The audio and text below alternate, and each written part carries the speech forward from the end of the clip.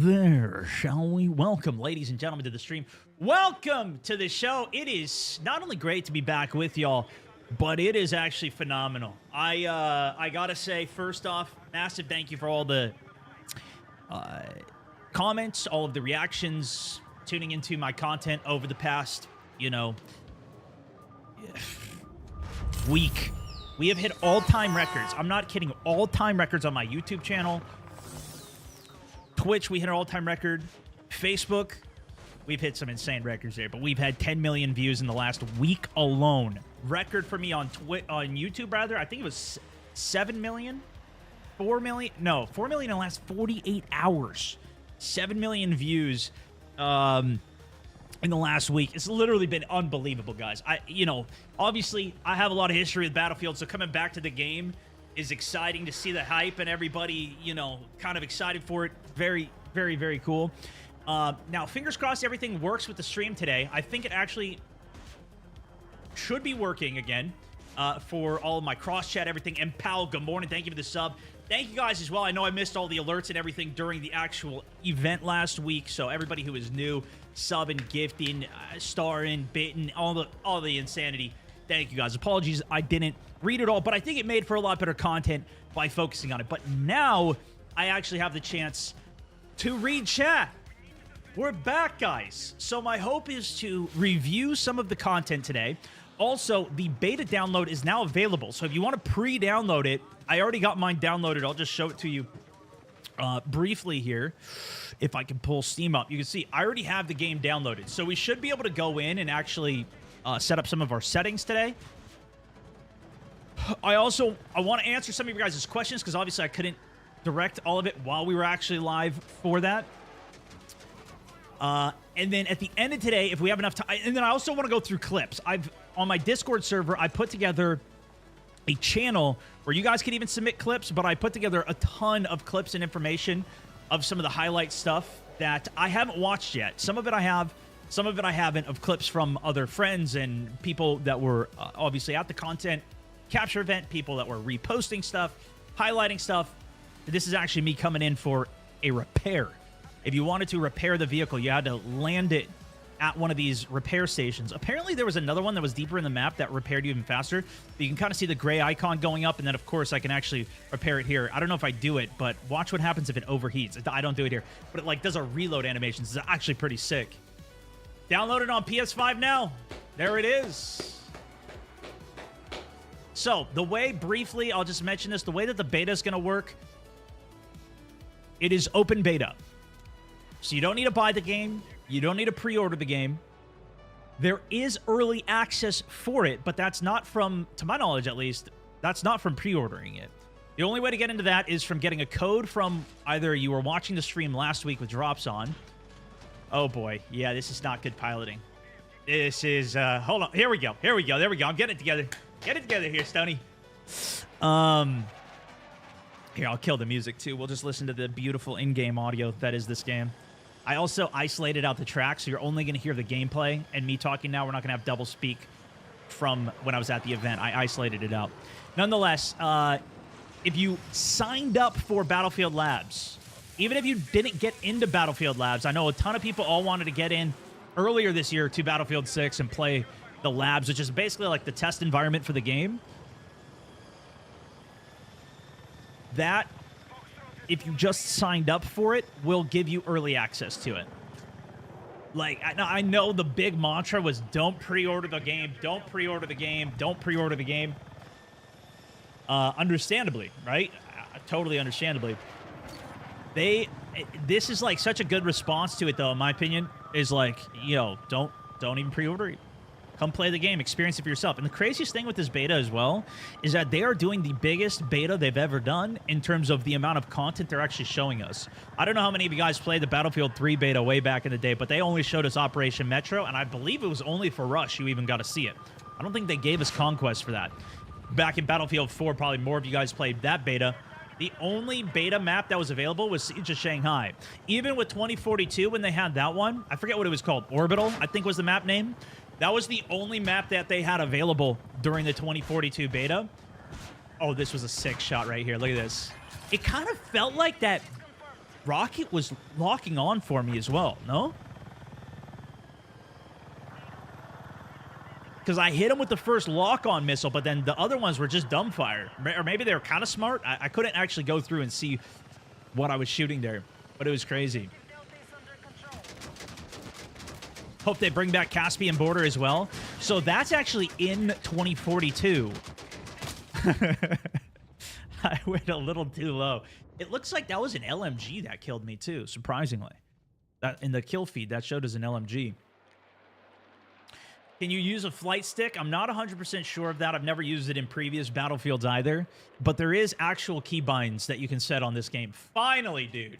Yeah, Caspian Border is that's an all-time classic. Battlefield 3 classic. They've brought it back many times. I wouldn't be surprised if they did it again. Like I said, it's already in 2042. You can go back and play Caspian Border right now in 2042. You can even set Battlefield 3 rules for it. That's what we were doing. And in fact, I'm going to decide later today, we're either going to be doing 2042 in portal mode, or we're going to be doing Battlefield 4 in server browser. But let me just show you. I actually got into Battlefield 4. I got it open right now, and I've been playing this the last couple nights. I have one server browser that's saved. This guy occasionally puts it onto flight only, but none of these maps are flight only right now. I don't think as many people are on. Granted, I'm only looking in the US for lobbies. We could look in Europe, but it's not really super ideal to do it. Lambo, also with the sub. 69. Mickey President with the 1 years. Remember the Mountaineers. Tapping away. What? What are we talking about? Fire Mage also 11 months with the sub. Swift G, thank you for the sub as well. Sup Stone. Sup. Excited to see you in some Battlefield again. Sup, dude. We're back, brother. Freaking back in it. Teamwork make a dream work. Back in it.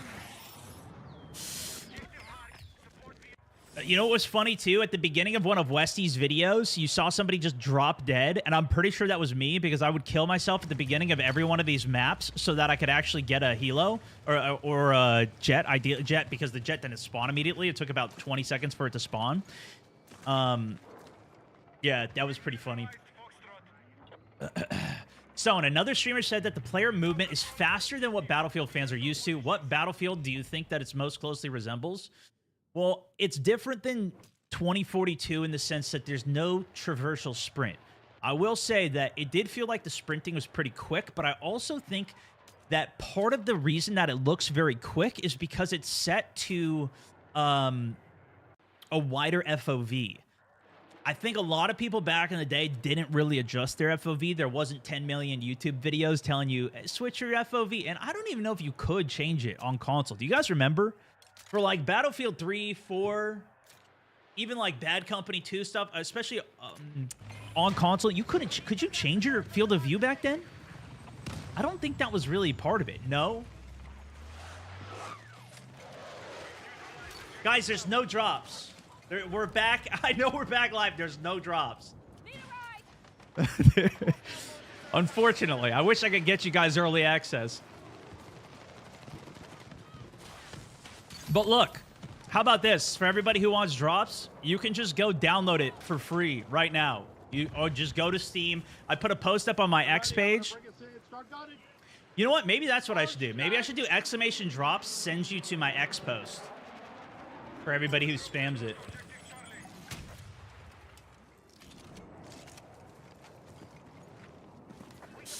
Yeah, you could just go download it right now. You can't play it until the weekend, but you can at least get it. Maybe that'll answer a lot of questions. Absolutely awesome. Already pre-ordered. Hope the servers But look, are ready to handle the mass player influx. Bro, the that beta. actually Much love. is one of the biggest concerns. Actually, yes. I think that's going to be... Beta dub for me. That might be bad. Fortunately, they do have that early access. There's going to be slightly less people that are being playing the first few days. Only people who played on labs. But even if you consider all the people that played on labs, and then you're adding in Drink everybody else, 5-hour they also energy drinks and enter the forbidden 25th of the day. I told him, Happy Monday, Stone. I need 100 codes. He's like, yo, can I get? Somebody was talking about beta codes, so I went up to the guy that was the community manager, or one of the like global directors for creators and I don't know, whatever it is. Anyways, I talked to him. I was like, yo, can I get some of those codes? And he said, yeah, how many do you need? I was like, 100. It's like, oh, easy. So I might get a lot. Which, speaking of which, Alex, we might need to figure out a good system for like mass sending out codes. I forgot to mention that to him. Yeah, we might need to figure that out, brother. Jimbo, thank you for the 10er, taking the top. Flink Crit, thank you guys. Scott also taking the top after that with a 10er. Appreciate you, dude. Oh, no, let's not play that. Let's play the game. Let me get a link to this going just for... I don't know how many people are going to be spamming Twitch today.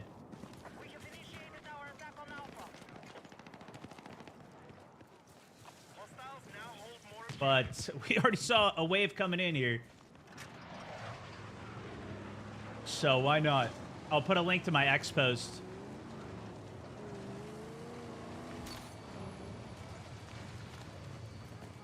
Added a command. Oh, Alex, you're here? Okay. Yeah, just do exclamation mark drops to that X post that I put out with the link to how to download it all. 17 May also. Welcome to the squad. But I don't think overall, I don't think the movement felt that crazy to me. This was crazy. Did you see what I just did with the submachine gun there? So this sub has an attachment on the underbarrel that lets you sprint while shooting. Hi, Stone. Kind of insane. I was watching your Twitch stream, so I got the code. Boom! I can't wait In on to play it. BF6 at launch. And yes, I am also pre-ordering it. The other element is that if you were an engineer, it also tightens your hip fire spread. So you have insane hip fire shooting, which was pretty good. Cobb Sanity also, welcome back. 11 months on the subbage, my man. All right, thank you, Alex. Yeah, I think, though, Alex, we might get a ton of codes. I think the best way might be to just automate something on Discord, where it's like, we give out 50 codes and then we send 50 links. I don't know, because I don't think you're going to want to be sending that many codes to that many people. Fox also, welcome to the squad. Or maybe I just put them on stream and we do it that way. I don't know. Yeah, there's no drops, guys. There's what I'm saying is that it's just go to Steam and download it. That's all it is. It's available on Steam. It's available on EA. You could just download the beta. It's not going to get you into early access, but you can at least have it pre-downloaded. I would also recommend signing up for labs because, and that's some news we're going to get to in a second, but they also said that Battle Royale is coming to labs first, and it's coming soon. So if you're interested in any of that, then that's separate. OG, thank you, man. Appreciate it. I'll put it, how about I'll even put it in the title, too. No drops.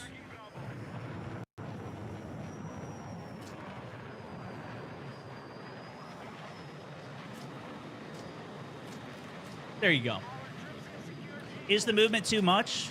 I think for some people it might be. You know what's crazy, though, is I went back to Battlefield 4 the last couple nights I've been playing it, and the movement in that game is even weirder than the current game. By that, I mean, when you are jumping in Battlefield 4, when you jump, you can actually turn when you're in the air. You can control your character in the air and do S's in the air. It feels so weird. Now, I don't know if that's just me being modern gamer and wanting like a more realistic approach in games, and now they have that. Now, if you jump, you can't just turn yourself while you're in the air. You keep your momentum when you're going. I think it feels better now than what it was before, but I don't know. The thing is, I play so much COD. I play so many other games that are movement heavy that to me, it didn't feel like that big of a deal. I think the biggest complaint or the craziest or the thing that looks much better, the biggest issue for a lot of people is the slide to jump, which I kind of get. It lets you pull to cover a little bit faster, but it's not crazy, and you can't chain them together. I actually did have one bug in the firing range where if I slid, I could jump and then slide again. And then I had infinite slide after that. And so I was literally just sliding around in the firing range.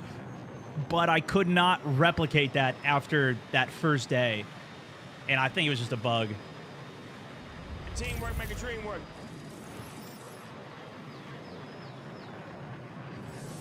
Out of all the Battlefields, would you rank as the top 5? I mean, for me, Battlefield 4 is probably the top.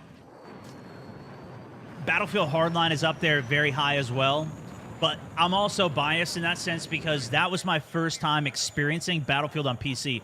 Battlefield is actually a really good mouse and keyboard and PC game. Like back in the day, I tried some of the Call of Duties on it and it didn't feel as good as console. Now Call of Duty has gotten better on PC and M&K. Still better for controller as a whole, especially for like competitive and everything obviously, but it's come a long ways. Call of Duty's come a long ways for PC and M&K. Battlefield was on PC and M&K first, right? So they have a very strong audience for that, and they've always kept that game pretty good for it. Porticon also, welcome to the squad. Thank you for the sub. 39 gigs. Yep, that's how much the download was for me for the beta. Do you think they're going to open and close weapon playlists, or when it settles, they're just going to drop one? So they've said that they're going to have both. And a big concern of this, I'm going to put all of my thoughts of like pros and cons of everything in a steady video. But this is a good chance to kind of precursor that video. I'm going to be recording it after stream today. No Mercy also, welcome to the squad. But that's one of the other complaints that I've seen from a lot of people is the concern that it's going to split the player base. Especially like if you just queue in for official playlists, one of them's this way, the other one's that way. But I don't know, and maybe I'm crazy, but I don't think that's really a concern for me. Because I think there's going to be enough players, and it doesn't take that many players to fill official playlists. Especially if they're not doing, like, heavy SBMM, and you just need 64 is a lot, but let's say you're doing closed weapon TDM. I think that's, what, 16 players? Or squad deathmatch? 16 players? To fill a lobby of that is not as hard as, like, Battle Royale splitting the community where everybody's going to be going into 150-player lobby or something for something like Warzone. And it's not ranked. It's not like you're trying to get people in for ranked competitive Battlefield, you know? So I don't think there's really going to be an issue with that. There's also going to be Portal Maps, which is going to have a server browser. So theoretically, and again, this is a big caveat because we're just talking in theoretical for all of this stuff. We actually still have to see it deliver. Granted, we have a great delivery for the beta. I had such a phenomenal experience playing this game. This thing ran so well. I really couldn't even believe it. And the fact, like I said earlier, they gave us this much content to see. Usually the beta is literally one map.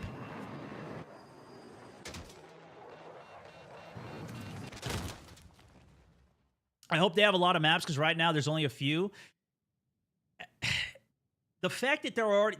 This is what I'm saying, though. The fact they're already showing this many maps is kind of a surprise to me. I believe I read and saw that 9 maps at launch is the total of what's going to be coming. And I did talk with one of the lead creatives on it.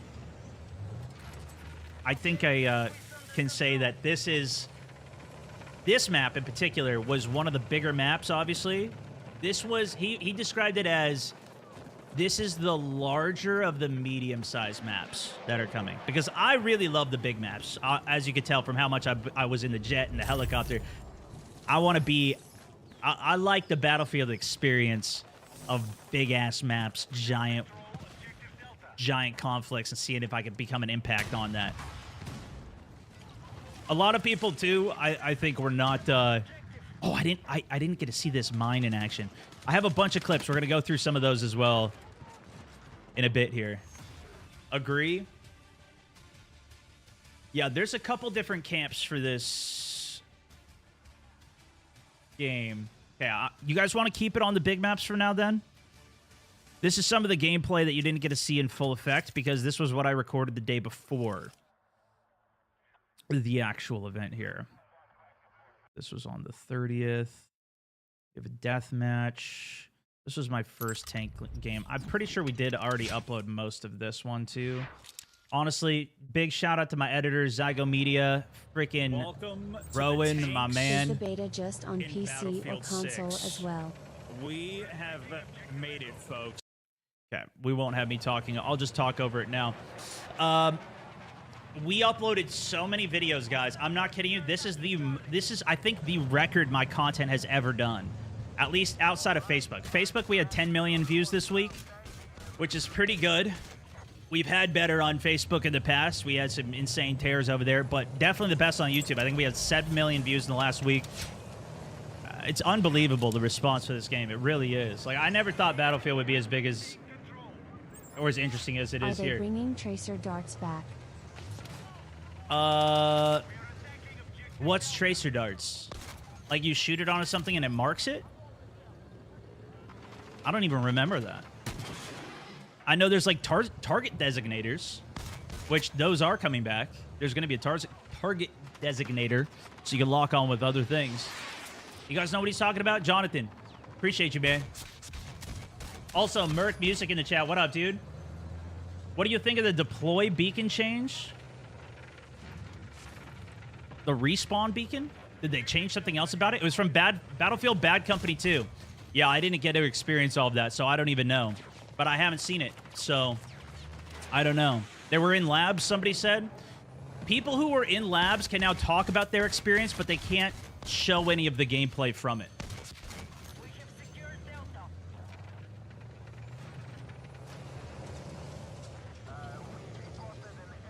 Bad Company 2 was far away the best Battlefield ever made. You know what's crazy, too? They put so much of that game, and even Battlefield 3 and 1942, inside of 2042's Portal mode. I'm curious if any of that's going to make its way to the next Portal mode. I kind of doubt it. I think it's going to be more focused on the current game, but yeah. Agreed, Jonathan said. He's looking forward to it. He wants to see it. Is the PC on? It's going to be on console and on PC, the beta. Also to note, it is not going to be on the last-gen consoles. This game... Sorry, I'm just changing my settings here. I'll skip ahead. This game is only on the current-gen consoles. It's not on PlayStation 4. It's not on the Series... Or no, it's on Series X, right? That's the new one. Xbox One? Is that what it's called? So this is the tow missile. Me and Marley had an insane tank battle right at the beginning of this game, dude. I got pissed at him. I didn't have my engineer class on, I don't think, either. Nor the know-how to use it. I think I was Assault here because I had the Assault Ultimate just popped up. I just got that unlocked. Although you don't see me use it. Did you read the open beta patch notes? I didn't. Is that what you were referring to, Merc?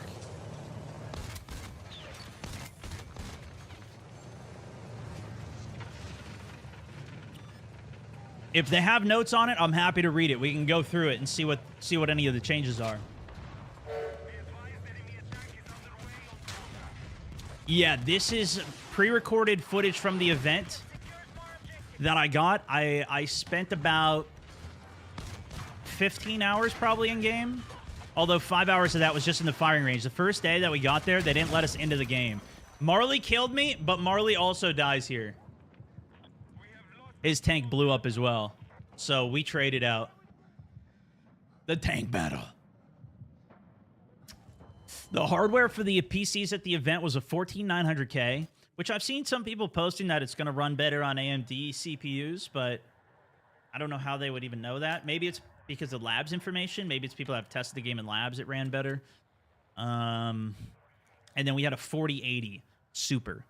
Some of the other players on the PCs that weren't on main stage also were playing, and they had 5070s. A lot of them told me. Are you going to be doing Arc Raiders still? Bro, it is going to be... this is what I was talking about with like everybody at the event. I can't even believe how many games are now coming out in this window. Fortunately, this is coming out prior, so we have like a Delta Force console. I think we're going to get then Battlefield at the beginning of the month. Who knows what content they release after the launch. When are they going to launch a Battle Royale? We don't know. We know it is a Battle Royale now. They just teased it in the actual video. They didn't say Battle Royale, but one of the community managers did post on X. I did retweet that one if you saw it, saying that Labs is going to be getting Battle Royale first. So there is going to be a Battle Royale coming. When does it launch, though? Is it going to be at launch, after launch, next year? Who knows? Then we got Arc Raiders. Then probably, I think, Call of Duty's after that. Black Ops 7. Amongst everything else. I don't know. It's going to be insane. It is going to be a very busy time. Is the game well optimized? It felt very good to me. And you see me go through all the keybinds here. You can see some of the stuff that I've set and changed. It's just like 2042's keybinds, I would say right now. How it's set up. So if you're familiar with those at all, which probably nobody is because nobody plays it, it's similar to that. So you actually do have a ton of different binds and everything that you could do. Also, shout out to Myth. He was in my game on this one on the day before, but this dude was absolutely fragging on the actual live stream. He was so insanely good. I was damn impressed. I was damn impressed with him on the squad. Tarek as well. Tarek was slaying. He was like, dude, I'm just staying with... He just stayed with Assault, I think, for most of it. At least the first time we were playing. The day before. And he was just fragging out crazy, man. Have you talked about the anti-cheat at all? I don't think so. It has me concerned. F6, I'll finally get my most beloved OG shooter back. No more settling for COD for me. Bro, that's how I felt for the last couple years for COD. I literally, I mean, if you guys ever watch me play the game when it off the launches or the multiplayer, all I do is play Ground War. And I'm like, man, this is better than Battlefield right now. Do we know if they're W8 LLB naval warfare? Hoping? I haven't seen any boats myself. I don't know if anybody in labs has seen that. Have we seen that in any trailers or anything as well? As for anti-cheat, though, the most recent thing that I've seen, so in the presentation they gave us, I don't know if they talked about it on the stream. Did they talk about it on the stream, too? Like on the main show? I watched the main show, but obviously I was trying to read chat. I was trying to... It's 10 million things. I don't remember everything.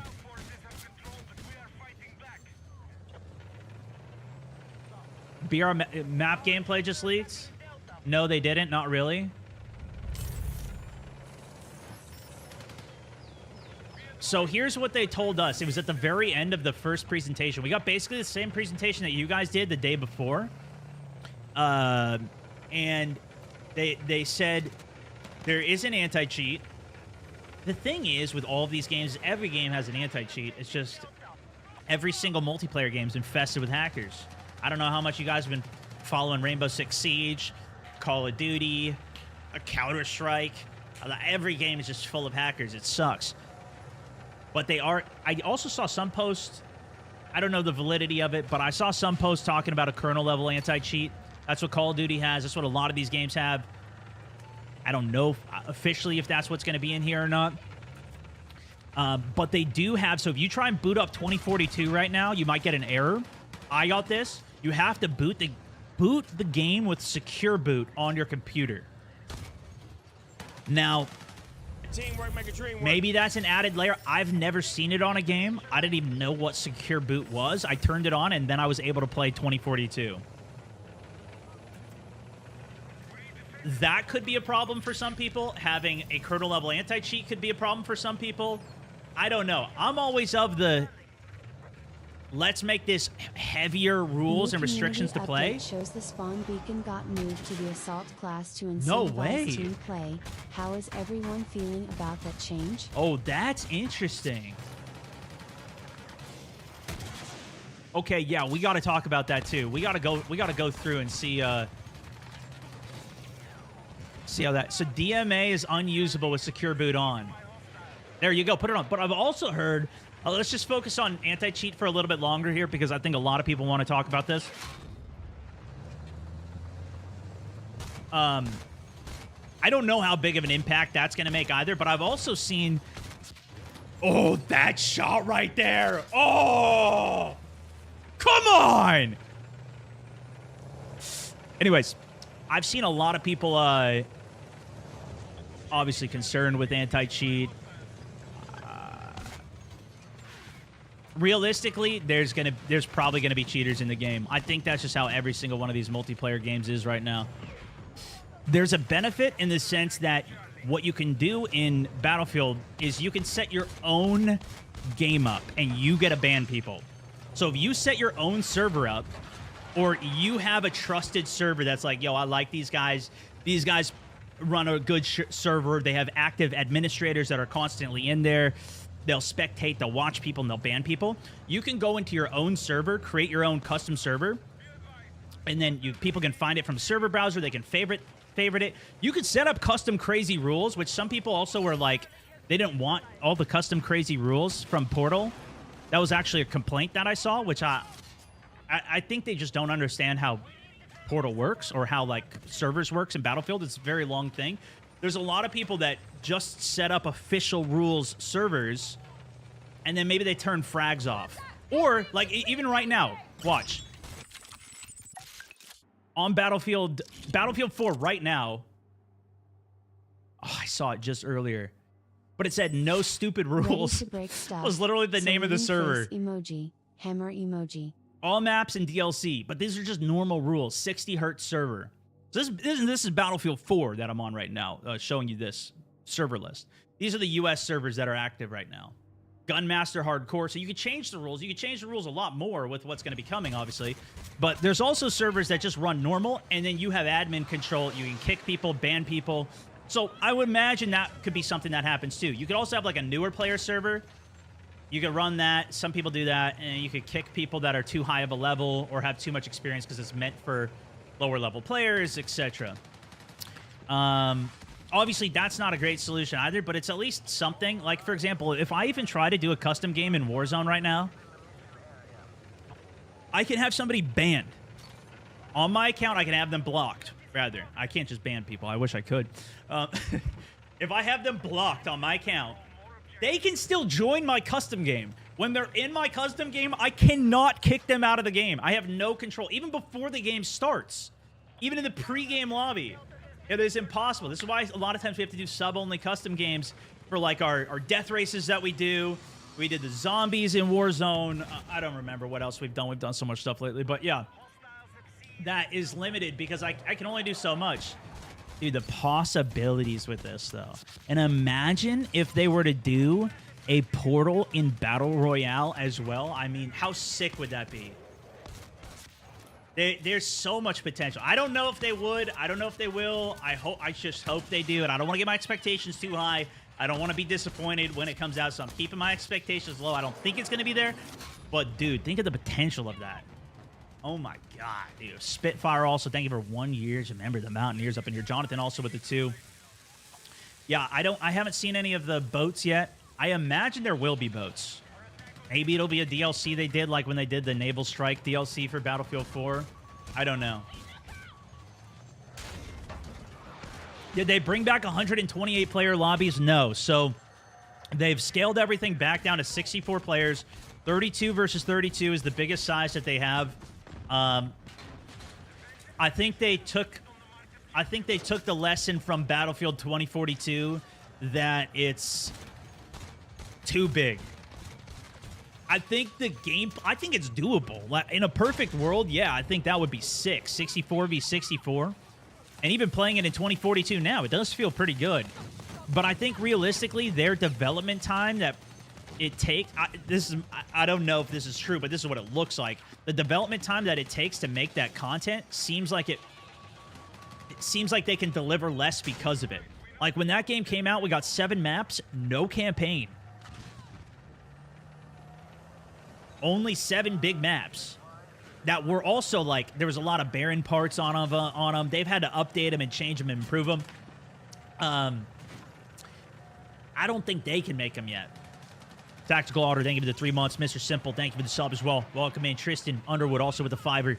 First time sending. Appreciate you, brother. Anything else on the anti-cheat front, though, that you guys have seen that we should talk about? Honestly, before we move on from it, I think it's just going to realistically be like every other online game. You just got to deal with some of it. There's one of the other side hope that you can kind of do with labs, for example. You can set up a PvE environment so you could just play against bots. I don't think that's a good solution, but that at least takes out the cheater element and lets you just play the game and practice and learn, at least in the current state of the game. Are there squad call-ins? No. There are squad points, but the way that you get the squad points, what that affects is in the bottom right here, this icon, I'm absolutely your progression level tree. Great stuff on my first match. Cool face emoji. I used to go to all their concerts back in the day and hearing them in that trailer. Yeah, that was a freaking sick trailer. I'm just glad I didn't get copyrighted for that. We went through all the old trailers prior to this. Guys, that live stream, I got more copyright issues than I've ever had in the entirety of my entire YouTube channel, bro. I got flagged for every single song and every single trailer. It took me 2 days to get all that stream cut out. Cobra, thank you for the 2, man. As well as the 5-er. Yeah, that was a sick trailer. You know what my favorite clips were? I don't know if you guys, anybody on TikTok saw these at least. I don't know if they've been putting them elsewhere too. But you know the ones where the trailer, it showed the Call of Duty. And then it would cut to just a clip of Battlefield. I don't have a code that have EA Play Pro. I'm pre-downloading the open beta. I'll be able to play closed from that. See the jet going or by. are there more steps I need to do. Explosions Yes, going I'm a off, big bro. That's fan it. since Those the clips are the BF3 best. days. Esky! Also, thank you to the huge Tanny. Out in Australia. Those clips are good. Yeah, good luck on the beta, brother. Yeah, and hopefully, I mean, we'll see how many early access codes they give out for... I'm guessing they're going to do drops again on the 7th and 8th when those streams are going. I know they're giving me a ton of codes to give away. And a bunch of other creators. They're probably going to give away a bunch in their Discord. I would recommend joining their Discord if they have one. Usually that's where people I have literally watched that trailer get extra 100 stuff. times. Smiley face emoji. True. Also, ZZ, thank you for the gift. King Crane, welcome to the squad. Cobra. Lindsay, welcome to the squad. Uchi, what up, brother? I don't know, man. I'm hooked. I haven't even played it yet. Yeah. Yeah, I think a lot of people are in that, I think a lot of people are in that same category, brother. I can't believe how actually paused, like, I don't know. I mean, I think we're in a special window right now. We'll see what happens. Maybe the beta comes out. The servers can't handle it. There's a ton of bugs. The game comes out. There's stuff missing, whatever. But that was some of the best reveal information I think we've ever seen. Are you excited for it, Stoney? I mean, yeah, I am. The thing is, I get very hyped on launches as well. Game looks trash. Okay, look, yes, there's a lot of hype as well. There's a lot of people, though, that I have seen that are in that vein. And I don't know if you're just saying that sarcastically or not, because a lot of people in chat do that. You guys tell me it's my birthday every day, for crying out loud. Mister, also, thank you for the sub. Also, 20 subs on the day now. Appreciate you. But there is a lot of people, comments that I've seen where people, outside of, you know, the bubble of people that really like it. Obviously, I think we have a bubble of, especially in my community, that really like Battlefield, right? I think a lot of people even come back to my channel just in the last went on a 50 kill streak week. In attack chopper in BF4. Can't wait for BF6. It looks like the golden I hope days. you weren't in my lobbies, brother. The last couple nights I've been playing, and I've been getting absolutely stomped by some of these guys that are insane. This one guy was like 60-2 in a tank, just in the back of the map last night. It's unbelievable. What the hell was I talking about, bro? I'm going off on 6 tangents.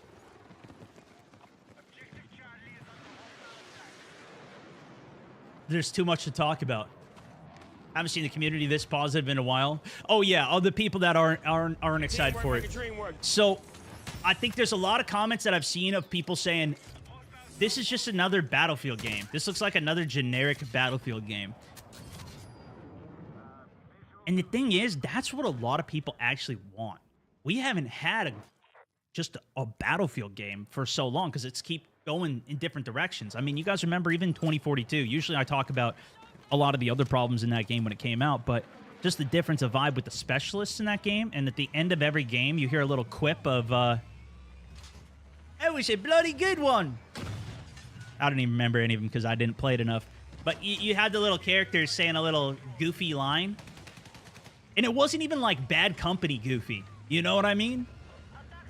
We went back and watched all those trailers for Bad Company. Those goofy, that's like Neebs Gaming goofy. That felt different. I don't know. Whatever it was, didn't feel amongst all the other aspects of it. But Battlefield's always been a more niche game, and that's too why a lot of people are like, yo, is this going to kill Call of Duty? I think realistically, no. And I think it's just it's a different style of player that likes the Battlefield games. And I think that's why there's such a huge outcry of a lot of the... I've also seen a lot of people saying, I don't want a Battle Royale in this game. It's the same thing with, like, Halo when that came out. People are like, I don't want a Battle Royale, whatever, right? Is a sandbox for hackers. Pouting face emoji. Is there a lot of hackers in that game as well? I was just saying that they have the secure boot, too. That's the only map I've seen it on. and animal controller going to be dominant. Movement looks Wait, crazy. did the rocks just blow up there? Watch this real quick. Did the rocks just shatter or no?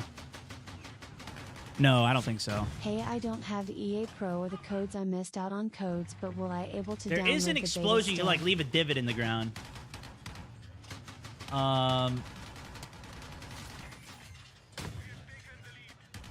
Only criticism of the sniper. I mean, there's a lot of criticism. I mean, there's just criticisms at different angles. But I guess my point is that I think the people that really like Battlefield will be happy to have a good Battlefield game again. Assuming all the other maps delivered. Assuming on launch that this actually works. Maybe Portal works and we have an experience that's like Halo old school where you have the Forge, but it actually is there off of launch. Because now Halo has Forge, but it came so late and yada yada. We'll see if they can deliver all of these things on launch for it. Josh Shepard also locking in as a sergeant to the squad. Then I'm in the squad.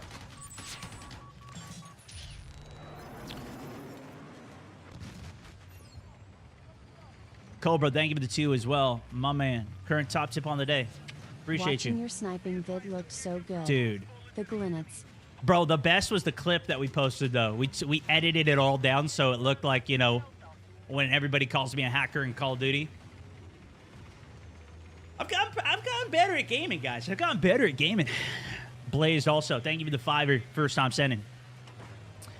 Do I have to have EA Pro or the codes? I missed out on the codes. Are you going to be able to download the beta still? Yeah, you can preload the beta now. So that's what I was showing at the beginning here. You can go preload the beta right now. Have it preloaded, so if you do get access to the early access, to my knowledge, you can only get that from a code, which will be... They're going to start doing giveaways for. I don't know when, but they're going to be doing some giveaways and giving out codes for the early access in the next... you know, couple days, because this thing's going to start on Thursday. They said they're going to give creators codes as well, at least some to give out. I'm guessing they're going to do drops again as well, but I don't think you can pre-order to get a code. They never mentioned that, at least. Did any of the marketing and things they've done, I've never heard them say you can pre-order to get it. Now, maybe it's there in the fine print somewhere. I don't know. But yeah, you can do this. It's about a 39 gigabyte download if you do want to get it. Let me get another game going here for us. This is some of the content from the day prior to the event that I'm showcasing right now. If I can find it all here. I literally have so much content from this, guys. I spent every second that I could. Can I get a dip potato chip in honor of Battlefield friends? Promoted! Yep, potato chip. He just has such a great voice, you know? Do we even want to see the deathmatch stuff too? Or should we keep it going? Let's keep going on the big stuff. I'll take you guys to the stream, the main stream that I did now. You did see it. Well, guess what? You're also in for a treat. I'm going to record as well locally. Let's go ahead and check it out. There we go. This was the actual reveal stuff. The all-out. I started right into the vehicles. Bro, I gotta talk about we gotta get to some of the portal stuff too. Can we get an anti-stone so we don't have to run into you in game and get wrecked? Yeah, we should promote. We should gift this guy a sub, huh? Maybe VIP him. Sounds like a highly intelligent guy. Highly intelligent. Yo, how nice is it that they have a firing range too? And you can go into the firing range while you're queuing for a game too, which was pretty nice. It's pretty nice. Yo, even if you don't like COD, they're forcing some moves from Battlefield as well. They're taking some of the innovation from them. S. Williams also with the 5 her first time. Jordan with a 5 her first time. Massively appreciated, man. Ryan Rolo, welcome to the squad. Tim Ash with the 5 her. Appreciate you. Also, taking the top spot on the day, Esky Will. Appreciate you. With another 10er out in Australia. Jay also with the 5 her. Appreciate it. Spins, guys. Yeah, I gotta get holy shit, we got 700 new follows today already on Twitch. We're cooked. We're cooked. I'm gonna have to gift so many subs today. Holy shit, guys! I might have to change my system. What the? Holy shit! Yo, Mauritius, thank you for the sub as well. Holy shit! Yo, Jack Frags in the chat, guys. Jack Frags in the chat. W Jack Frags. He said no pre-order early access. Jack posted a new video as well. I just saw the title saying new gameplay or something like that, so I wanted to watch Jack's video later as well.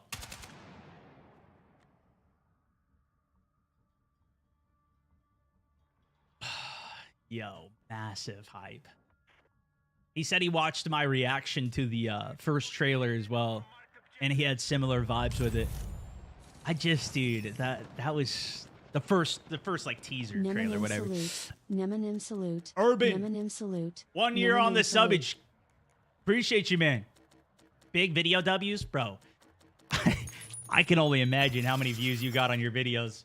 But I had teamwork make a dream work. I had some of the biggest I had the biggest week on YouTube that I think I've ever had. Will the firing I've been doing this since 2011. Vehicles so you can practice with them like in BF4? No.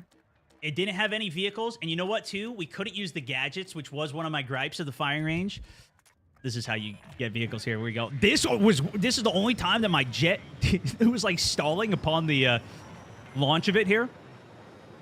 But no, you couldn't use your equipment. You couldn't use frags. You couldn't pull out a melee weapon. I don't know if I can say this too, but in some of the, I think I can because they said the lab stuff can be included with it. But I did get to see. Obviously, we only had a knife, but in the trailer, there was a sledgehammer. And, yeah, the sledgehammer was pretty sick. I was hoping that we would get it in this, but I think they're saving that for the future. But, yeah, you could just break some walls. It's insane. Jimbo, thank you for the 5 her, man. Yeah, I hope that they let you test, like, the weapons and other things on it. It is a wider firing range than what Call of Duty's firing range is, fortunately. But it's not for vehicles. Now, if you look at like Battlefield 4, for example, the way they do it is you can go to the test range here, which is an island. All hail Jack Frags. That lets you just run around the map. You could use all of the vehicles. But honestly, the best firing range that I've ever experienced was in 2042. And in that, you can basically set your own custom rules. So what I did is I set a server, max player count, all bots on easy, and I set it so it was instant respawns for jets and helicopters. I might even do that today because this is how I've been practicing. For this gameplay here, this is how I practiced, was literally in 2042. And so if you could just set up, and the best thing is you could just have a code. So I could give you guys my code, whatever it is. It's like ABX12 or whatever, right? You take that code, put it in your game, and it instantly lets you queue into the range. And they've said that they're going to have, so like server browser or portal, they could have recommendations on the top of it. So they could, if somebody makes the best test flight range for jets, you could make a tutorial, especially like, did you guys see the Portal trailer? We'll look at it later. Smoother or the we'll talk about that too. Koala but emoji. you could set rings that were like targets to fly through. So I'm thinking, right, in my head, I'm thinking we do some. You know how we do death races on Warzone, where we have to like it's a mess because we can barely set it up. In this, we could easily set up theoretically. Okay, could all be broken. I don't know. Don't pre-order. Whatever. Okay, well, cry me a river. Okay, but theoretically, I'm just talking theoreticals here. If it all works, if it delivers, right? We're assuming those things. What if we do some jet races? Jet death races, where we have players on floating platforms with RPGs all trying to rocket them out of the sky while all the jet guys are trying to go through rings. Like, does that not sound insane? Cash prize for the winner? Close to COD. If I wanted 360 scope flipping around, I would just play COD. Like to be good with a DMR in BF4, I had to micro pause in between shots to offset the recoil in close combat. Fair. That is BF. Yeah, fair point. We talked a bit about the movement earlier. I think some people are definitely concerned with that. I think the biggest concern that I've seen is like the slide to jump. Like if they took that out, I bet. What a rocket! Those are the dream vehicles that nobody ever drives. Good. In GL, sign me up. Just blow up, dude. Doesn't that sound sick? Insane, right? But that's just the tip of the iceberg with it. But anyways, you could set a code, and then you could go into a firing range like that and test the vehicles, and then you could actually fight stuff. Like, it's one thing to just learn the controls, but it's something else to actually get into a dogfight, to learn how to drop bombs, which also, I went back and played the Battlefield 4 attack jets. This attack jet is 10 times better than the old attack jet, because the attack jet in this game, it doesn't even have jets. The, like, Bullfrog one, you can't hit a booster. This, you get a booster, and when you do the bomb, you have to be in first person to drop the JDAM bomb, which I believe this is a JDAM that you see me dropping. I don't know. Some people were yelling at me because I didn't know all the terminology for the stuff, but yeah, it is what it is. We'll learn it eventually. I love the first person switch. And that's another thing. Some people are complaining, oh, I don't want to see first. I don't want to see it to go third person. I'm sure you could set a portal up with first person only for jets, but third person is sick. I think it's fine. It's just a good balance mechanic. Look how sick it looks, dude. Look how sick that looks. And this is also new, if you haven't realized it yet. Even in any of the Battlefields, you couldn't do third-person free looking. It was the first thing I noticed, or when I figured it out. It took me a little while to figure it out that it was in the game. But then once I was third-person free looking, bro, it is so... The quality of life for it is so good. It's an unguided bomb, the JDAM. It's not a JDAM, it's an unguided bomb. Okay. Yeah, I don't know the difference, but... I'm pretty sure it was a JDAM on the attack jet in Battlefield 4 is what it was called. And it worked in a similar way. Maybe? But you had to look at your HUD on the actual thing in first person, which was a little tricky to do. Jimbo, thank you for the $5. Jancy, B. Croc, McCruelty, welcome to the squad, guys. Jonathan, also, thank you for the 2. Joops, thank you for the gifted. Tuggy, GG. Jonathan, welcome to the squad also. Brand new members of the Mountaineers. Nastly also. Logging in as a sergeant. Welcome to the squad. Ishmael Dobson also with the 20 bombing it, bro. Okay, so going back to movement for one more second, to your point, dropping an insane $20, by the way. Thank you, brother. He's talking about being stationary. So some guns did allow you to strafe, kind of like COD. Like if you put Stalker perk on, you could strafe quickly. The way to do that, though, is if you're playing Assault, that's what allowed you to ADS strafe faster. That's a benefit of the Assault class. I believe it was only with the Assault rifles as well. So you couldn't do that with submachine guns and DMRs, to your point. It's what he says he likes DMRs. You had to micro pause to take your shots. There was more accuracy, I would say, when you're moving in this game than what I've seen even going back to playing Battlefield 4 briefly than I have the last couple of nights. Like, it's kind of hard to hit your shots. But once you are suppressed, your shots go more inaccurate, and the more you shoot, it gets more inaccurate over time, from what I could tell. It also, depending on how you built the gun, if you wanted extra recoil, so like some people were showing these no recoil builds for guns, right? If you were shooting that, it still ended up blooming at the end of that shot. And if you did take that extra recoil, it hurt your moving accuracy. So that was kind of the trade-off. If your ADS with the extra recoil under barrel grip, it said at a cost of weapon handling, which to my knowledge is the moving shooting. Now, we'll have to see at scale how that feels, how it balances. Once you get it in your hands, you guys tell me what you think about it. But it didn't feel like COD's full strafing, full shooting, full slide canceling crazy. Now, I'm used to Call of Duty and that movement. So to me, that's already pretty good. But it felt like a step down from that. That step down, it might still be a step too high for a lot of people. That being said, they did take out traversal sprint from the game. So, like, you can't do sprint and then you hit shift again to double sprint, or you double click in for, like, the super fast one. You know what I mean? Any news on the Battlefield 6 BR? Is it going to be Firestorm again? We could talk about that, too. We got to look at the actual gameplay for that and for Portal. Dude, I just realized they had a camera set up behind me. Look at this guy. Was I on the main feed? Did anybody watch the main stream? Or did you just watch most of the creators' feeds? I still haven't gone through the show of what it looked like. Look at this big-ass camera they got on me, dude. Oh, man. You can just see the corner of it on the stream here. My mom's birthday is on the 7th. Should I spend time with her or play the beta chat? Oh, that's a wall! That's a hostile wall! Oh. I mean, the 7th, it might... If you got a code, you know, you might have priorities. No word on procs chat, no. I can tell you that I always push for proximity chat whenever there's an opportunity to tell people to add proximity chat. I always tell them add proximity chat. I don't know how many of you guys got experience ARC Raiders, but brother, that in proximity chat was freaking incredible. One of the best changes they made in Warzone 2 as well was proximity chat. Pretty much everything else they reverted from the game. And swimming. They added swimming and proximity chat. I think that's the only things that stayed from Warzone 2.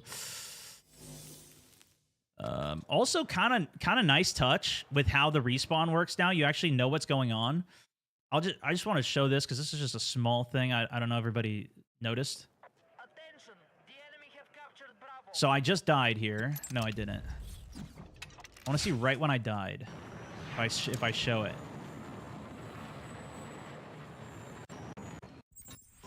Did you have time to meet up with Tomo? Yeah, I saw him. I saw Mr. Tomo. I tried to chat with as many people as I could. And dull. That may have been watching Tim, though. Thoughtful face emoji. Okay. So when you mouse over something, you'll see a crosshair pop up. And when that crosshair goes to full length, that's when you can respawn. What are these codes y'all are talking about? This jet, you see how the bar goes up? Once that goes all the way up is when that vehicle respawns. I thought it was a really nice way, without it being overcomplicated UI, to understand the res process. Because as it is right now, even back in Battlefield 4, like in any of these servers, I'm just sitting there spamming the button the whole time because I don't even know. in Australia, but I do have EA Play Pro. Might have to sack her B-Day off. Gotta do what you gotta do, I guess. Didn't hear from me, Let's though. Go Stone. Gabriel, thank you for the 2 as well. Gate again? Bro, that game was insane. Yeah, I don't know if we're going to go back and play that anytime soon, but that was a lot of fun. I think I was trying out the anti-air at this point. Oh, I was showing there's actual anti-air stations that are on the map. And then there's also, obviously, your anti-air lock-on, which you can set up. I think you can set it so one of your gadget slots is an RPG and the other one is an anti-air launcher, too. Spongeworthiest, thank you for the 6 months. David, 9 months subbing it in. What's up, GOAT? At Stone Mountain 64. The only thing that we've seen from the Battle Royale is a slight teaser of a clip of a firestorm essentially encroaching. A lot of the leaks and posts and, oh, here's the information for Battle Royale was saying that it was going to be a gas zone, and I don't know what all the leaks were. I usually just follow all the official information with stuff unless it's like really credible and we've seen it or something like that, which obviously a ton of stuff leaked from labs. People posted full gameplays, bro. I saw so many gameplays with hundreds of thousands of views on YouTube, TikTok, everything prior to this. Nonetheless, it still wasn't, you know, the latest build or whatever. But with Battle Royale, it does look like it's going to be fire from the teaser that we saw, which is like Firestorm. And then the other official information that we know, which, by the way, we didn't even know there was going to be a Battle Royale. They didn't even say Battle Royale in the live stream. The only place that I've seen officially say a Battle Royale is the actual community manager did a post on X showing, saying that Battle Royale is coming to Labs soon. And Labs content you won't be able to post. It's NDA. You can't. They just allowed the people that are in Labs to talk about that information starting as soon as this gameplay came out. Now anybody who was in Labs can talk about their experience within it, but they haven't had Battle Royale in Labs yet. That's coming soon. Brain Trip also 3 months in the subbage. Good to have you in the squad. But that's the official information that we have. We just learned that it was even going to be called Battlefield 6. People have been calling it Battlefield 6 for like a year now. And we've heard so much information at this point. Esky got you. Ray, 5 months in the subbage. Jordan with the 2. Mostar, thank you for the 8 months. Jonathan with the 2. Mac Daddy with the 11 months. Fatal Outlaw with the 2 months. Maddie with the subbage. Good to have you in the squad. 17 sub training here. Bro, my system is just fried right now. I saw whatever. I don't know what's going on with this thing. Some of my tools that I made aren't working, but it's okay. It still works. Hey, I can still read everything today. Long-time viewer. Been watching Hung since BF4 with a commanding officer shout out from the 253. Yo, big shout out, brother. Kurt, man, thank you for the 10. Stone? Big love, dude. Percy, appreciate you. Sean, thank you for the 2. Lunic, thank you for the 9. Another question here. Are weapons locked behind a leveling system? So this is one of the concerns that I'm going to talk about in my video. Of what I'm concerned of is I don't know what the progression is going to be like for this game. I don't know how the unlock system is going to work. I would be shocked if they fumble it as hard as they did for Battlefront, for Battlefront 2. But in that same vein, I played Battlefront 2 before it came out, and I got to experience it and play it, and everything was unlocked, and like we were just playing the game. And then it launched, and they didn't tell us about any of how the progression was going to work. And they're like, yo, check it out. You guys can pay for packs and everything. You know, that, and then I got the most downvoted post in Reddit history, and the game lives in infamy now. So there's no way they're going to do that again. But I don't know what the progression is going to be like for this game.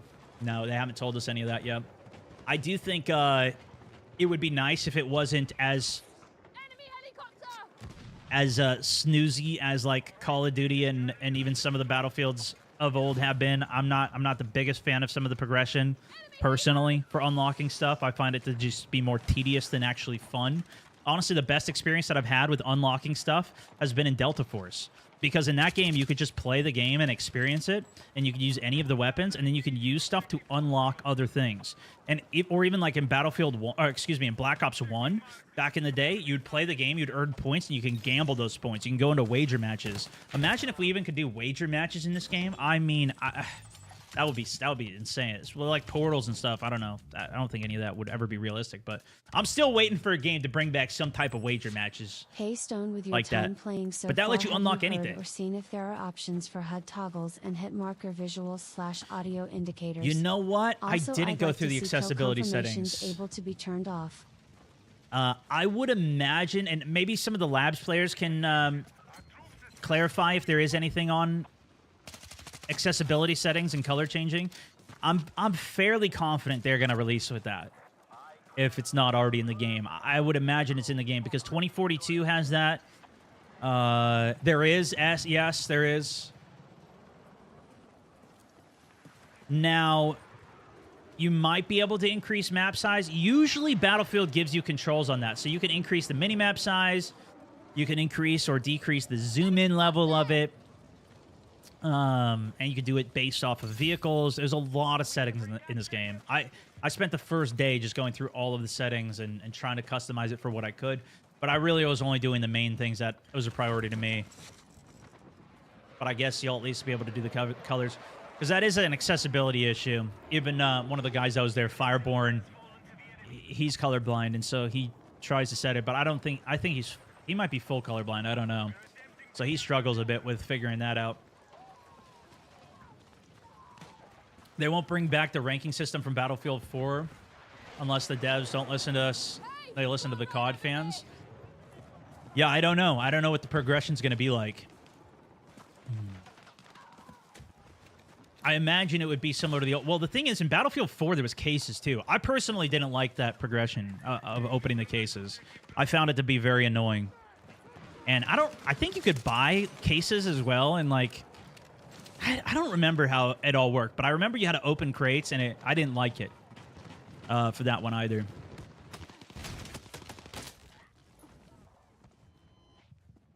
Should we go through the settings?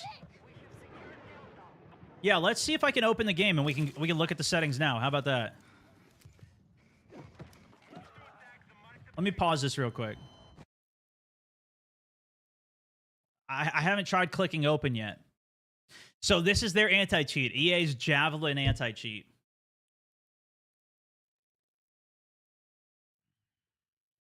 Okay. Let's see what's in here.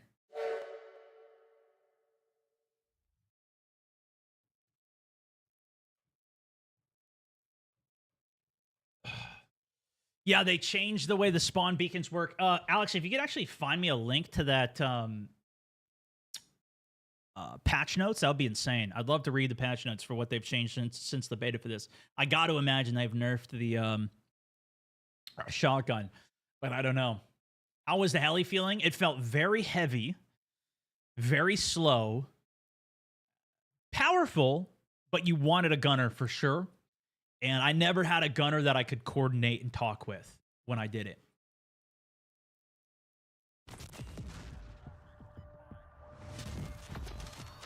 Who's Alex? Alex is my head mod, community manager. It's been around actually since Battlefield 4, since the old days of Battlefield. Here's the article here. We'll take a look at this in a second. But if you're in the Discord server, you'll know Alex. Damn, here. Okay, so this is what it's going to look like. Battlefield 6 open beta.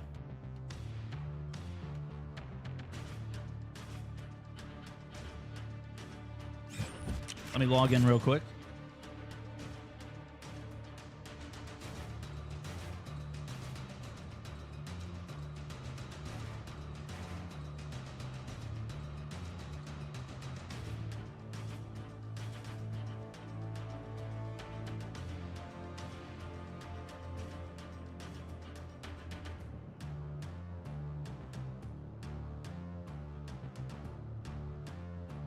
Here, I'll pull these up too.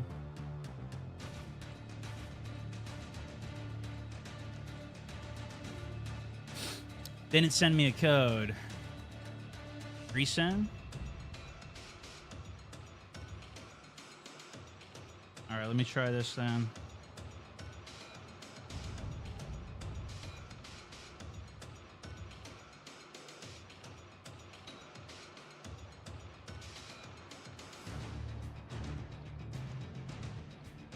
There it is.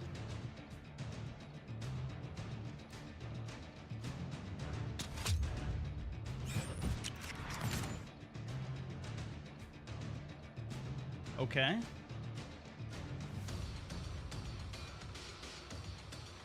You gonna do some giveaways for the game? Yeah, should we do some giveaways for the game as well? We might wait until after the beta's over to do giveaways for that, and then just do giveaways for the beta to start.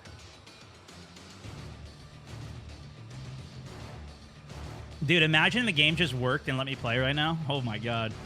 How crazy would that be?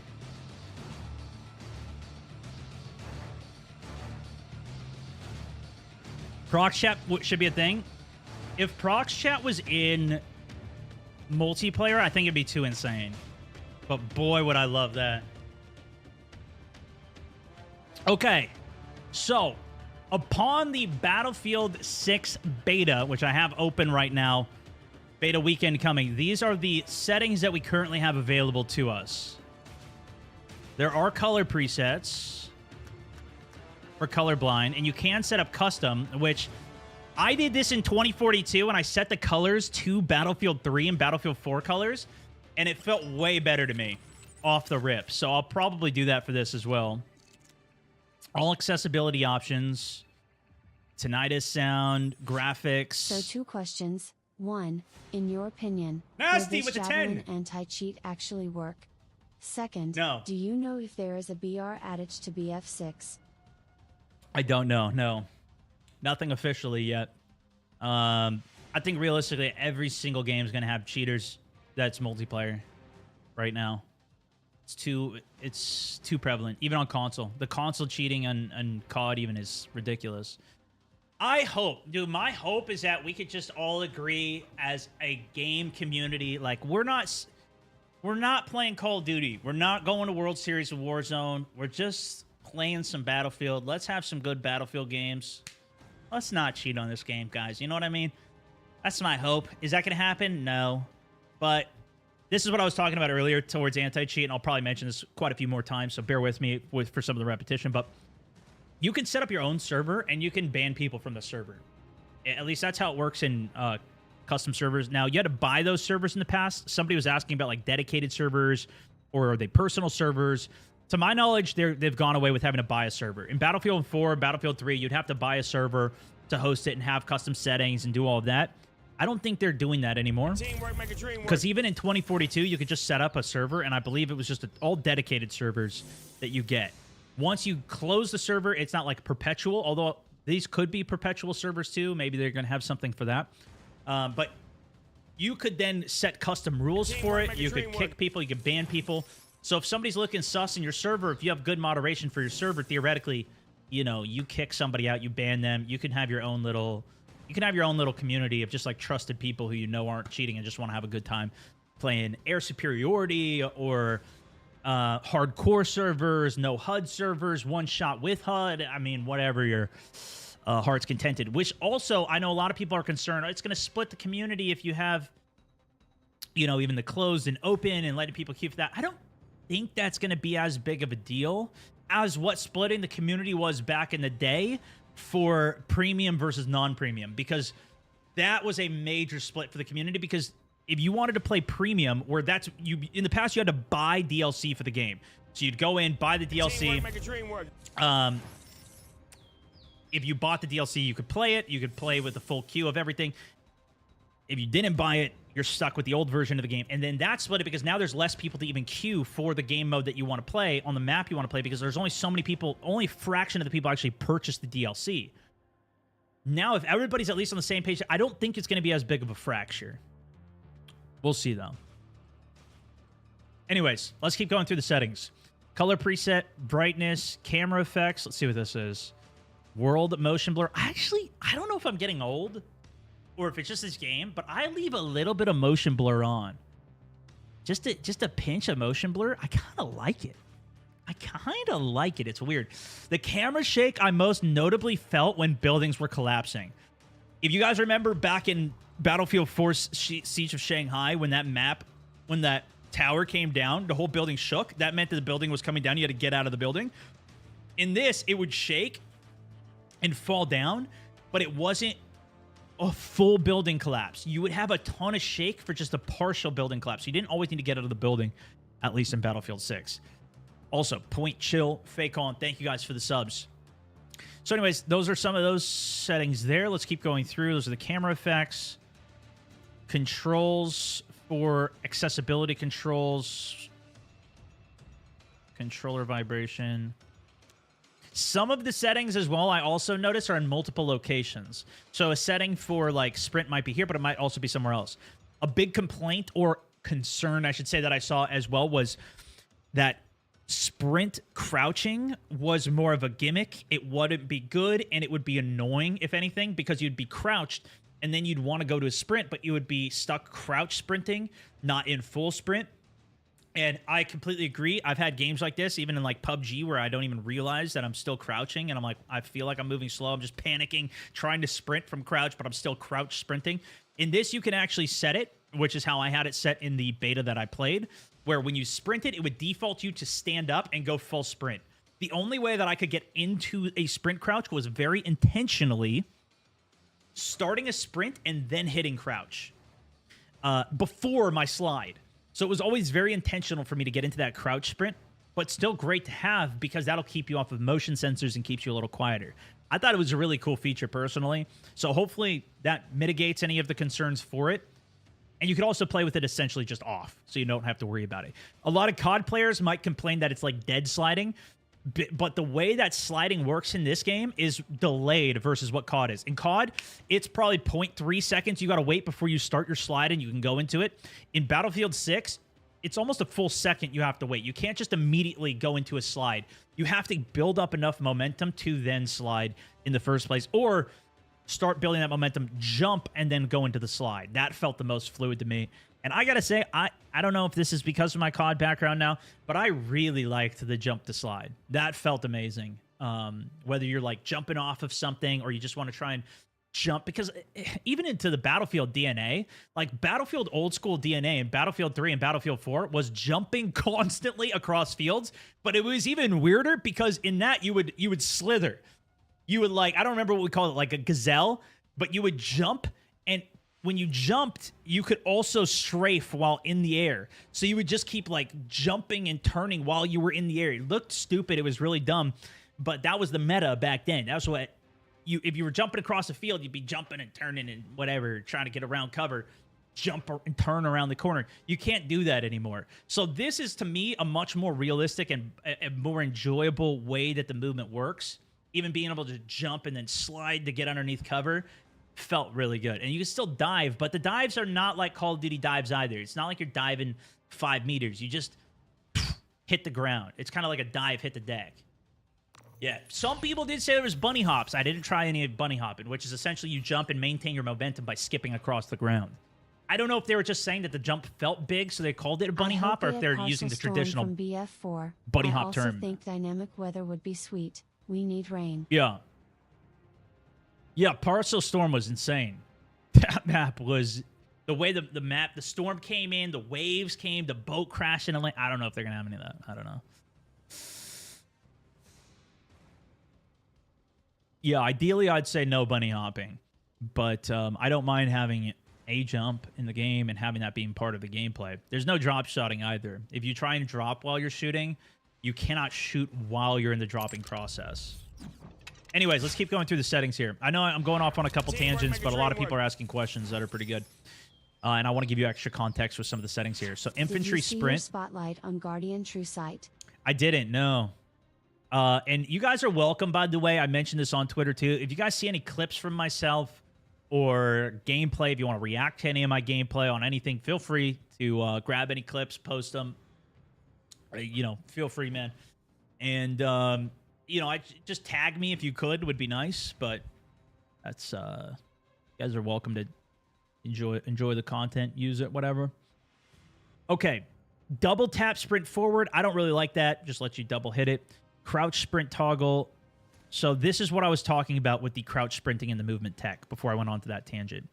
Choose whether starting to sprint returns you to stand or stays in crouch. Just set this to stand, and if you're crouched, you'll automatically stand up and start going. If you want to go into a crouch sprint, you start your sprint, you'll be running, and if you crouch before you slide, you have a window there, you have to intentionally go down into that. And it feels pretty good. It is an extra step, but I don't think you're going to use this all the time anyways, unless you're a really passive slow player. Crouch slide. You can set the individual bind for toggle or crouch to trigger your slide. Left that on all. Double tap, Metro crouch like for that sprint XGF slide. You still think about B. She was toxic, so it's better to let her go. You can double hit that. If you don't even want to ever slide in the game, you can set it so it's a double hit in order to trigger it. Infantry weapon zoom. This is like hold for that stuff. You guys could stop and go through some of these if you want to as well. Can you please tell me if all See the if classes anything's- have shoot from cover like in BFE? Where if your player got close to a piece of cover and you hit the aim button, it Yes, pops that your is in the character game. out of cover with the run already aimed. Yes. If you go right up against... I might have some footage of that Happy 1 year in a CO. firing range. At the very beginning of when I hopped in. Yeah, I don't know if I have footage of it, but yes, if you go right up against cover, a wall, your gun will be up, and then just aim down sighting will bring it up over the edge. You'll bring your character up and go like that. Because I also pointed this out in the gameplay. If you didn't see my clip on it, I posted so many clips, I know, but bullets come out of the barrel of their gun in Battlefield. I believe it's been happening at least since Battlefield 3. That was the first time I remember watching a deep dive video about this. Somebody did like ages ago. Maybe it was Battlefield 4. Regardless, if you are shooting, if you're up against a wall here and your gun's here, and your head is up here above your gun, I'm peeking over the wall, the bullets don't come out of your eyeballs. In Call of Duty, bullets come out of your eyeballs. We call this head glitching. You go up to a box, you just get your eyes over it, and then you start shooting bullets out of your eyes with your head glitch because you only have the top of your head available to hit. That's what we call the head glitch. In Battlefield, the bullets come out of your gun, so you have to actually expose all the way up to the gun for the bullets to exit the barrel of the gun and hit the target. Now, this mostly makes an impact if you're right up against a wall. So if you are right up against a wall, you'll see the gun kind of goes up, and then when you aim down sight, the gun, you bring your character up and you look over it and bring the gun up. That's how that works. You can't blind fire like in Tarkov or something like that. But, yeah, that's how this game works. Thank you for the explanation. Yeah, you're welcome, man. Thank you for the question. Thank you for the huge 20 as well. Medic, also, thank you for the 1 year on the subbage. Esky, Trippy, thank you for the sub. Effortless Smile, thank you for the 2 as well. Appreciate it. Appreciate the support. Okay, interact, toggle. This is probably going to be more controller heavy for like prioritize, reload, interact, or whatever. And battle royale when you actually have to loot stuff, you would assume. Skip revive, request, mount break. You can also mount. I will mention that too. So if you go up to a wall or a surface, you can mount your gun to it. I set mine to caps lock, I think. But you toggle it on. You mount to it, and then you can shoot. It's not like the old mounting in COD where you can move while you're mounted. It's like the current mounting system in COD where you mount to something. I don't even know if that's been in Battlefield before. You can also mount to the floor if you have a bipod. There's also grips that are half vert grip, half bipod at the bottom. So you can have the best of like recoil control and also being able to mount. Confused? Are you confused about the mounting? Does that make sense? Can we talk about the nailing the audio? Bro, the jet audio was nuts. And I actually, there was a couple times I actually heard footsteps. I heard some people complaining about footsteps. I think if you're in a 32-player war with tanks, jets, everything, you're probably not going to hear footsteps, but at least in the smaller modes, like I was hearing it. And if I was isolated out somewhere where I could hear stuff, I did hear it. Did you know you can't launch cars with C4? I did hear about that. We're going to talk about that too. Okay. Vehicle boost. I don't even know what this. Choose whether comma rows should close and release the button. Okay, I don't even know what that is. So those are the controls. Controller settings. Vibration mix. We'll see if we can go to keybinds as well. Play incoming text chat as speech. That seems risky. Convert incoming voice chat to text. That's very interesting. I don't think I've seen that before. Menu tutorials, hints. Okay, so that's the accessibility settings. Now let's go to graphics and audio. Field of view. I don't usually play this all the way cranked. I think I was playing 110 at the event, and then I do crank the vehicle third person though. So I have the most peripheral vision that I possibly can if somebody's going to try and dump a C4 on my vehicle, or if I'm flying the jet and I want to see, you know, out of the peripheral vision of another jet trying to chase me down or anything like that. Usually I bring the horizontal HUD padding in too. I didn't do this during the test. But this refers to how far out the HUD is out to the corners. I like to bring mine in as close as I can to the middle, squish it in so my eyes don't have to travel as far. And what was crazy is they had a humongous monitor for us to play on. I think we had a 4K monitor, but it was a really big monitor, and it was right in my face. I didn't like it. That's how like some of the Counter-Strike guys play. They're like all the way inside of their monitor when they're playing, dude, or the Fortnite kids that are cranking 90s. I don't usually do that. I like to be a little farther out, bring the HUD in, and see. Sound system, enable voice chat, push to talk. No push to mute. That's fine, though. Most games don't have that. Discord does. It's a nice thing that they do have. The audio didn't sound anything super crazy voice chat-wise. That's what we were using, and it was kind of hard to isolate it and hear it, I will say, when we were at the event. But the best voice chat that I've seen, especially for proximity chat, was Arc Raiders, dude. That game's voice chat was incredible. Okay. Anything else in gameplay, graphics, and audio?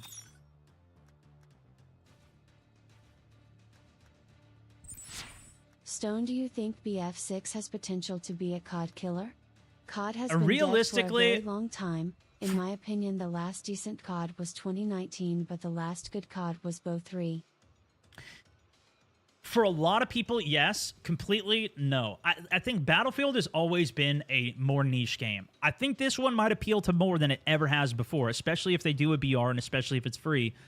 But it's a tall order to pull, and at least from what we've seen of the game so far, this is more focused on the multiplayer side of things, what we've seen so far, and I think a lot of people are not going to be... I think there's a lot of us that are interested in it. I don't know, like, how... Like, today's kids, the guys that are in high school, in college, are they hyped for this game? I feel like a lot of us here, myself, I'm 33. A lot of us played some of the old Battlefields. This is very much our vibe of a game. Is that still interesting to them? Is that anybody in chat right now? I'm 32. Yeah, well, I mean, we're kind of kids compared to some people. But I'm talking about, like, the guys in their late teens, 20s, early 20s. Are they going to be hyped for, like, for this type of game? I don't know. I feel like that's the Fortnite generation. I'm 19. Yeah, a lot of us, at least that watch my channel, are typically older. I mean, I was streaming on Facebook for 6 years. I mean, we got, you know what I mean? We got the old crew around here. 24, not really, to be honest. So I think there's still going to be a massive, like, Fortnite. I think there's going to be a massive Call of Duty audience still, realistically. There's quite a few. Early 20s guys. Unks assemble, pretty much. But that's the thing. I think if they just create a good game for all of us, I think that's going to be a lot of people. Trail also, thank you for the 3 months. You're in the initial setup menu. When you click Finish Setup, you should get more settings options. Got you. That's what I was trying to see, because look, it doesn't show all the graphic settings. All right, let's skip ahead there then. I should have remembered what my settings were. You know what? Do I you got work on a dedicated hardcore mode for us veteran players, or will that only be an option in Portal? Really fan for over a decade, man. I don't know. Yeah. Chill. Thank you for the 5. Yeah, I don't know if there's going to be dedicated hardcore official playlist, or if it's Portal only. The thing is, Portal does let you have progression now, and you can just use default settings. So they did mention a hardcore within Portal that's a one-shot kill and, like, hardcore rules. So I think it will be there, and I think they will have presets for you to just click hardcore. But my guess is that will be in Portal, would be my guess. Lanko, thank you for the Prime as well. And I think most of the time that I'll be playing the game will probably be in hardcore anyways, would be my guess. Okay, let's see if we can see the full settings now. Yup, we can. This is exactly what I saw at the event. Okay. They don't have this, though. So the infantry, there's a slider. Oh, it's right here. Infantry aim sense. What's the difference? Adjust infantry control input sensitivity when aiming with controller. Okay, that's why it's controller. This is mouse sense. Okay, look at this, dude. Oh, they don't show it here. Why don't they show it? Do you see this information here? They show you, maybe it's just because it's not out, but they show you the 360 mouse radius. I dialed this at the event so easily because I knew the exact 360 turn radius. I play it, I think it's 42 inches. But anyways, we can set that up, double tap. So we went through all this. Oh, okay, there's more settings here. Double tap forward sprint, crouch, volt over sprint, sprint door barge to just break through, landing roll. So you could turn this off too. Some people were even complaining about this somehow. I thought it was a pretty awesome feature. Land, a little less fall damage. That never hurt nobody.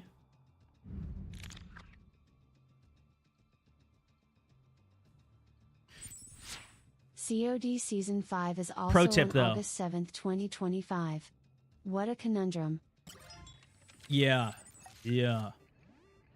I know. I'm probably going to play this. I hate to break it to the COD guys, but I'm probably going to play this.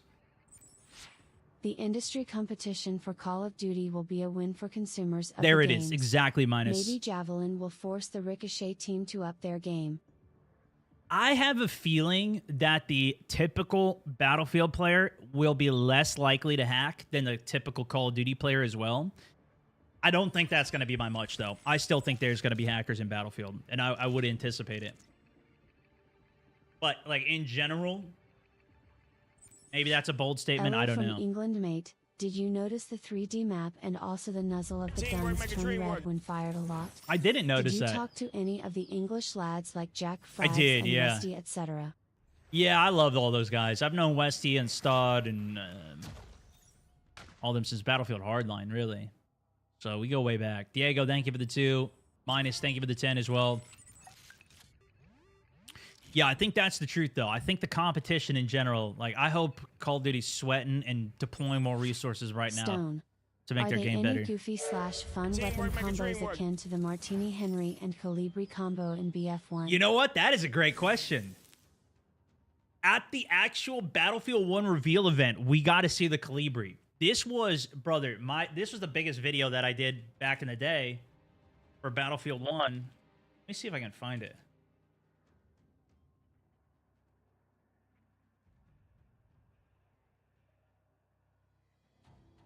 Eight years ago. This was pretty much one of my biggest videos that came out of the event. This was of all, like, because back then there was so, even for this event, there was so many people uploading videos that you can only cover so much and try and beat all the other competition to get the views and everything.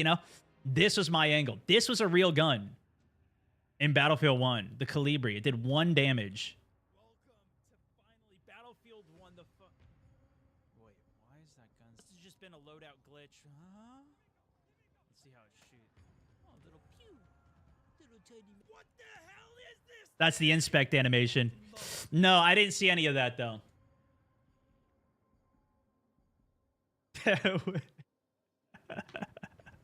I didn't see any of that. Okay, landing roll, interact. This I liked. Invert the demolition charge, so you throw it with left, detonate with right click. Oh, there was also a really good setting that I Teamwork make a liked dream work. for vehicles that I couldn't find until deep into the session.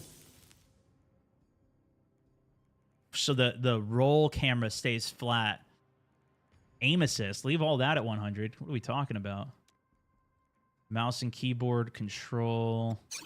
See, these are the same settings that they had in the other menu. I wish, though, that they would have a search feature like COD has. That's one of the best things that COD has, honestly. What's your favorite map so far, Stone? I like I really the like the look and feel of the Cairo map, and no way that was 8 years ago feels like yesterday in GL. I liked the snow map, but I think that's just this one. The code name for it was Capstone. I don't remember the actual name of the map, though. Whatever this one's called. But I think that's because that had the vehicles. And I like the jets and stuff, You know what's even crazier? One more tangent, bro. It's just so wild, and, like, I get the chance to kind of be excited for a bit on it. If I go back to my oldest videos back in the day, 13 years ago, see if we can even find it here. One of the first series that I ever did was a Battlefield jet tutorial. Bro, I thought it was at the very beginning. How many videos did I do? Yeah, right here. Jet gameplay. This is what got me into Battlefield. Battlefield 3. Modern Warfare 3 was out. I was trying some other games, and people were not happy about this. Console Jet Lessons, Episode 1. 16K views. Imagine that. This was insane. Remember when you actually had to take off, too? Welcome back, sir. Bro, they need to have Fun this on watch Firestorm. last week. I may have missed this, but do you gave to pre-order Battlefield 6 to play the beta this weekend? No. I'm old and confused. No, you don't. LOL. Thanks. It'll be both of these are going to be, both weekends are open beta. All weekend you could play it. No pre-order required. Also, Timothy Chalamet, Chamalet. Thank you for the 2 gifted. Top gifted on the day. Big love, brother. Teamwork make a dream work. Vox, thank you for the huge gift as well. Easy, thank you for the subbage. Call me King Kermit, welcome to the squad. Silent, welcome to the squad. Esky, appreciate you. James Wallace, there he is with a 20 bomb, brother. Thank you, dude. Duck the Goose, also first-time gift. Appreciate you. Carl Blimline coming in with a 5 gifted as well, taking over the top gifted on the day. Massive love, my man. All my own stunts, also welcome to the squad. Yeah, this was my tutorial back in the day for this, and we might need one again because the craziest thing is the jet gameplay is going back to how this is. It's not like 2042. I saw so many people commenting, this is how 2042 jets work. Play Pro it's not. You into 7th/8th for those who care. There you go. Run around guy. I wasn't sure about that. Good intel. If you have EA Play Pro, that's a subscription for the game. I guess you can get in that way if you didn't sign up for labs. You can also sign up for labs. I don't know if you can sign up for labs now and get into it, but if you did ever sign up for labs in the past, that'll get you into the 7th and 8th for the early beta. Ron, thank you for the 2 and the intel. Bolt, also thank you for the, I haven't seen that, so I don't know. We're just trusting him. Easy, also thank you for the 4 months of the subbage. They didn't advertise any of the things for that. There was drops. They'll probably do more drops as well. But anyways, people were complaining about the movement for it. 2042, the way that if you want to get the max turn speed, you use the afterburners, the boost, to do a turn, a sharp turn. In this, you have to go back to how Battlefield 3 and 4 is, where you need the right turn speed, which is about 315 miles per hour for the ideal turn radius. So you have to finesse your speed. Is there any other settings here? I don't want to spend too much time on the settings, and I feel like we already have, but I'm also just curious how this is going to work and what's available. You guys can pause any of these if you want to see specifics for it. Let's go back to M&K. Ground vehicle controls. Somebody was asking about flight sticks. I don't know if you can bind buttons on flight sticks like you can on this. I would imagine you can. We'll get some transport helos. Yes. Love dropping the squad I off do think. somewhere spicy like in BF2. You can also... Oh, shit, what was I going to say? You can set up... I forgot. I forgot. My bad. We'll see if it comes back to me. Controls, ground vehicles, modify. You could do the different binds. Oh, you can swap between inputs freely. So, like, if you have your M&K and then you get in a jet and you want to just pick up the controller and use the controller for jet, you can do that freely. In COD, you can't do that. If you're in a game, you have to back out of the game, change inputs, then re-queue for the game. They completely separate the inputs. In this, it's the same inputs. Either way, it doesn't matter. You can mix inputs in this game, and that's fine. Mouse and key. So let me see if the aircraft is in here. So these are just the binds for it. So what I like to do for my binds on this, chase cam is good. I like to set ping for back mouse. Ping is very important in Battlefield if you've never played these before as well. You have pitch. I don't know which way is which, but pitch down or pitch up needs to be spacebar and left alternate. That lets you do max turn radius on M&K. You need that. Otherwise, you keep going like this to turn. It's very bad. And then afterburner shift. I don't know if it was a bug or intentional. And a lot of people were yelling at me in comments for this too. But you needed to have W engaged in order for the afterburner to work. If you play the other games, you can just hit shift and it'll turn your afterburner on even without W key pushed. For whatever reason, I had to do it on that one. I'm going to unbind fire for that, although that was okay. You can also just use the keyboard for flying. I didn't really like that. I like using the mouse. And then I'm going to unbind mouse 3 here. So those are my settings for the jet. But I want to see, where's the aim, vertical, decouple, vertical relative controls. Vehicle mouse sense. So we can customize some of that. I'll have to figure out when I'm in-game how that works. Vehicle boost. I'll probably keep that on hold. Maybe that was why. Maybe it's because I set that to hold. Maybe that's why I had to hold W too. I'll try it once it's out though. I'm looking for the setting for the horizon for flying, for jets, to keep that stable. Because I found it in here, but it was buried when I found it. And these are all keybinds. UI. Advanced binds, maybe? No. Oh, I did see this, too. There's a flick that you can do. So you can push a button, and it'll instantly turn you 90 or maybe even 100 degrees. Maybe that'll be meta on this game. We'll see. Doc, thank you for the $5. Brent, thank you for the sub. Red, thank you for the sub. Also, Black Cape Reaper, ladies and gentlemen, new top gifted on the day with the 10 gifted subscriptions. Drop them some love, man. Do we have codes for early access? No, I don't have them yet. No.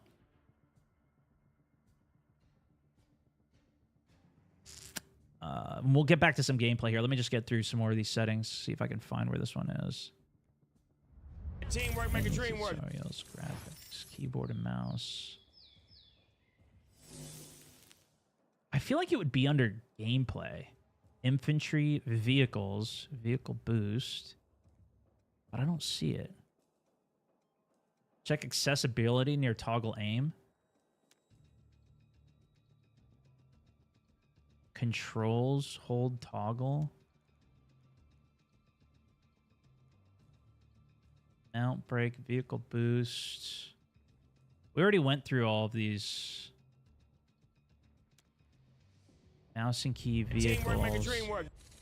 I think it would be like under controls, but this is infantry. Control settings, ground vehicle. It would be like this. Helicopter, aircraft, uniform.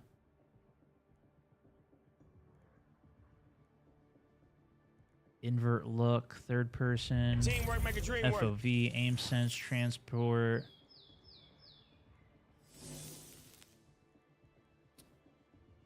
Third person camera roll. Did you see it? Alpha? Teamwork, make a dream work. Maybe it's under graphics, camera settings, display, interface, advanced HUD settings. Yo, thank you guys so much also. Big Pete! Locking in as a sergeant. Good to have you in the squad. Black, thank you so much, man. Insane. Sharvy, Dax, Sind, Davey, Broom, welcome to the squad. Teamwork, make a dream work. Well, that's okay. Let's just go through the rest of these and see what else we got. If anybody finds it, though, send me a link to where it is on Discord, and I'll fix it. Or if I passed it. There's quite a few settings in this game, though. That's good to see. So here's the performance settings. Graphics, modify. I'm just on all high, ultra. This is what I played at the event, too, and the FPS was good. I'm technically getting 198 FPS right now inside of the menus, which may be different when we're in it. Graphics advanced. So we do have NVIDIA Reflex, anti-aliasing options, upscaling technique, DLSS. I don't know if I had that on at the event, actually. Performance overlay. Oh, wow. Yeah, they give you quite a bit of information on this. I don't know how to do all of the advanced stuff, but I do remember videos even back in BF3 because you could do like console commands and I think bring some of that stuff up. Why you max is low? 360 hertz is my monitor rate. VSync. Why is VSync on? Turn that off. HUD, vehicle HUD, motion. That might be ideal to leave off, but I might leave it on just for the immersion to start. HUD settings. Let's see if we can... Yeah, okay. Minimap size. It's already as big as it can go. Minimap background opacity. Cone opacity. Cone edge opacity. View rotation. So I think you can leave it static. Close map view distance. Nice. So this is how zoomed in the minimap is. Ground vehicles, it zooms out a little bit more, so we'll leave that a little bit more zoomed. This gives you good intel where you can just look at the map and you'll know like where the enemy tanks are or enemy vehicles are. If you go too zoomed out, it's too much information, but we'll see if we like this. I'll just zoom it out a bit. But note that the minimap size is already maxed. In some of the older Battlefields, they let you actually increase the overall size of the map as well. Preloading now. There you go. Yeah, even if you don't have early access, you can preload the game. So I'd recommend preloading the game, and then once it's out, or if you do get early access, then you could probably start playing it. Mouse and key pilot third-person role. Okay, let's see. Simplified squad list. Oh, that's interesting. You can make it smaller. Infantry compass. Oh, you could turn it off and on. You know what? I was looking for it at one point and I didn't notice it. We'll turn it on and see what it looks like. Tank HUD colors, jet HUD colors, helicopter HUD colors. And you can customize all of it. That's sick. Show HUD prompts, vehicle controls. Okay. So what did he say?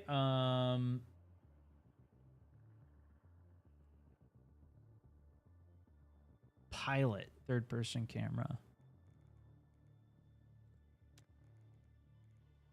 Aircraft keybinds. Yeah, I don't even see pilot.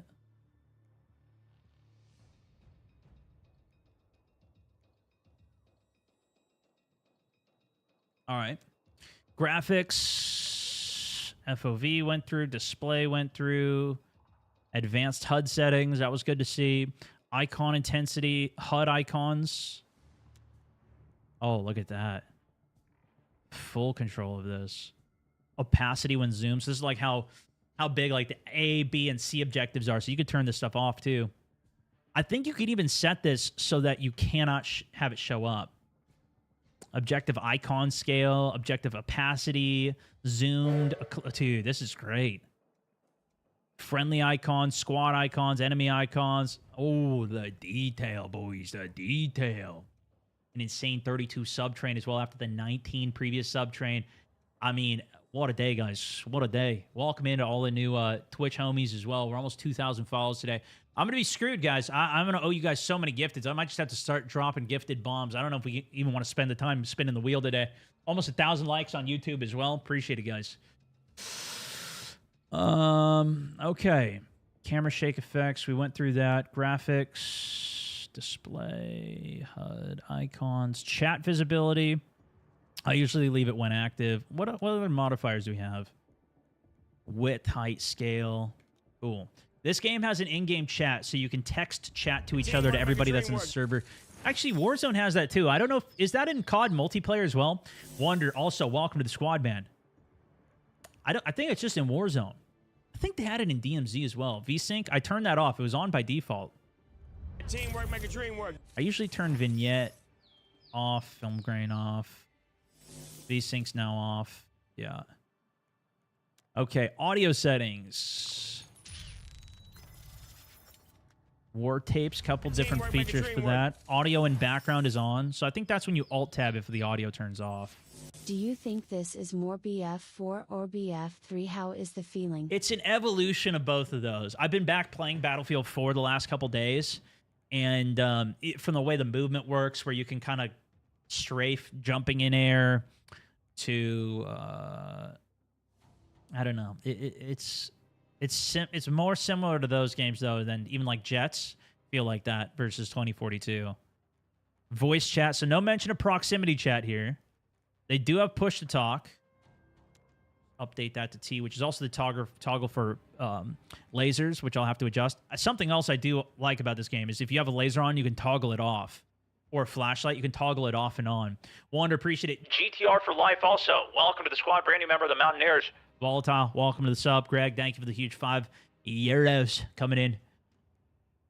Input-output device, I love that you can set those, though. Just got to make sure you actually set it up correctly if you do it. How do you play the beta? That'll be available on the 7th is when it starts. Chat volume, voice ducking. I don't usually like that either. Basically turns the voice setting, the other sounds down while it's going. Stereo balance, tinnitus. So again, we've seen some of these settings in other places. Enable a radio. This is kind of cool too. There's just a radio when you're in the driver's seat of the jet. I think I actually heard it at the beginning of my gameplay here. Let me see.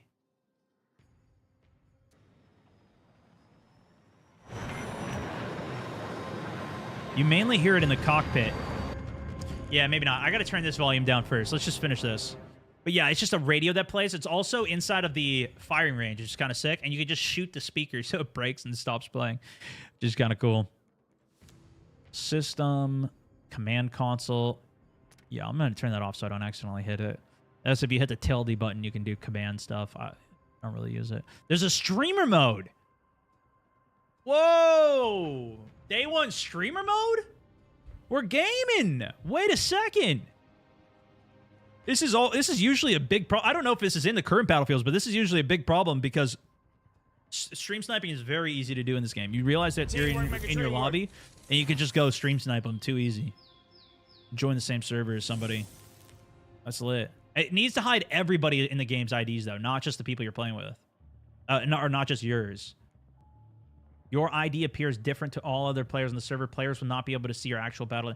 I need everybody else in the game's ID to change too, though.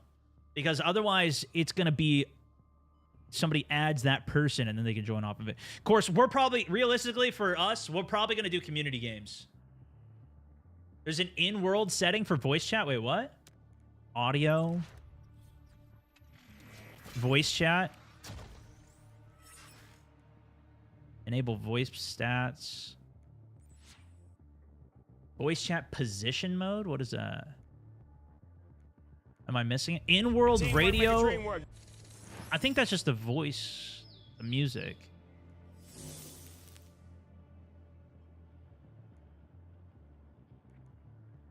Voice chat position mode.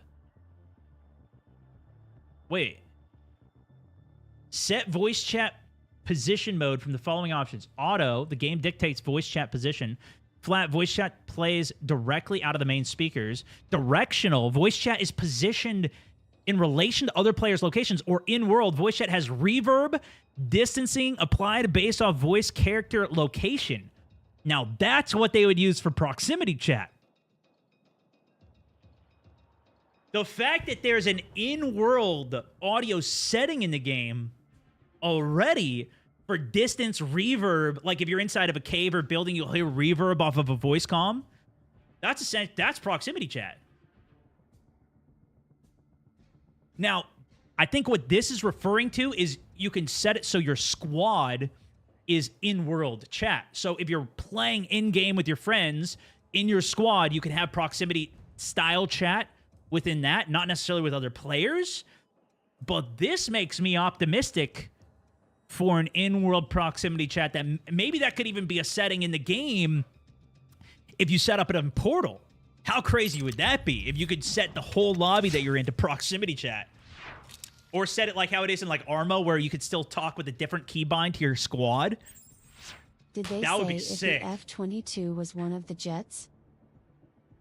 I don't think so. I think the only jet we've seen... I mean, maybe that could have been one in one of the trailers. If you saw it in a trailer, then I would probably think so.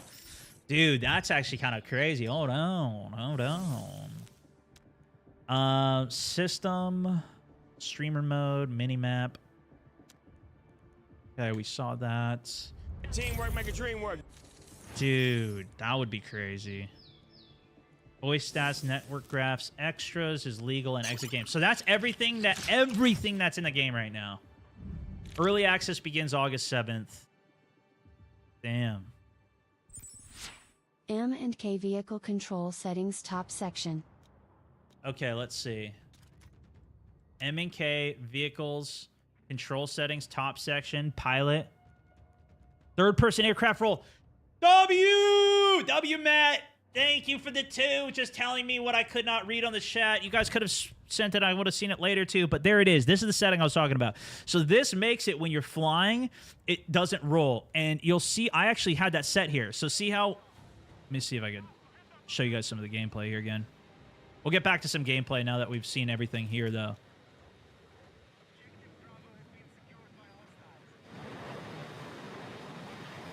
So So see how the camera stays flat? This is how it was, I think, in Battlefield 3, if I'm not mistaken. And then I think Battlefield 4, it defaulted the other way to where the camera rolled with it, and I hated it. And I think eventually they made it so you could change it. But I like this. I don't know as well if there's just a quick button to look directly backwards or if you always need a free look. I think there is. I need to set I'll need to set that up too.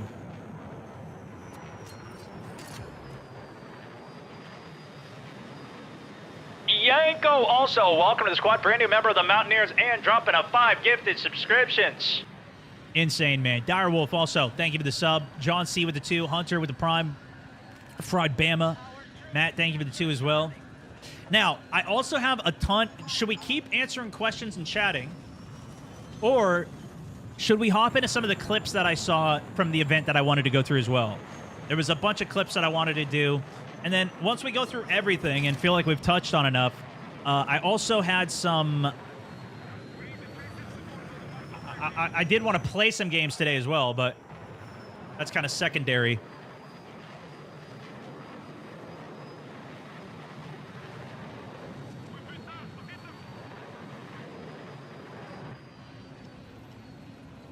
Oh, the next 3 days are going to be a bit of a drag. True. We'll get through it, though. We'll get through it. Positioning mode, bro. That's kind of crazy. Can we disable TAA? Yeah, you can turn the anti-aliasing off there. I think I just flipped through that and saw that. Yeah, Battlefield 4 Jets is most likely what I'm going to play. Jets and Helos.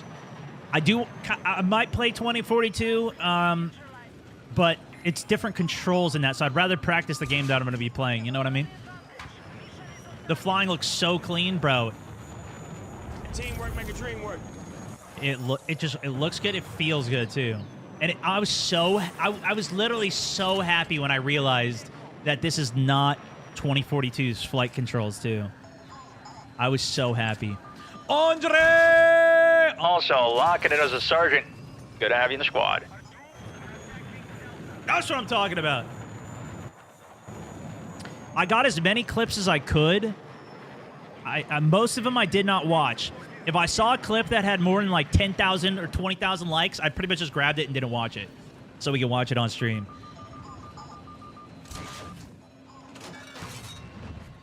You know what, too? This lock-on, whatever lock-on anti-air-to-ground, that missile that was, you didn't need to maintain the lock. I noticed that in Battlefield 4 attack jets, there was laser-guided missiles required you to maintain the lock, which I think let you lock on from further away. But I don't think I needed a maintain lock for this one. At least for there might be more equipment when it's fully out.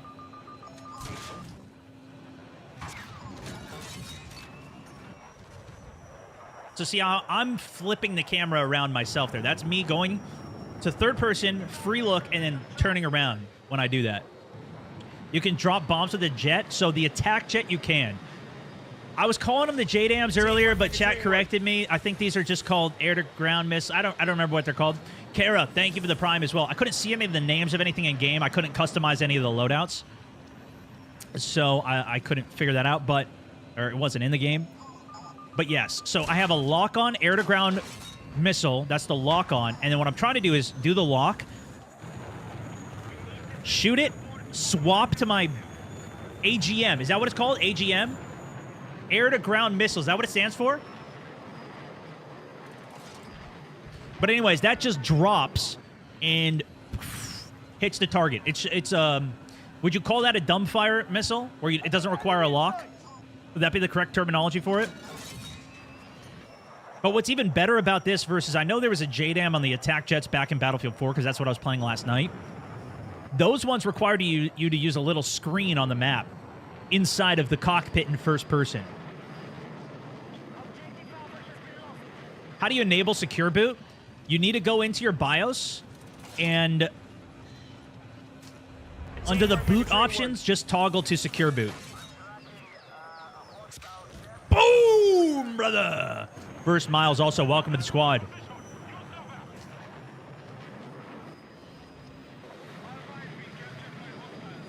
No, I didn't get to play Firestorm. We only got to play these, was it 3 maps? They had the New York, Brooklyn map, this snow map, There was also a map that was like in, was it in Egypt or something? The tan map that we played on Breakthrough.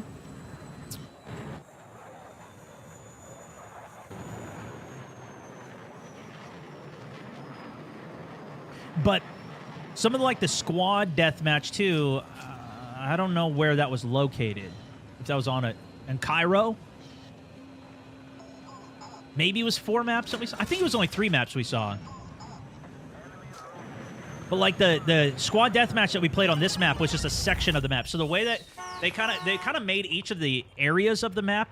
Loving these Prime subs. Us poor folk want to show support too. Definitely looking forward to BR and potentially leaving Warzone behind. They made them kind of playable within their own section. I think it might have been the Delta area here. That was the multiplayer. I don't know. I don't think so. The one when we did squad deathmatch or domination, when we did domination at the end of the live stream. This map right here. Yeah, this was the map. Was this that Delta objective?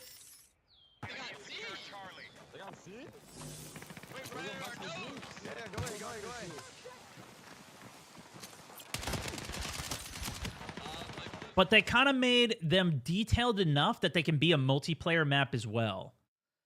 Which I think is a great, it's a good way to do it because then it makes the gameplay more fun. I think that's one of the reasons Verdansk was so good was because it was made for Ground War in mind for all these multiplayer style maps to fight on. Whereas, like even if you compare it to 2042, how those maps were so gigantic, there was just so many areas that weren't necessarily made for multiplayer gameplay, but were just because the map's so big. Like, here's a gigantic desert you could run across and fly across, whatever. That might also be a bad thing, too. I don't know. That being too detailed in certain areas, or maybe the map's not as big as they could potentially be. Here's also a chart here. Alex just sent me for the beta PC specs. If anybody wants to screenshot that, there was some questions about it. Minimum and recommended for 1440p, 60 FPS. Obviously, we want to go way higher than that. But 3060 Ti, it says. Which now we're in the 50 series cards, so yeah, I don't know. What up, Gene, man? Here we are. Here we are. Are you hyped for this? Are we excited? Yeah, those are just PC settings. It's only available on the new gen or current gen consoles, though. This is not going to be available on the old ones. You and Iceman get a team on this? I think so. We were playing a bit of Battlefield prior to the event together. I've just been playing at night off stream, and I hopped in his stream one night. Real, thank you for the 7 months subbing in as well. Appreciate it. Appreciate the Prime as well, my good sir. Yeah, Prime sub. Free to do. And, well, if you have Amazon Prime. Mojo, thank you for the 5 months. Cryptic, thank you for the sub. Diviush, welcome to the squad. 4070 Super. TI Supers? I don't even know what that is. Shin, thank you as well. Welcome to the squad. Brand new member of the Mountaineers. Should we look? Let's look at some of the actual gunplay. We've been looking at jets for so long. Let's go on to a little of the jet. You're going to hear the other squad mates talking now because I couldn't isolate their audio out separately, unfortunately. But what are you guys using on your rifle? Do you guys know? Is it the right dot? I have been using iron sights. That was crazy. Hello? Can you guys hear me? Yeah. hopefully the audio was okay while we were all playing and everything, though. You guys enjoyed that. Okay. So this was the... Which map is this? This is the one I didn't know. This isn't... Playing right. Iberian Offensive. Castle Road. So this is just a piece of the map. I don't think we got to see this one on Conquest ever. Unless was it the... This was the New York map. Empire State. Breakthrough. Siege of Cairo. So this is a different map. Siege of Cairo. This is like the brown-looking map with a tank on it. This one, we got to see most of the map, but we only saw it on Breakthrough. We didn't get to see this on Conquest. And my guess is that there's no jets on this map or flying. And maybe they'll put helos in for Conquest, but it looked like it was a tank and infantry map. The biggest of the maps we played was this one. which was previously called Capstone. Oh, this was sick too, right here. I think it was here when I go up the mountain. Okay.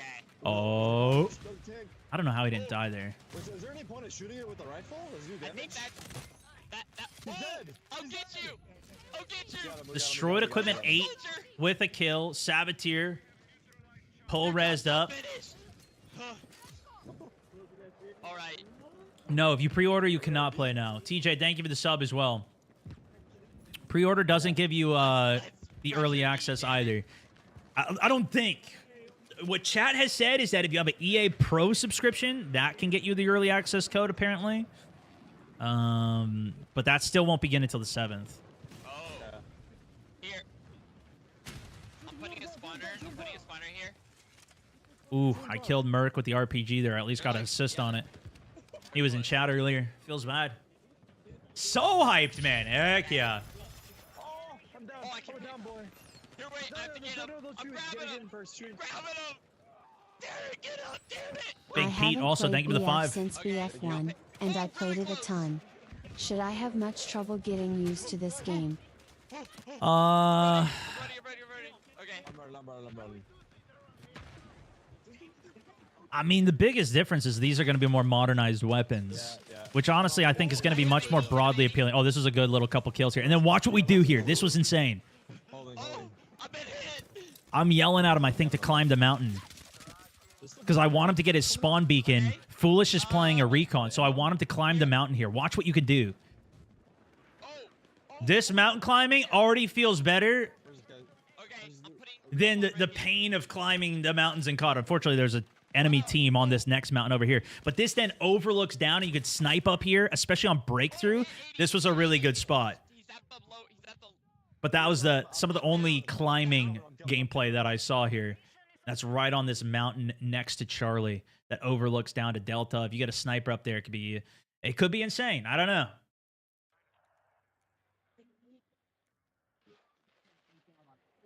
The new climbing in COD though has been decent. There's a lot here. Better than what it was at least. Spawning in. I don't know the timing of when it goes live, but I think I'm gonna start to stream extremely early That one. on the beta days. My gun only has 60. I'm gonna be up very early. I gotta get some good sleep these next couple days. I haven't been able to sleep great though. I've just been so excited. I've been buzzing, reading all the comments, going through all this. I literally had a record. This is my record week on YouTube, man. We had 7 million views this week. It's been insane. Hi Stone, so I'm looking at the Phantom Edition. I'm kind of worried about the skins. Won't Yeah, did you players see end that? up looking the same on both factions? To our left. You know, that's a good point. And I also heard, I've heard a couple of people concerned about the look of the characters as a whole. I actually had a post here from Westy that was going pretty viral. He was addressing this. He says, my biggest concern for Battlefield 6 is the visual identifiers for the classes. During the multiplayer reveal event, I struggled to identify what class is what from looking at it from range. You can kind of tell the support has, like, the binoculars on his head. He's kind of got the gillied shoulder on him as well. Doesn't have to use a sniper. That's how it was in Battlefield 4 as well. You could use, like, a DMR or a carbine or a shotgun as well. The support... Maybe they've got this little indicator here for it. Personally, though, I've never been able to really differentiate them anyways. That hasn't been a big part of my playstyle, which maybe that's a limitation in my head. You know what I mean? Like maybe this is something where I'm going to need to learn how to do this. And this has been something that's been holding back my gameplay in the first place. But I've never really been a great class differentiator, to be honest with you. I do think, though, so for like the Phantom Edition of the game, all those outfits are black with like the red on it. That would be a problem, theoretically, for hardcore, where you don't even have the HUD for the players that you're going up against. If you're just watching some gameplay... and you don't have the red indicators over an enemy's head and they all look the same, or the blue over your teammates, that could be a problem. Usually the way that I just look at it is if it's a blue dot over their head, I don't shoot them. And that's actually a problem in 2042. If you're playing 64 v 64 in 2042, oftentimes, especially when you're flying, that blue dot, even still today, because I was doing this the other day, you still don't see the dot over the blue dot over your friendly player's head. Mashed potatoes. And so I just start shooting my teammates.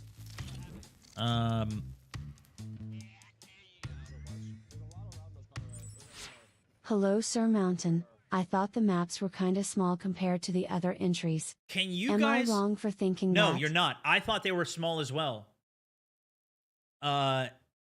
Especially even this was the biggest of the maps that we saw, but we've also typically in a beta they only show us one map. They showed us 3 different maps here and so many different modes. This is more than they've ever showed us in a beta.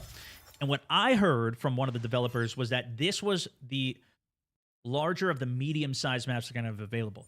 Firestorm Would for love sure to is going to see be a one of their full larger ghillie ones. for recon and swap the NVGs for assault. That would be sick.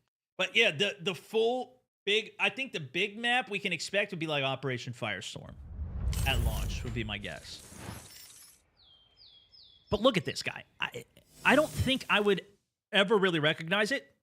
There could be an element though, that black and red skin where it just blends into a corner well and it's hard to see it. Like if I saw this, I wouldn't be able to tell the difference of who's who anyways. I usually rely on the dots over players' heads and the extra UI that Battlefield gives us. Maybe that's a problem for me though. What do you guys think? No goofy flight suits or anything though, right? No, there's no goofy skins, and they've said they're keeping the skins within the world that it's in. Now there's probably going to be some like mastery camos or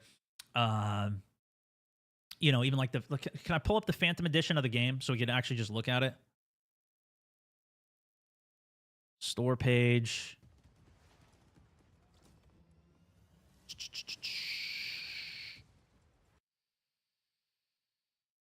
Phantom Edition is here, but does it show the breakdown of what you get for it? Am I crazy? To earn exclusive rewards. Look at these rewards. Play to earn exclusive rewards. If you play on the 9th or the 10th, you get this Seeker Soldier skin. Gillied. That looks sick, right? Actually, that does look sick. Give me that ghillie, brother. All-terrain soldier skin. Here's some color variation on what looks like the SGX submachine gun. And a tank skin. But it's not going to be Ninja Turtles and Beavis and Butthead killing Terminator. Here's the Phantom skins. So I think the concern with it is then, how is this going to fare if you have this same skin on both sides? Both factions. How do you differentiate them, especially on hardcore? Valid. I don't know.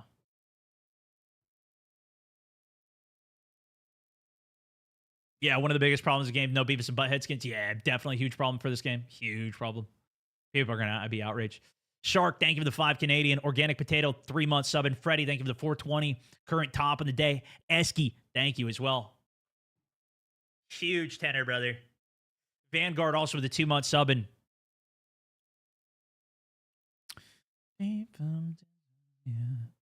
EA's website says they are US skins. So do you think it's going to be so it's... You could only use these skins on that side, on that faction? That works, right? My biggest concern, Stone on Day they're probably F. gonna Have a have hearty multiple Huevos things. Rancheros breakfast or go with a more sweet pancakes style meal. You got to be fueled This for is this. You troubling can't more crash. than anything. You can't crash and need a nap. We only got limited time to play. You know what I mean? You gotta space it out. So maybe the eggs, so you don't get the carbo load in the crash in the afternoon. You got to keep your energy up to maximize your skin. NATO skins, not US. Yeah, that's true. It's NATO versus Pax Armada or whatever it's called for the lore of the game. Charms, I do think are kind of sick as well. I actually like the idea of charms.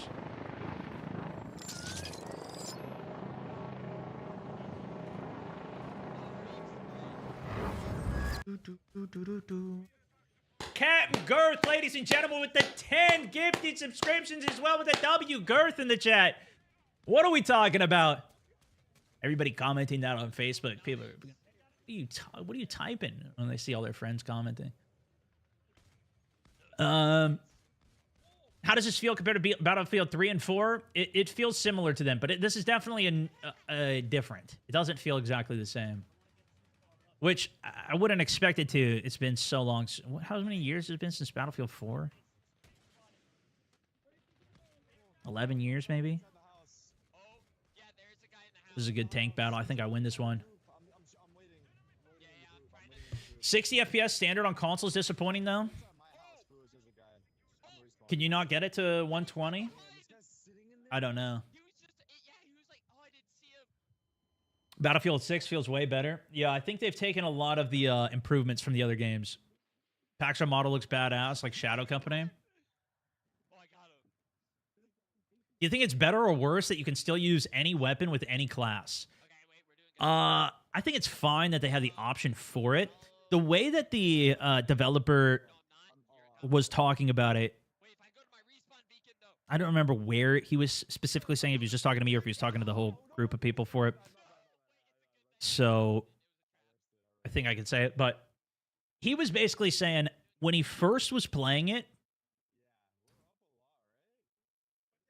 they preferred the closed system. But then the more they played it, the more they wanted everything available. And if you can balance it well, it could be good, right? But he enjoyed, the more play sessions, the more he played, having the ability to choose anything. But to me, that just says, well... Stone Mountain 64. Old school, thank you for the 5. Battlefield OG legend. Thanks for the stream, Mom. I was small Mom. time. It's Battlefield 6 beta weekend. I was small fry back then, but I mean, we're climbing our way out there. We're doing what we can. But appreciate it. If you think I'm OG, appreciate you, man. I remember watching the other guys playing the game, watching the squad up, Jack and Level and Matt, Rival, and those guys playing games, bro. It was sick. WHO makes your stream alerts. They're nasty. Thank you, my good sir. Thank you. It's all custom made. It's been a piecemeal of many different things over the years, but the latest iteration of like my dashboard and alerts and getting everything together was all through Zygo Media, which I don't think they do anything else right now either. It's my other company. Mostly we do editing and content stuff now. They're the one. That's the reason we've got 7 million views over the last week on YouTube, because the team's just been cracking it over the weekend. What was I talking about though? Old school, appreciate it. Rich, thank you for the 2. Ben, thank you for the subbage as well. Before I went off on the tangent, yeah, dude, it's been insane. It's literally I think it's been the record viewers that I've had. Dude, that clip was a good one too. I don't know if my editors posted that one. Hopefully they didn't. Let's not do that one when I crash this one. I found keyboard and mouse more comfortable to use. Swiggly, thank you, man. I will prob use controllers for the aircrafts though. Yeah, some people do that. I think for the jet, it might be better to use the controller, but I do think the Little Bird and the choppers do have, I think, M&Ks away. I think that's what the major sweats do in this game. What was I talking about, guys? I was just about to say something, and I sideways before I went back to it, and now we're cooked. But thank you for the insight, Swiggly. I am curious of what the Labs players thought. Oh, the restricted versus the unrestricted. Right. So if to me, that tells me if they enjoyed as is locking it first and then unlocking it later, that seems like it might be the better plan. Because then as people played it, this was a problem that they had in Battlefield Hardline, though. And I know because I played that game every single day. I did a video on it every single day. I covered the game and a lot of people hated that I even played it, but I did play it. And that game felt like a serious lack of content. A big element of that was because of the weapon lockings, because it was weapons locked for classes and it was weapons locked per faction. So one side of the game had certain weapons and the other side of the game had certain weapons, depending on if you were a cop or a robber. And then it felt like there was no weapons in the game. So I could see them doing something like that. I think having both of the options is fine, though, which is what they're going to do. The big concern, again, being that they're going to split the community off of it. But I don't think that's that big a concern in a game like this. It's not like there's ranked. It's not like there's You know, there's going to be so many server browsers, and people play this game differently than COD, to where I don't think that split's going to be as bad. The bigger split I was equating to it earlier was if they split the game like what they did in the past, splitting it from premium, that's different because now only you want to play the new content, only a subset of the people who actually buy that map and then actually decide to queue it and play that map get to even populate the lobby with you. You're not really going to have the problem with this because anybody can play in whatever way they want. And if it's just quick matches and they have fast queues and they get into the game quickly, I think that'll be fine. Community updates mention the closed versus the open weapons at the top too. Okay, we'll read that. Should we read through the notes now? I think we've answered a ton of questions. Yo, Isaac, we're back, brother. We're back. That's what they're saying. That's what they're saying. Let me pull up the patch notes and we'll read what is the community update. I'll read through the community update here, yeah? Should we get to this now? For those of you guys who don't know, I pretty much cover all of the Call of Duty updates as well. There's times when I take breaks. I took 3 months off earlier this year to just play Delta Force. So I don't always stay up to date with everything. It does still lead with where my interests are. But I like to read the perspective. Here, I'll just mention. Let me just pause this so we could read it. And then this a bit bigger. Is that good? What if I just mute this and let it play in the background? That might be sick, right? You are a big dog wheel. Greetings from S. Arlena. Huh? Yo, greetings. Greetings. Sam Gun, thank you for the 2. Rogue, thank you for the 5. Insanity. Hardline had the worst weapon lock system. Primary, secondary, and by factions. Exactly, yep. BF3 and BF4 had done it the best TBH. Yeah.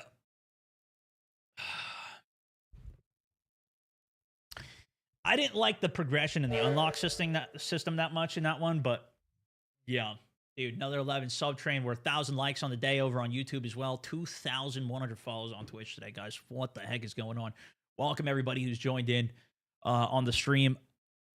Well, obviously, we'll have some more coverage of this the next couple days. Realistically, I might do some practice. I was planning to play the game today as well and actually like get some practice on the vehicles in Battlefield 4 and in 2042 before the stream ended. I still haven't even gone through the clips yet either. So we have some community post update. We still have some more stuff to go through today. I think we'll hit everything today. Server browser! It looks like they're going to have server browser for Portals, which that's probably the place that you're going to want it. Hardline was amazing. Not everybody agrees with us, my good sir. Look, yeah. Anyways, we'll talk about that later. All right. Let's go through the Battlefield community post. They put an update out since this early beta footage has gone live of the worldwide reveal event. Now, if you guys never saw my coverage from Call of Duty, I was just mentioning this, but I like to read through all of the patch notes, all of the information, so I can get a understanding of where the devs are at, what they're saying off the game, even if it, does it not reflect what they do. Sometimes I've taken breaks from it, but I usually just follow what my interests are personally and what you guys are interested in too, to a degree. But nonetheless, I want to read through the community update, open beta, and the road to launch that they just put out. And I'll try to continue to cover this as much as I can, and as much as you guys are interested, I'll put it out here too. But I always read these. I think it can be informative. So yeah, hello everybody. As we prepare for Battlefield 6 Early Access Beta starting Thursday, August 7th, followed by the open beta August 9th, we wanted to take a moment to reflect on our journey so far with Battlefield Labs, how we've adapted your feedback, and what you can expect for the future play sessions and gameplay iterations to prepare for before a tracker launch. For today for the number of times Stone says we'll talk about that later. Yeah, I talked about a lot of stuff later. Emoji. Listen, we got a lot to get to, man. We'll take a brief pause and I'm going to make a video about some of the highlights of what I'm concerned about and what I'm happy about. That I'm going to record that after stream today. So I got a couple more hours to get as much information as I can and input from you guys and Anything from the comments we'll read later. We'll take a brief pause from Battlefield Labs during the open beta period. Once concluded, we'll resume our commitment to feedback and continuous improvement through the program. Just to baseline us, Labs is a test environment that they've had. They've done the community test environment in the past for this game, where it's been essentially a way for you to play content before it comes out for DLCs. They're kind of doing the same thing, but they're doing it as Labs before the game actually even comes out. Anybody who signed up on that will also get access to the beta as well, or the early access to the beta, but both weekends is going to be free open beta for everybody.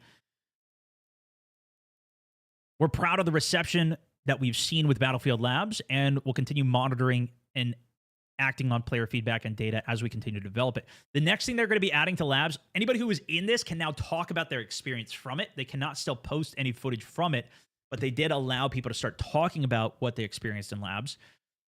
I also saw a post from the community manager, so again, this is only legit information, that Battle Royale is coming to Labs. We will not expect gameplay from this, but they are going to be at least in Labs, so people will be able to test it. If you do get into Labs, you'll be able to play it early. Most likely not able to capture content on it or post content on it. That being said, most likely it will be leaked. Everything seems to be leaking from this game, but that hasn't been in it yet, so that's why we've never seen any Battle Royale leaks. Battlefield Labs feedback changes made for open beta. So closed versus open weapons. This was a hot topic before the beta even came out. This is the concept of, are weapons closed off, where a submachine gun is only available to the engineer, or can a sniper use a submachine gun as well?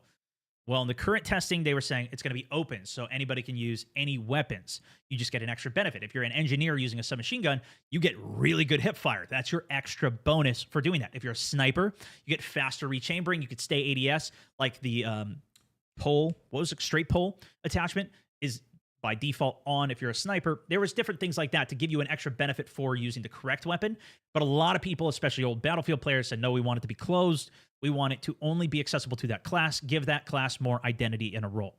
So they've said we were going to have both, was the last we heard. We recently shared our goal to connect both new and veteran players to the Battlefield experience. There has been an ongoing discussion about previous class systems, including interest in the reintroducing closed weapons to classes as a playlist option. So that way you can play both. You want to play closed weapons, you can. To support different play styles, we're developing functionality that allows you to choose between closed and open weapon modes, starting with the open beta. So it's not even just going to be a limited time mode, a way to test it. Let's see what the beta thinks. Do people like this or that? They're just saying, we're going to have it for both. You choose how to play. We're going to have them for both. We're starting with a closed weapon conquest playlist in beta. You'll earn full XP progression in this mode, giving you freedom to play your way. So does this mean that they're not going to have both at the very beginning and they're just going to start with closed weapon? Choose between the weapon modes, starting with open beta. We're starting with closed weapon test at the beta. Yeah, it does look like that. So maybe they'll test that first.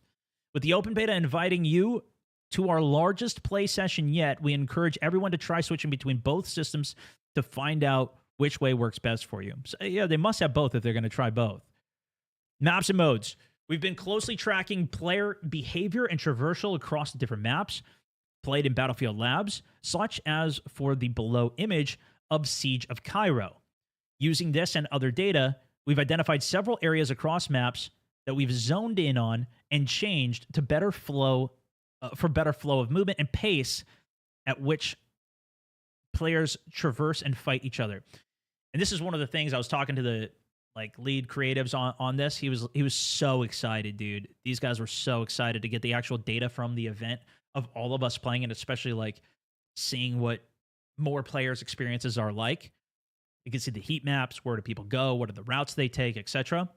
This is kind of sick to see. But this will then let them adjust and fine-tune it, whatever. So that's great to see. Obviously, they get data from labs too, but I'm sure there's going to be a huge uptick off the beta, especially. Several direct changes have also made to the layout of the objectives, including improved cover, adjusted objective sizes, and tailored designs to support balanced play for both sides. You know what was interesting too? I don't know if there's truth to this or anything, but apparently, well, I don't know. we'll just say maybe this could be a thing where you could even set up custom capture zones for the objectives. I don't know if that's in 2042, if there's even a way to do that, or to like tailor and change the zone size yourself for like capturing points and such. But that would be crazy, theoretically, if that was a thing. Who knows? We've also updated the visual look of objective boundaries and repositioned turrets across the map to further enhance gameplay.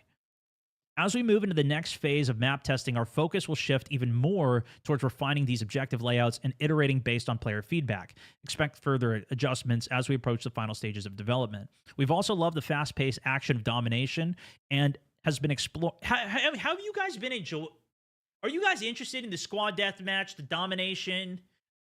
And are you coming from this as a perspective of a COD player or a Battlefield player? Because historically, like, I'm more interested in the big map and the conquest or whatever, but I am curious if this is actually interesting. If you are a COD player who likes domination and like the regular Call of Duty gameplay, a lot of people are saying no, a lot of people are saying conquest. COD's dead. See, that's the thing though. Are the people that are playing COD actually going to come over to Battlefield and be interested in basically a domination but with destruction? Because I do think that is a very fun aspect of the game. Having the actual destructible environment, having the gadgets that actually mean something, not necessarily being based on kill streaks. They kind of have these squad bonuses, so it's kind of similar, like you can call UAV in. Is that interesting? I'm curious if that's going to be interesting for an actual Call of Duty player, because they've never had respawns that fast. Playing domination, how fast you could spawn in, and being like, I don't know if you guys saw my gameplay on it, but when we were playing regular domination, especially on this map, being able, like, this guy's on a roof, I just pulled out my nade launcher and blow him off the roof. Felt insane. But I don't know how interesting that's going to be for those players. Nonetheless, that's going to broadenly appeal it, because a lot of you guys were saying no, and I have a feeling a lot of you guys who are saying no are more of the Battlefield side players who are not, you're more interested in the conquest, big map, vehicles, whatever, or even being on big maps and turning vehicles off, turning nades off, and just having a meat locker situation. Diego, thank you for the gift, or for the $5 as well, man. Sure you go. Thank you for the 6-month sub in the page. So some interest. I'm seeing some interest, but a lot of people, at least that are here, interested in Conquest. Okay. We've all loved the fast-paced action of domination and have been exploring the best way to bring revives into the mode. The big thing right now in Dom is that you can spawn so fast, it doesn't really make sense to wait around to get revived. It's kind of a waste of time. A core element of Battlefield team play that we think really fits. After seeing positive feedback from players, we're excited to introduce reviving as a new mechanic, adding an extra layer of strategy and teamwork to the experience. So maybe you couldn't even revive inside of domination during this test. Did it even happen? What happens when I die? Too good. I just don't die. Or maybe I die so often I don't see the spawn. So this was me trying the LMG. You saw I hit some shots, and then it kind of, the suppression was happening to me there. You can watch the side kind of vignette a bit. But I started shooting him first, and even through the suppression, he still got me of the LMG, because the LMG usually suppresses a little bit more. I'm missing some shots. I'm also moving, and when you move, that makes your shots a little less accurate. But you can see kind of my screen blur a bit. But let's see. So I just die. So I could have rezzed here, but I skip. I hold the skip, and then boom, I'm already right back. Look how fast that spawn is. It's crazy. Anyways, excited to introduce reviving mechanic. Okay. Weapons. Time to kill and time to death have been frequent topics of community feedback. With your input, we've balanced damage across weapons pool, and we're eager to hear thoughts on how these changes feel during the beta. We've also leveled up our weapon customization options. We've worked to enhance overall clarity to make the UI more user-friendly, so it's easier to see which weapons synergize best with each class. These improvements are designed to help you make more informed choices when building your loadouts, ensuring that you can quickly understand the strengths and intended roles of different weapons. The way the customizations work in this game, too, I'm sure most of you have seen it, but you have 100 points to spend on your loadout. You can use that to buy the 5 or 10 point option for every single attachment and get an attachment in every slot, or you could choose to have a really extended magazine on an LMG, spend 55 points there, and now you can't afford to have a suppressor, you can't afford to have a laser and an optic. You have to now start making decisions. So it's kind of like the Call of Duty Pick 10 system, but for weapon customization, and you have 100 points to spend. To further differentiate the classes and provide unique weapon advantages, we've introduced signature weapons. Selecting a weapon that aligns with your class now grants an exclusive advantage to that weapon that no other class can benefit from. Assault, if you choose the assault rifle, like the B36, kind of like a G36, gives you extra strafe speed while you're ADS. Snipers, better handling with the snipers, faster rechamber. Engineer has the submachine gun, super tight hip fire. Like you can hip fire like insano mode. So yeah, for example, no other class can utilize the sniper rifle as effectively as the recon. Exactly. The road to launch. Adapting and implementing feedback takes time, and while open beta will give you an early look at the class system, it's not the final adaptation. The other thing to note about this is that the weapons trees that we saw. So on the right side here, I'm playing support. At the end of my tree, if I make it all the way up to level 4, me working together as a squad, my squad mates reviving, I get all the way up to the squad bonus. They had this in Battlefield 4. This is kind of the next iteration of that. If you get to the top of it, which I just got here, you don't see me use it, but I can drop a med station down. I only used it one time, and I didn't even notice when it happened. There's different specializations that the classes can also get. We only had one of them available to us here. So a lot of people were talking about recon. If you get a headshot, they cannot be rezzed. That is not a permanent effect. That is just because I got to level 2. The only time that happens is if you get level 2 within that specialization tree. But if you do a different specialization tree, which we don't have access to here, then it will be different. And we don't have all of that. And so that'll be part of the balance too. After the open beta is concluded, there will be more opportunities to shape the class-exclusive experience together before launch through the upcoming Battlefield Labs play sessions.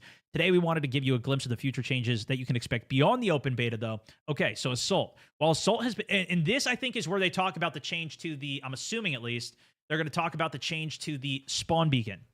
While Assault has been recognized as the class for frontline medics and a favorite among Lone Wolf players, we're now placing greater emphasis on team play. The other big change I just want to note, because I feel like I haven't seen anybody mention this, is back in Battlefield 4, if you were an Assault, that was the class with the defibs and the med boxes. You were the healer back then. Now they've brought that together to where the support is the ammo and the meds. Before, support was the one dropping ammo boxes on the ground and refilling your ammo. They had the C4 and stuff like that. They've changed it now. Yeah, it was the medic, exactly. Now Assault is a way more Lone Wolf class, at least in the beta as we played it.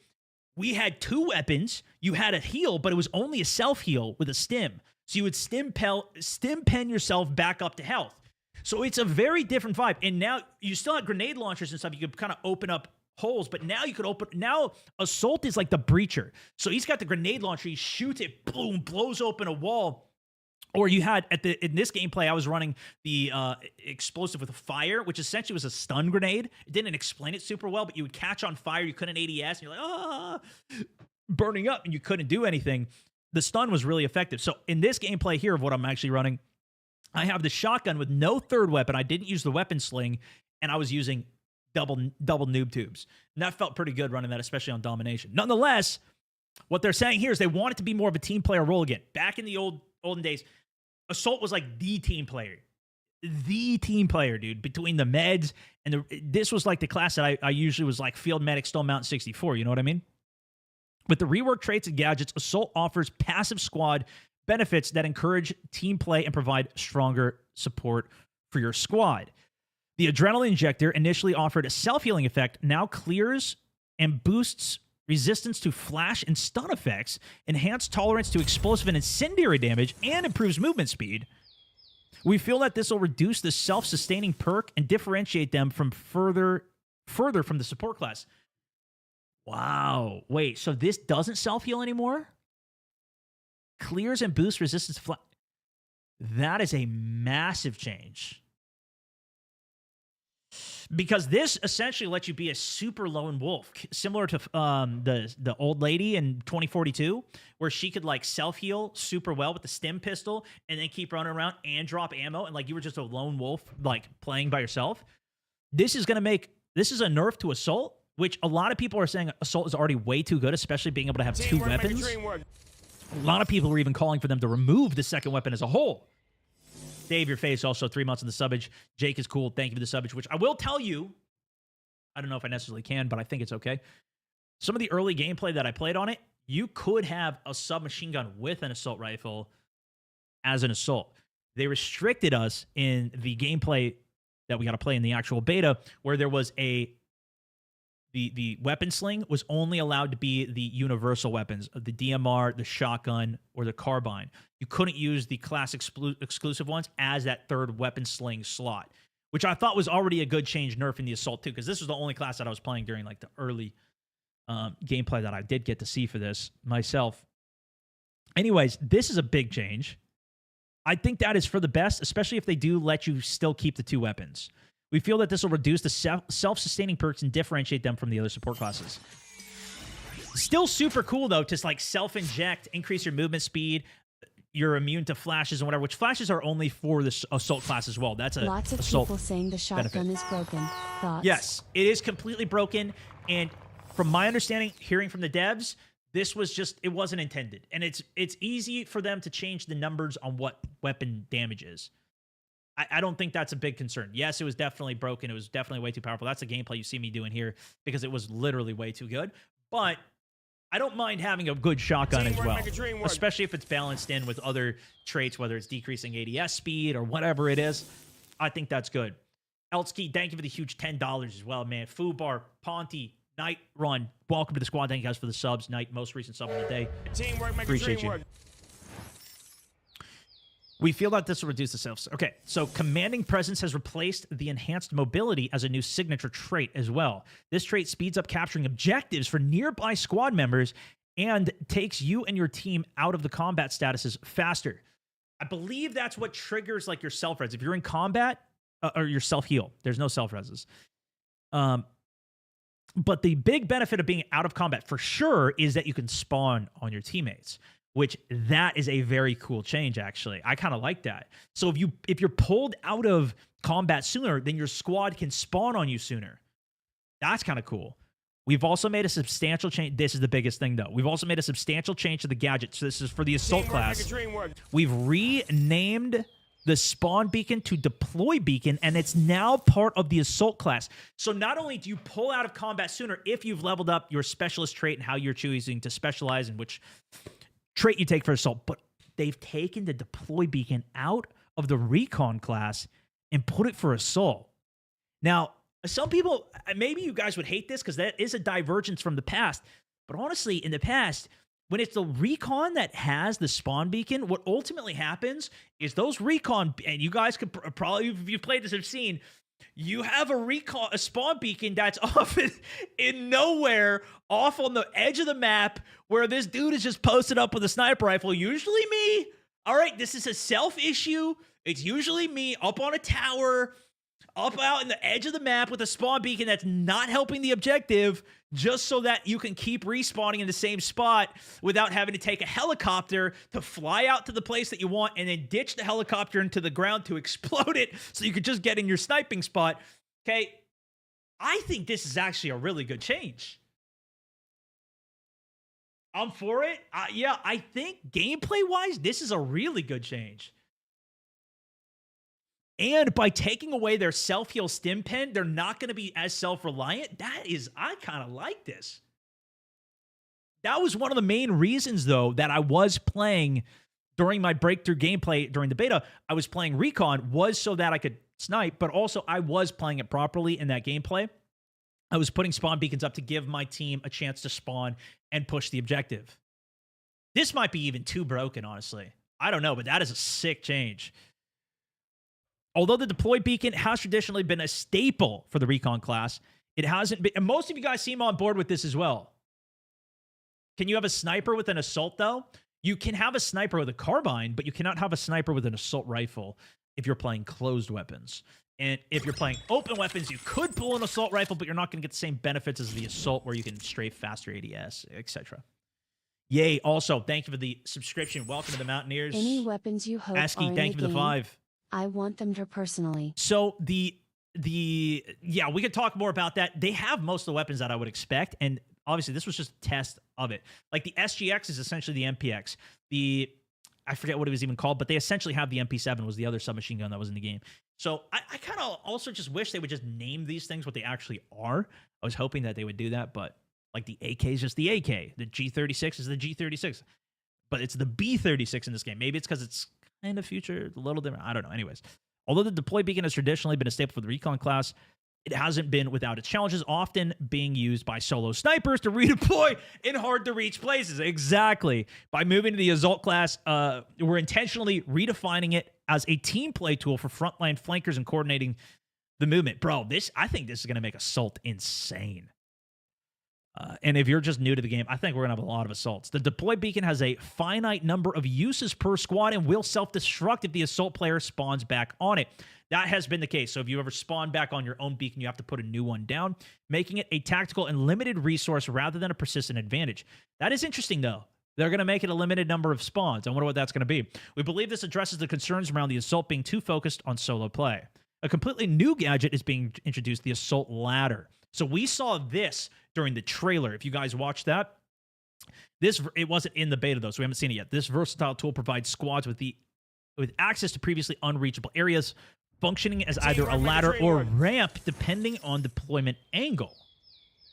Now, if it's a ramp, does that mean a vehicle could go up it? That's what it makes me think.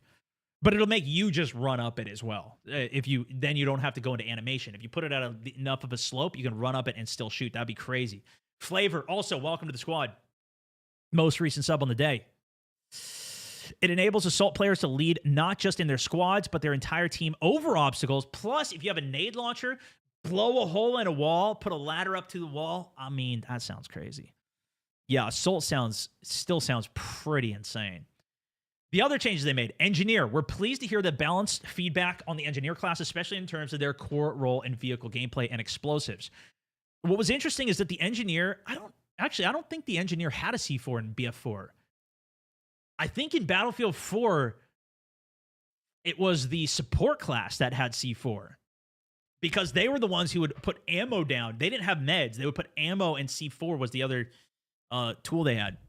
We've been closely monitoring their toolkit performance in large-scale battles and are keen to hear your thoughts on whether playing an engineer felt impactful and rewarding. I thought it was pretty good. It is a bit tough because you're limited to only a submachine gun as like your power weapon. That being said, you could bring a DMR with it, but you only have that one way to play it. Whereas Assault, it's like you could bring a DMR and you could bring an AR. You felt like you could do anything. But then, that being said, Engineer gets an RPG, While so that's your long range. 2042, I have seen the beacon in No Man's Land all the way back at the start and breakthrough, and it's the last zone lol. Smiley face emoji. Yeah. So that, I mean, it makes me more optimistic. I don't know how many people are actually going to take the deploy beacon, though, if you also have a ladder and also have nade launcher. So that might be the other element of it, too. But if you're playing a mode like Rush, Breakthrough, or anything like that, a deploy beacon is massive util, and you get a lot of points from it, too. That was actually something crazy, too. The amount of XP you got for playing Engineer and repairing your team was crazy. You get your main gun. So Engineer's main gun is submachine gun, and it makes it so your hip fire is crazy tight. Like you could sprint, hip fire, and there was the SGX had an attachment where you could shoot while sprinting. Hip fire, shoot while sprinting, and it was really accurate, so it was pretty good. It wasn't like crazy because you still had to reload. They still limit the magazine size and stuff, but yeah. Support then. This is the class specializes in light machine guns. They drop a pack that's meds and ammo. Also, I didn't see anybody mention this, but when you go up to a support, you can grab health off of them. You cannot grab ammo, but you can go up and grab health without them having to drop it on the ground. You're still gonna be yelling at supports to drop their packs though, so you can refill your ammo and nades and all those things. Although I will say you might not. They're actually, you know what? There's a caveat to that, because if you shoot like your nade launcher, it actually just regens now. You don't even need the ammo pack on the ground to refill that. That's more for base ammunition for your weapon. Yeah, a lot of the util, maybe it depends on the mode, but I did see the util regenerating on its own. There was a cooldown for it. Maybe that was part of the specialization tree too. I'm not sure. We've actively evaluated this. We're focusing on a refresh rate of early supply crates and how we'll support the signature weapon buffs that contribute to the flow of the game.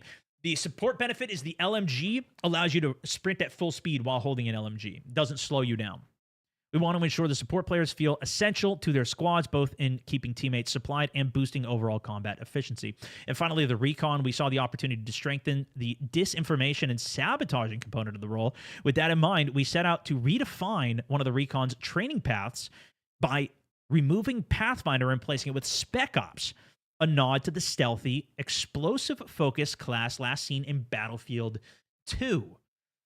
This is the path for anyone who wants to take the stealth function of their squad, providing them with insight on troop movement while quietly operating behind enemy lines. Spec Ops 0, so this is the beginning of when you first spawn in, you'll have access to this. Your base class training available from the start allows quieter takedowns, crouch, and prone movement.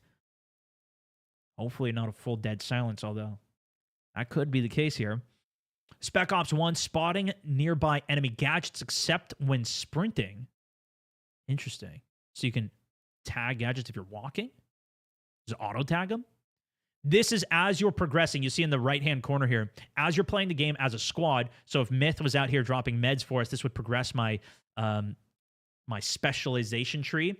The default one for Recon that everybody was using during the beta was if you landed a headshot, it would make it so they were unresable, which was actually kind of cool. I thought it would be kind of lame, but it was actually really effective, especially if you were on squad push, landing headshots. They couldn't res. It forced them, especially if they were getting rezzed up by a support medic.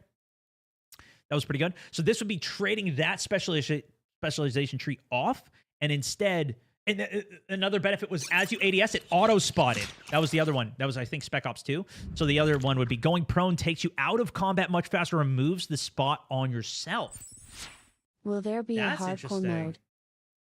You will be able to, at least in Portal. I'm not sure if it's going to be official playlist that people can queue into, but you can make an official playlist probably off of their defaults. That's how we've seen it in the past. But this is interesting because this would allow teammates to spawn on you much faster. If you just go prone, let your team spawn on you. And if you're spotted, it takes it off you. That's interesting. In addition, the Recon class, and now this is the only one that they've given us information on what a different specialization tree would be. All the other classes also have more specialization trees. We just don't know what they are yet. The Recon class features an active ability at level 3. This is big. That lets you call on a UAV. What do we think about this, guys?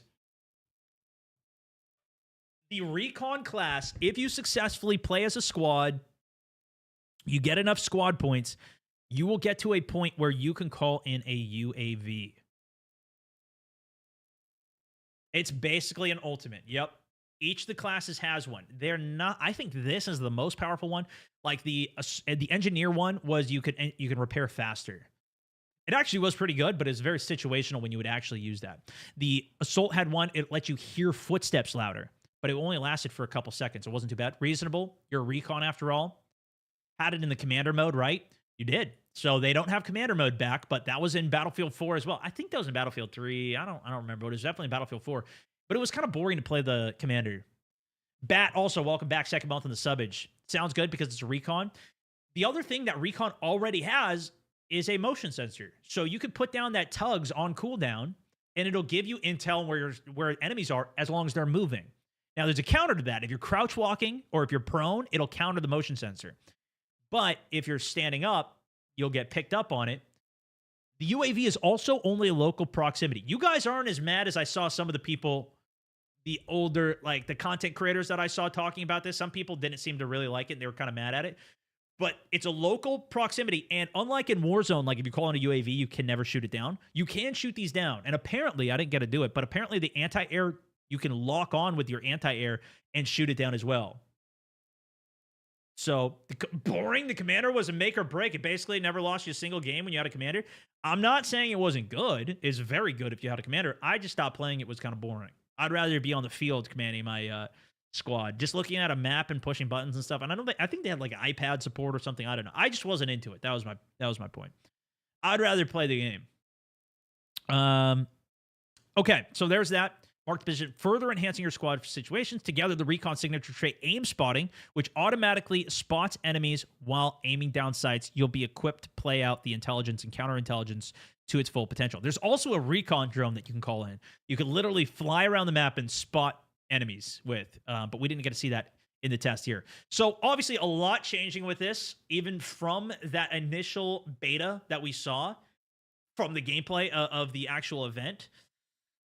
It'll be interesting to see how this fares once, you know, everybody gets their hands on it and what else they change, but kind of cool to see them even making the changes from that and balancing it.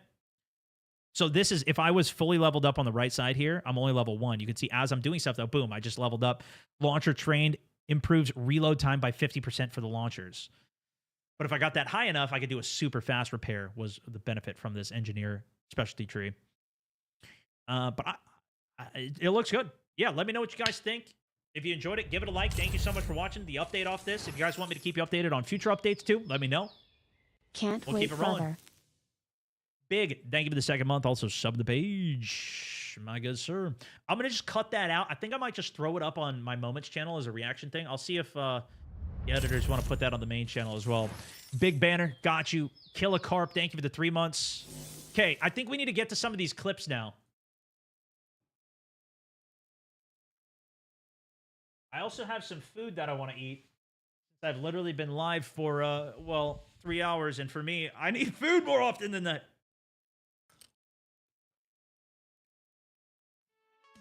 Any other questions from that, though? We could throw back some more gameplay. We've been looking at that for a minute. Oh, this is the submachine gun, by the way, in the training range.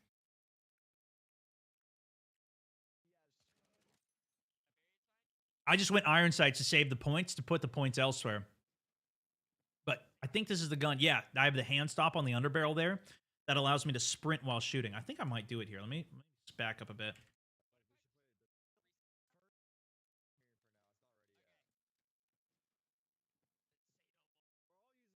Testing some of the movement, but I guess I don't. This is squad deathmatch, which also I believe was a new mode for it. They had like VIP in Hardline, and I'm curious if they're going to bring that back. They also had mentioned that there's going to be like a King of Hail mode and some other ones like that. Is it packs or boxes for meds and ammo? Well, the only thing we saw was a box. You put the box on the ground and it's both at the same time, meds and ammo, all in one box. Hey, welcome in, welcome in. When does this come out? So the early access beta is going to be on the 7th, but this weekend and next weekend you'll be able to play the beta. I'm medic. I'm flanking him. I'm coming, boys. Tell you what, we'll look at clips after I'm done eating, so I can get full reaction without choking. Okay. What other questions you guys have? Here, what if I just put a res right here? Maybe I put a res right We may start getting some repetitive questions since I've been talking for 3 hours if new people are just tuning in. In the street, got one. But we'll see. It's only going to be on the new gen consoles, not on Xbox One, not on PS4, but it is going to be available to play this weekend as well. No pre-order needed, open beta. TD, thank you for the Prime as well. Please tell me there was no armor kits. I didn't see anything about armor Okay, here, I'm getting you. on any of the classes. One more, two more. And the current 2042, there is armor for, I think Boris has armor. Maybe a couple of the guys did, but not on this. You don't need to put plates in. What was annoying in 2042 with the plates is every time you spawned, you'd have to plate. It was weird for me. It was like something you could choose to specialize into. I don't know. I didn't like it in 2042. If I play 2042 now, I'm literally just flying in jets on just training and training helicopters. That's what I want to do. I want to go. That's the best place to train your helicopters. I think is going to be 2042 in custom matches. Do you think there's going to be plates for BR? I would imagine, yeah. Extra health in some way. Typically, a battle royale, you do want higher time to kills. You want extra health. The time to kill in this was like, I believe it was like 250, 200 or 300 MS. I think some of the slower ones, like the carbine. Actually, Otter, if you guys know him, he did a full TTK breakdown chart of all the weapons in the game. If you could probably ask him for it. He might have even posted it. He probably even talked about it in his stream. But he showed me the full breakdown of all the TTKs, and it was about that. Like the guns that were super accurate, like the AK carbine, that actually was accurate when you were strafing too. That one I think was the slowest. I had about 450. As someone who firmly believes that BF1 is the best FPS of all time, What will I like about BF6? What will I be disappointed by? I haven't seen anything that's like the Zeppelin or the train or like those massive scale game turners, which I thought was a really cool implementation for BF1. If your team was getting dominated in BF1, essentially it was called the Behemoth, would come in and help like sway the game. Instead of plate, I'd like to see different level vests like tier 1 to 3.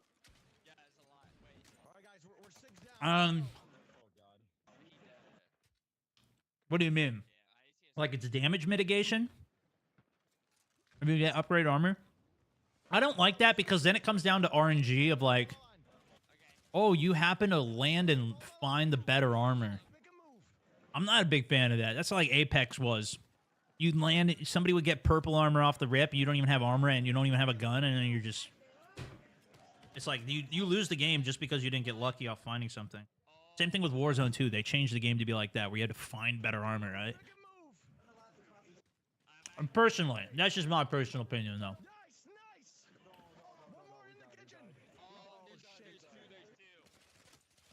Can't wait 3 more days. How do I get off the main screen? What, for the beta? You can't actually play the beta right now. But you can set up your settings. Click through the first setup and then go to settings for all the settings. Jordan Love, also thank you for the 5. Yeah, that you might be disappointed by.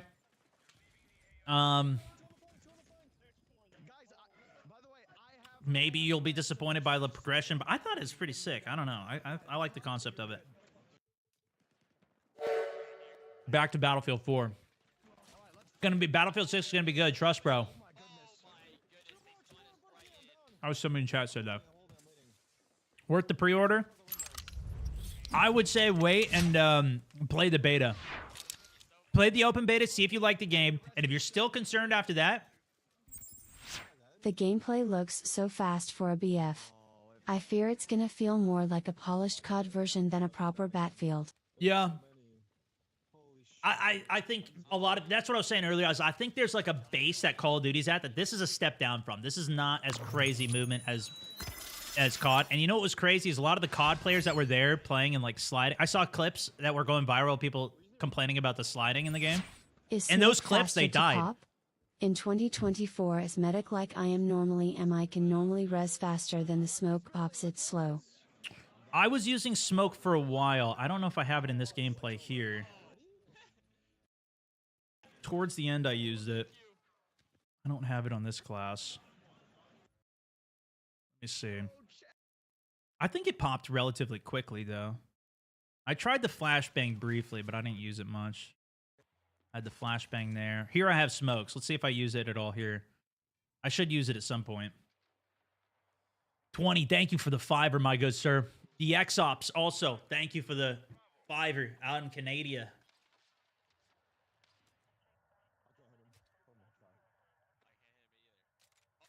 Imagine squad leader call-ins like Battlefield 5. No, they don't have that. Honestly, I don't mind losing that either. It was cool, though. That dubstep bomb that came in, that was sick. I did think that was pretty fun.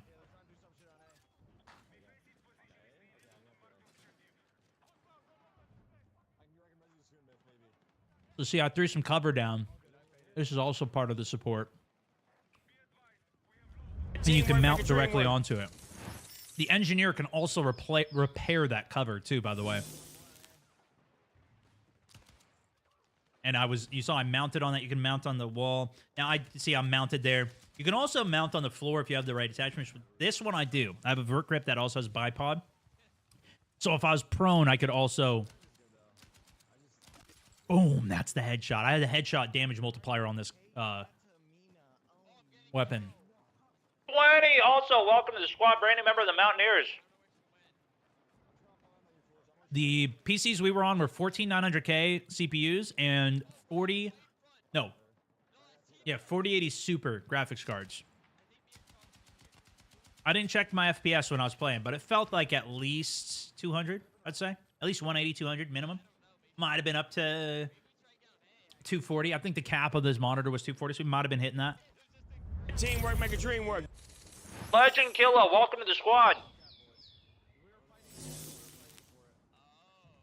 Should we go back over some sniping gameplay? You know what? That was something you guys didn't get to see on any of the streams.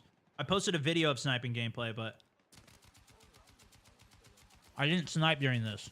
So see how the shots are blooming? I really struggled with this gun. I don't know if it was because I was strafing, though. Let's see. No, I wasn't strafing. But then as soon as I strafe here, maybe? No, you know what? It actually didn't bloom as much as I thought. But if you keep holding the shot down, some of the weapons definitely started to bloom a bit. So there I was like, I'm just going prone. And then I mounted. So that was a prone mount. Because of the attachment that I had. That's a shotgun for you. What's that shotgun? Yeah.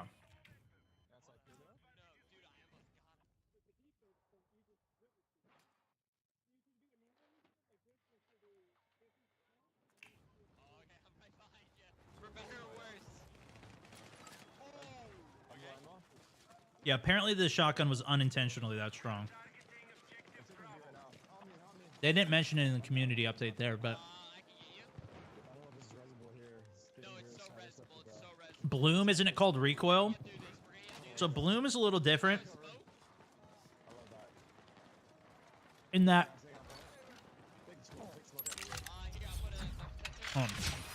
Marcus, thank you for the 5 as well. What's up, man?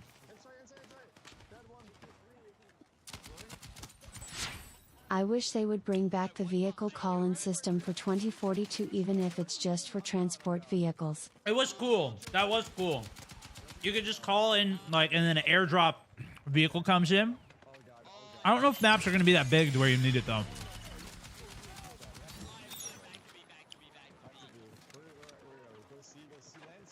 Shoot, what was I just talking about It was again? so annoying when your teammate cried about the shoddy every 3 minutes. I don't know.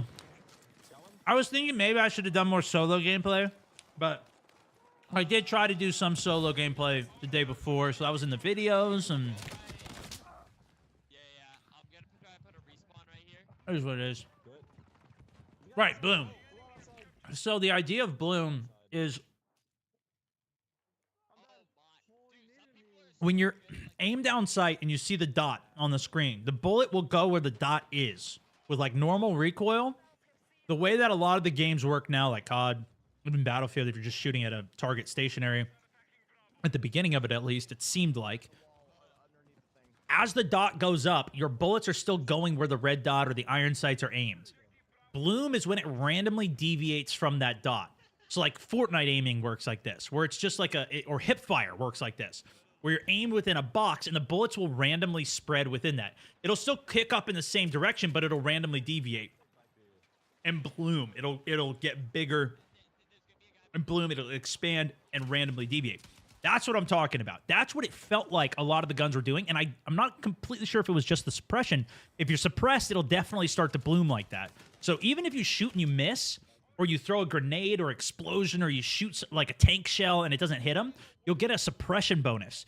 And in Battlefield, when you suppress somebody, that makes their guns and them shooting less accurate. Does that make sense?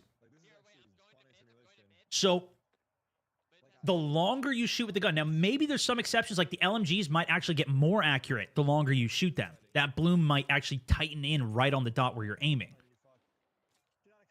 But that's kind of the effect of what happens with Battlefield for some of these. So it might even look like there's perfect recoil, but as soon as you get shot at, those shots start spreading out, and it's hard to hit your shots, and you're like, oh, shoot, because, you know, it's like the pressure of getting shot at before.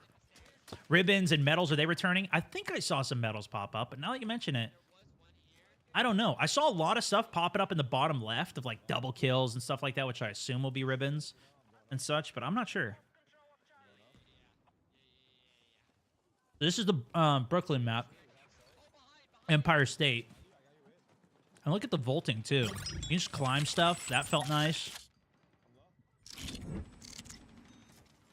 So this is also a huge point that I don't think a lot of people I'd realize. like to We'll see go a into this in a second. high-powered pistol like a 44 Magnum or a Desert 50 with a I'm sure one-shot there'll be a headshot dig. could play aggressively as recon with a powerful sidearm. I'm sure there will be. It did seem like it was a little slow to swap to your pistol. Maybe that'll be a specialization tree for sniper as well. Dude, that would be crazy. Imagine they do like a quick scope style or aggressive recon specialization tree. Like they have the stealthy one. That could be a thing. I don't know if they would. Trips Daddy also 8-month sub and most recent sub on the day. Appreciate you. Dougie Fresh with the huge fiver. Massively appreciate you, man. Marcus also with the fiver. Thank you. So quickly to explain this, you saw my teammate just died here. I'm playing the support class, essentially the medic, as ammo and meds now. But you saw I could just instantly tap him back to life with the defibs. While a teammate is dragging your teammate, you can also go up and defib the dragged body before he finishes injecting him. Anybody who's on your squad can also res each other. So like if you're ever down, your teammate that's in your squad, even if they're an assault, they can res you. Or a medic, that's any medic can defib you or res you too. That's kind of more their roles, the support. Now in the past, medic was actually the assault class. They were the ones with the defibs and the med bags that combined that into just this support style role. But nonetheless, the defibs work where if you fully charge them, in the past you would charge them and bring somebody back. That's what determined how much health they would come back with. Now, if you fully charge it, you can shock multiple people with it. And there you see Siegel shocking me with the actual defibs. He killed me with them. So you can use them as an attacking mechanism if you fully charge it. But you charge it up and you can go and bring 3 people back to life super fast. Because it's quite fast to res. If you're dragging people to res them, it's slower to res. So it extends the duration, but you can drag them to cover and then stop and finish resing them. It'll increase the time. And medics, by default, also do get faster reses. That's, if you go down that specialization, will res faster. However, you don't have to bring the defibs, as they're going to add more tools and gadgets you can use for support. It'll still benefit from having those faster reses, too.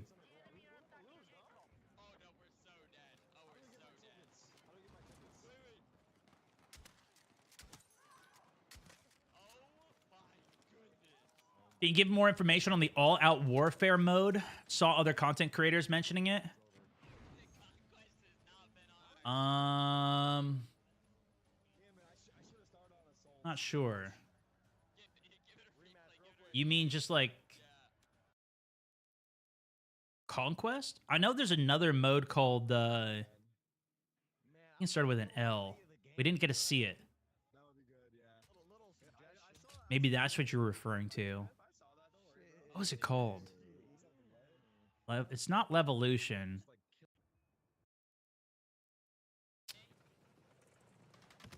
Guys, Escalation. Yes, Escalation. Okay, the L was in the middle. That's where my head is cooked. Is that what you're talking about? Teamwork make a dream work. Does jump sliding feel balanced? I thought it was pretty good. I enjoyed it. It's not like dolphin diving in COD. Will the knife counter be back? That's a great question. I didn't get executed, so I didn't get to try it, but that was a sick feature in the past. That was a sick feature. Teamwork make a dream work. Ed Medina, welcome to the squad. T. Kirk Photos, welcome to the squad. In the past, if you were getting assassinated, if you timed a counter push button at the perfect time, as you're getting assassinated, you turn it around and kill them. It's crazy. Numb, also 13 months in the subage. Insane, bro. 13 months Guys, of purple. you know what? So close to some BF6 time. This is actually, I think this might be my, it might even be tomorrow. I don't know. This is my 1-year multi-streaming anniversary. Teamwork make a dream work. I think that's today, actually. I did my first multi-stream 1 year ago today. Maybe tomorrow.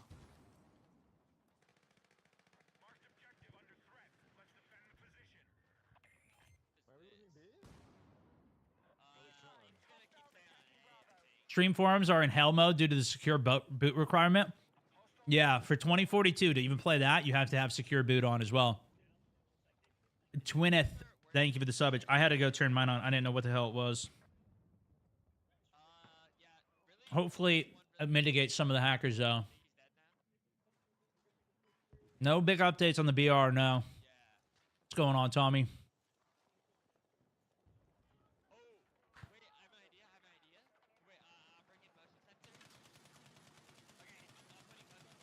What's the escalation mode?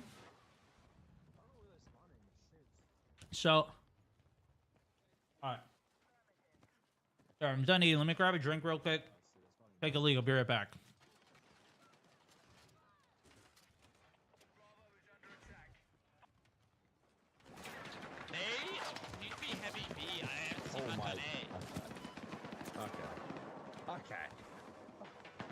I don't know if this is good gameplay, Good presence but there. hopefully we it's just okay. gotta keep cutting them down if they Be right come A, I back. guess. Oh, shoot. Friendly.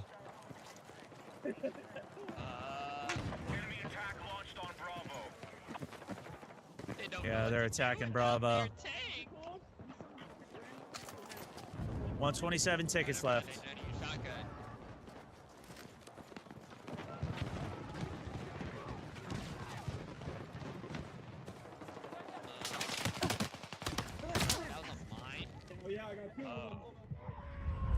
Coming out of B from there? Interesting. I think I'm just gonna keep on A. Just in case they try and sneak through. Unless, can we go up this way? No, we can't. So this is the edge of our spawn here. Oh, wait, is that new tank? Oh, new tank unlocked? Oh, I'm waiting for this. Oh, that's one. Oh, they're pissed at me. Oh, wait, can we get me up? I don't know if I can. I'm done. Okay, They're coming down the alley next to me here. You might be able to spawn on me. They're on the alley right next to me here. And there's a tank back mid, too. Okay, I can spawn 1 second. All right. Okay, I'm cooked. Oh, I couldn't have picked up where. Let me pull another file up here so we don't have to have the background noise too.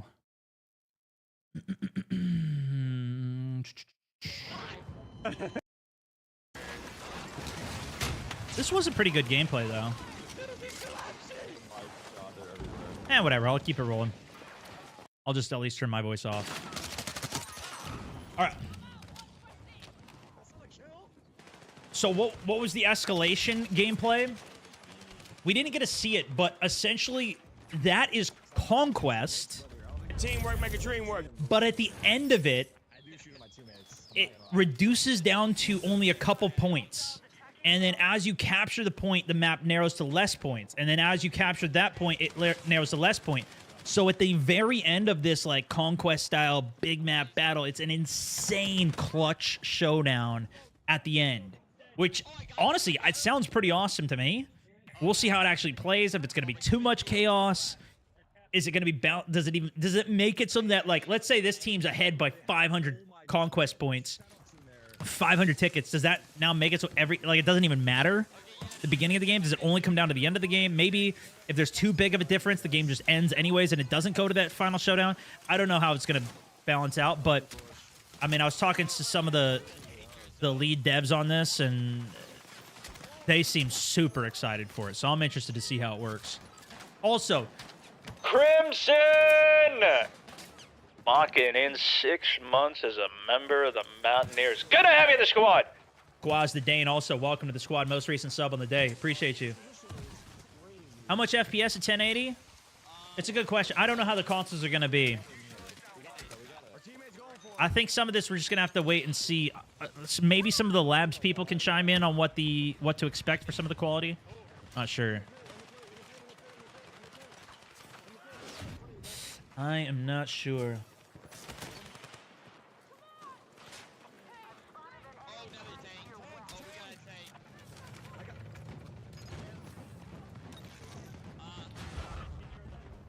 Definitely going to dedicate myself to the smokes. Was I using those at all here? Did you guys see that?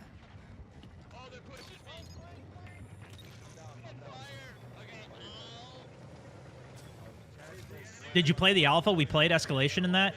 No, I didn't. I actually haven't played labs at all.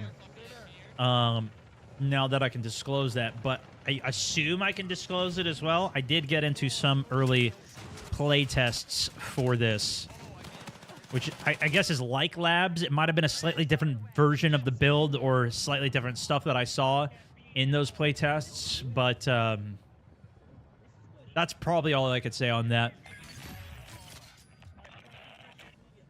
What's your thoughts on having all the PC players in secure boots so the anti-cheat can access your BIOS? I'm all for whatever restrictions or whatever they want to put on PCs so that we play more monitored or more fairly.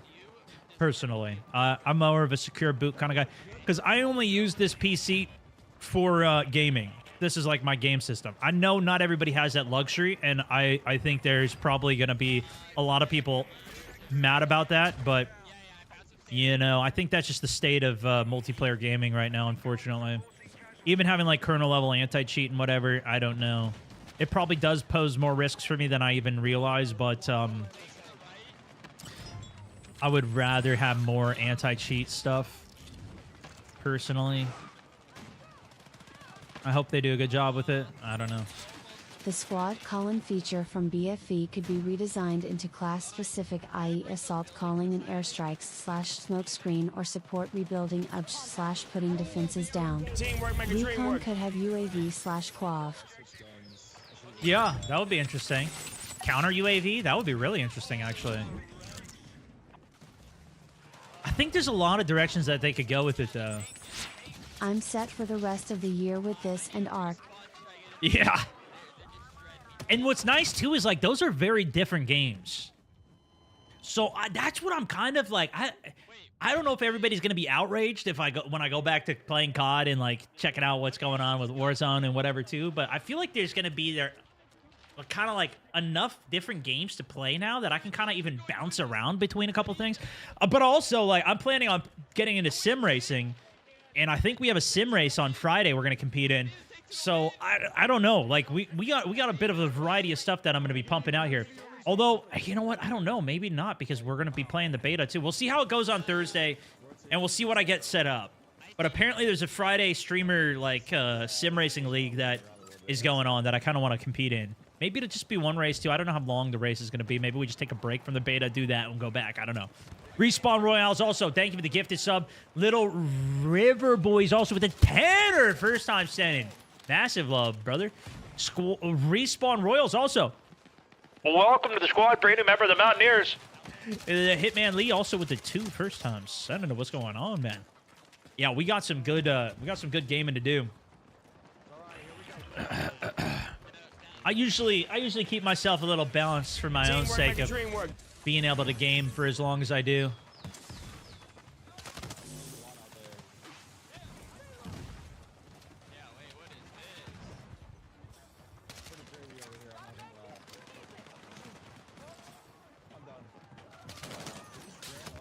The beta starts on Saturday.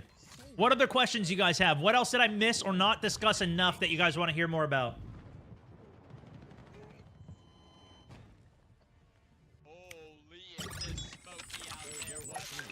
David also, welcome to the squad. A brand new member of the Mountaineers, most recent on the day. Teamwork, make a dream work. Until YMB Blue, Don't welcome to the forget squad. Ballin playtest soon too. Smurfy, thank you for the 2. I think those are pounds. Bellum playtest? I don't even know what that is. We got more games to cover? Oh my gosh, yo. Gengar also dropping a 5 gifted subscriptions out to the community. Absolute legend, man. Thank you so much. Holy. W gifteds.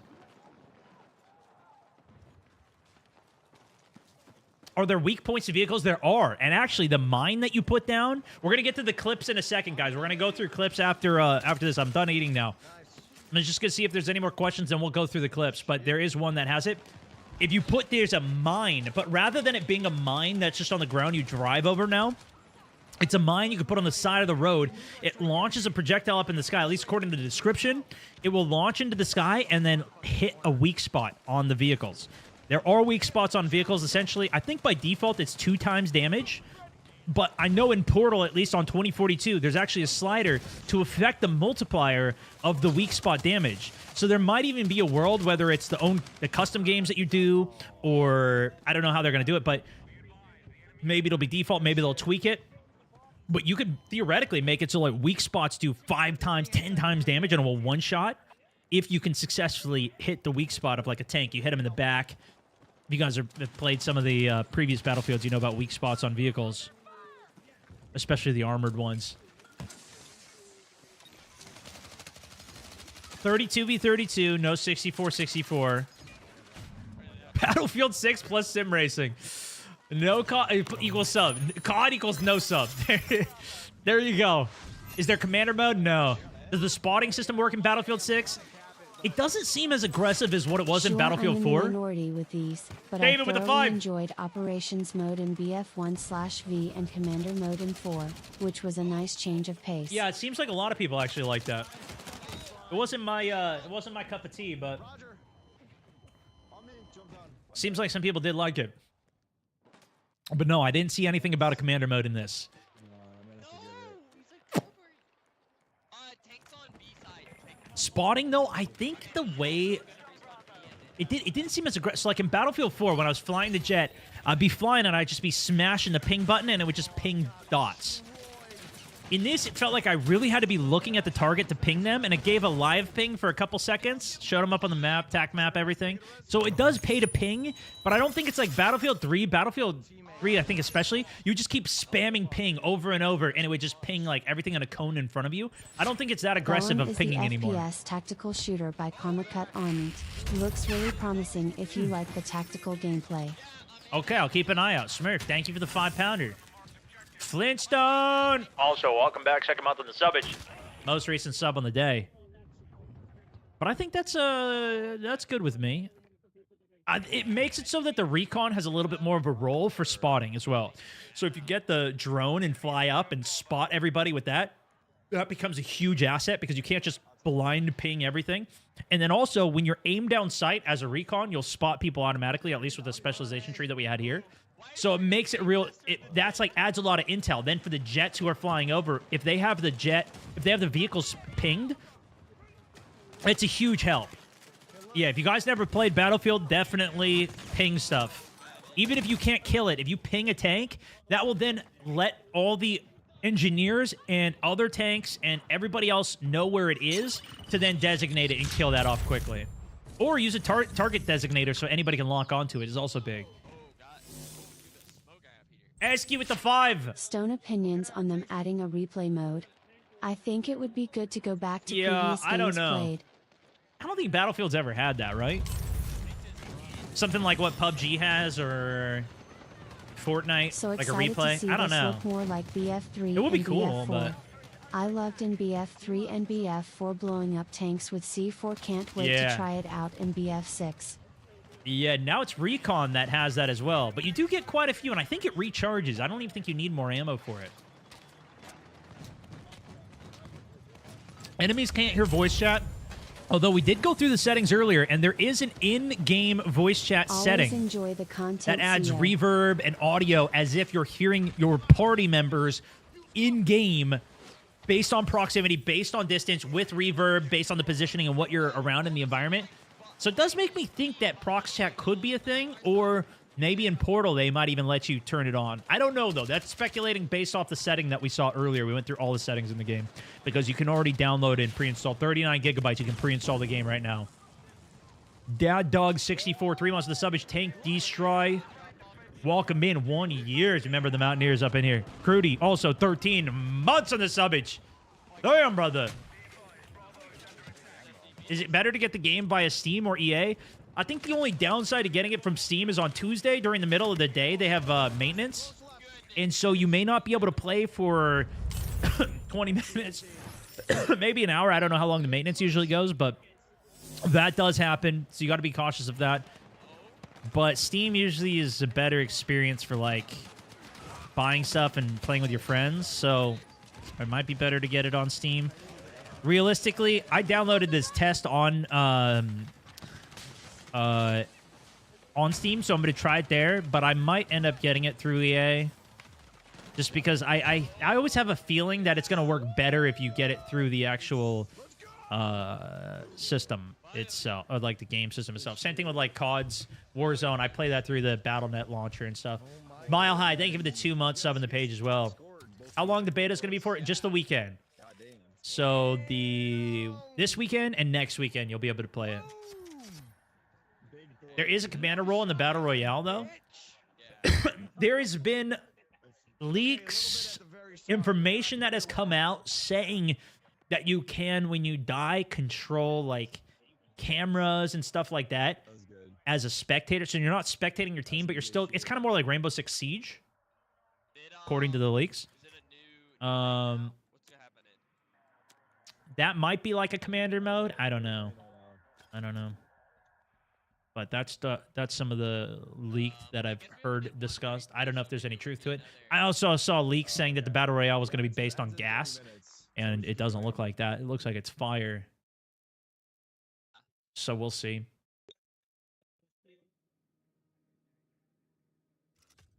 That was fun. Can squad commander give orders and the squad get points for following them? Yes. So this is not your typical commander type role. This is more of your, whoever's the squad leader can tag objectives. And to my knowledge, you also get more points for following orders for that squad leader. However, this was a problem that I had. You cannot request an order from your commander. So I don't know who, I couldn't even tell who the commander was for most of these. I could pretty much never, I was trying to ping objectives and I could never do it, and I couldn't request the order because I think some of these guys didn't realize you needed to ping an objective for bonus points. If it even did give bonus points. I assume it does, but I'm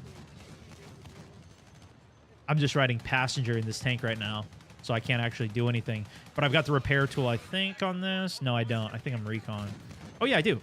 This is engineer. So I was hopping out and trying to get repairs and push the line. This might be... No, I guess maybe you don't see the reload here. This is the sprinting SMG again. So see how I'm full sprint and I just cook that guy? Don't even need ADS. Don't even need to stop sprinting, although I do.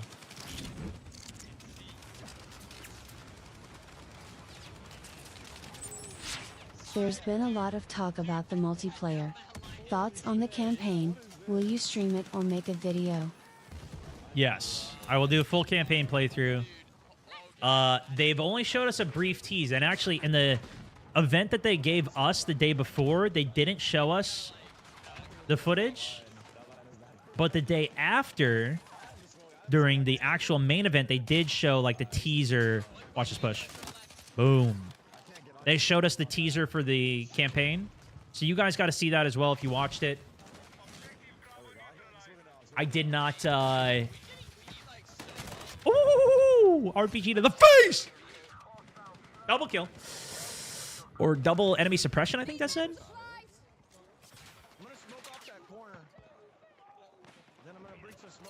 You know what? I just noticed how the health regen worked there, too. Did you see that? Watch how I'm low health. There's like a med bar that's healing. I slowly start regenerating some of my health, but then once that gray bar gets to the top, my health just full regens. That's interesting. But yeah, I'm going to play the campaign. I'm going to stream it. I'll do a full playthrough of it. So if you guys don't want to get it or just watch it or just see what my reaction to is any of it after you play through it, that will be available. I'll probably do that at the beginning. Typically, I like to start with the campaigns of games. I know a lot of people like to just get straight to grinding the multiplayer and everything. I usually prefer to, you know, get some of the... I like to get the feel for the game, experience the campaign, and then get into it, usually. We'll see, though. I think it'll be pretty fun. House of Destruction, it felt really good. It felt really good. Being able to... I actually didn't utilize it as much as I could have. Even on the team deathmatch that I played, and the domination that I played, rather, at the end of the day, when I was playing Engineer, I should have shot more of the walls to crumble the roofs and the walls on top of people that were down the lane from me. I didn't really even think about it. Doesn't Battlefield usually have campaign-only unlockable gears and weapons as well? Chad, is that true? I don't remember. I don't know. 2042 didn't even have a campaign. So, definitely didn't have anything in that. Opinion on the depth of the portal system? I hope that the depth is more focused on the actual gameplay, which it does look like it's going to be more focused on, rather than bringing back historic things. So, like, a big selling point for 2042's Portal was doing Battlefield 3 versus Battlefield 2042 soldiers. I don't really care about any of that. I care about more of the experience of the games that we can create. And even back then, I was talking to, I think I was talking to Bongay saying that he made like a red light, green light mode in the current iteration of Battle Royale because you can do if-then statements. So my hope is that I either have a couple other people in the community who are really down to make custom games and like help create experiences for us in the community, or I could just give all the training data to an AI algorithm and be like, yo, here is the mode that I want. Tell me how to make it, because I've done some vibe coding for like my stream tools and stuff like that. And if there's a way to do something like that, it's because I have a vision of doing, for example, we do a lot of the death races on this stream, for like Warzone and stuff, but we have a limited time. We have to set these tracks up that are so hard to do. The death races, we have to find the checkpoints to make the courses. If we could just have actual checkpoint and do jet death races where we even have bridges in the sky that other players are up on with RPGs, not lock-ons, but just like free-firing RPGs. And now we have a jet death race through rings with checkpoints of players shooting RPGs trying to nail people out of the sky. We do a cash prize for the winner up it. Boom! Game. Already, that's a video right there. Tournament. So I think there's a lot of stuff that we can do like that. And we saw in that Portal clip, at least, there was a ring made of jets, or made of tanks, rather, floating in the sky. That'd be sick. So I don't know. I think there's going to be a lot that you could do with it. And I'm hoping that we could do it. I think it's going to be... I don't know if like it'll just be fun for anybody to play. But I think for streams, it can make some really fun stuff. Had to get to 100 Been doing this or since the PUBG. goat emoji. There it is. Oh, man. Dude, dropping another 6 out in the Australia ASCII. Legend, brother. Thank you so much. Thank you so much, dude. Can you co-op build in Portal? We're I don't know. I don't know. I imagine... I don't know. It's what they have in the current Portal. You might want to, if you're interested in that stuff, go check out what the current version of it is. But you can set up entire super deep, apparently, if-then statements and create modes in it. Even like you can do like scripted events. I know like Forge has some stuff like that in Halo now as well. But they also have like a more basic one. Like the way that I made a Portal mode, but my Portal mode is literally just a normal game with faster respawn for vehicles, so I could practice the helos, which that's what I want to do the most right now, is keep practicing the helo gameplay. And I just made it basically a PvE easy mode, fly around, practice my kills, practice movement, get the muscle memory down so I don't need to think about it. And then that you could just get a code. So in terms of co-op, you could just get a code and then send that code to somebody. So for example, we did a stream the other day on 2042, and a viewer set up a Stone Mount 64, the rule set with instant spawn vehicles, and he just sent me the code. I put that in, and it instantly made the server with his rule set, which was super cool. So I imagine that would work if you just send somebody a code and then let them edit off of that. That was me, Smurfy. Yeah, that was you, Smurfy. There you go. Yeah, I kept calling you something else. I forgot what name I was calling you. But yeah, I couldn't say your name right. So that was Smurfy. Look this up.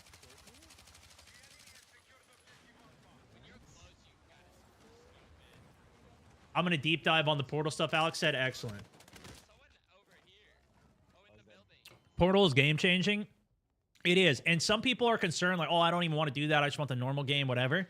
I get that, but I think they don't realize that works out for the server browser, because a lot of people that play even before Portal, like in Battlefield 3 and 4, a lot of people would just play by joining a server browser, which is normal-ass rules. But it was a group that was like, I forget the names of any of these, but they'd put like a website, because you'd have to pay to have a server back then as well. But they would be like a server. You'd favorite your favorite servers, and you just keep going back. You'd have people you'd recognize there.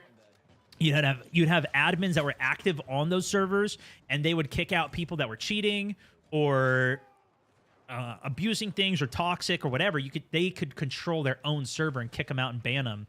Actually, that's a problem that Aculite has. He's banned from like every single server for whatever reason. I don't know what's up with that. But yeah, he's toxic sometimes, so I guess that's probably why. But yeah, he couldn't, like, that's one of the reasons we haven't gone back for Fast Friday on BF4, because Aculite cannot play in any server for whatever reason. Or some of them he can. Maybe it's only the official ones. I don't remember, but he has problems with that. And that's how most of them are. Like right now, if I wanted to play BF4, which I did have up earlier, This is all I've been doing. I go to server browser and I look for these. It looks like there's a couple more up. I've been looking for a noob server, phantom bow. That's a huge Easter egg, which actually I haven't heard anybody talk about the Easter eggs yet. I wonder if they're going to have Easter eggs for this. Yeah, they don't have any jet-only servers going right now. But these you have to pay to make a server for Battlefield 4, so I don't really deal with that right now. But that's the best. I've been hopping in. There was one server that's a dog tag server right now I favorited. These guys occasionally do a jet server so you could fly around. But a lot of the custom, I think a lot of the custom games that people are going to make are going to be normal rule sets. I don't think they're going to be that insane. There's going to be probably insane ones too, crazy ones. But I'm assuming a lot of them are going to be normal. Falling debris will do damage, yep. And then it stays on the ground too. So like if the building collapses, it might make a new ramp for you. They call it tactical destruction, I think. Was that the term? Tactical destruction. So the idea is you kind of... It's never going to look the exact same when the debris falls down. But once the debris is on the ground, it'll always be like the same ramp that's formed of the debris of that side of the building falling out. So you could use that as a repetitive mechanic gameplay knowledge of knowing, okay, I blow out this wall. Like, I think it is even here. This might have been it. Because I think all of this was built, and then this just got destroyed over time here. Let's see. Like, these walls, I think, they broke out, and then it changes the cover on the ground. But more so...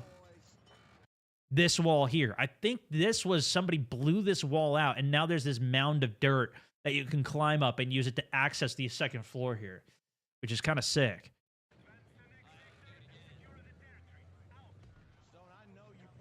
I hope the devs are going to pay attention to the closed and open weapon playlist. If they're moving spawn beacon to assault, then give the snipers anyway, then we're back to square one. Will there be search and destroy on servers day one? I don't think so, no. Jelly Waffles, thank you for the 3 months on the savage. Good to have you in the squad. No, search and destroy is not really part of this game. Now, who knows? Maybe somebody will make a search and destroy type mode. Maybe they'll even have one. I don't know. But that's never really been part of the game. How's the bullet drop? We haven't discussed that yet. Good question. Yeah. So I started to feel the drop at about 120 meters for the snipe. Would be my guess.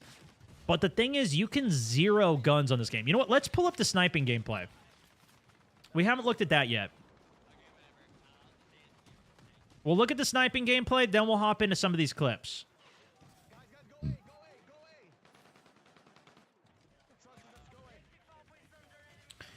This was... Really, I mainly did the sniping on the day before, so you guys didn't see this on the live stream. Forget which game it was in, though. Was it Game 7?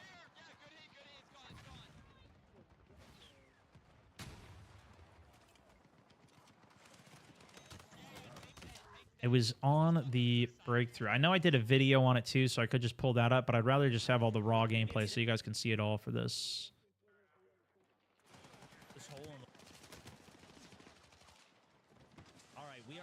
It's in my notes, but I just want to see if I can find it here.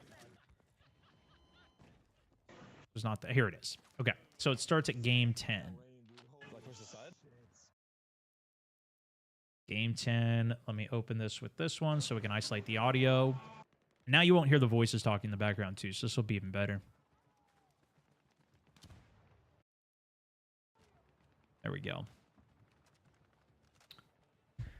All right, so...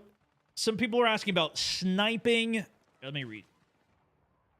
Some of you guys were asking about sniping and bullet drop in particular. So I do have some of my sniping gameplay. You may have seen the video of this or even the full length, or clips rather, but this is the full length live stream from it. And if you look in the bottom right corner, it says 100 meters. So this sniper right now is zeroed for 100 meters. The thing is, out to that range, I wasn't really aiming it like above their head. Because if it was 50 meters and it's zeroed for 100, theoretically, you'd think the curve, you'd have to aim down a little bit to have the curve hit perfectly. Maybe it's just because the velocity of these snipers were so fast, it didn't matter.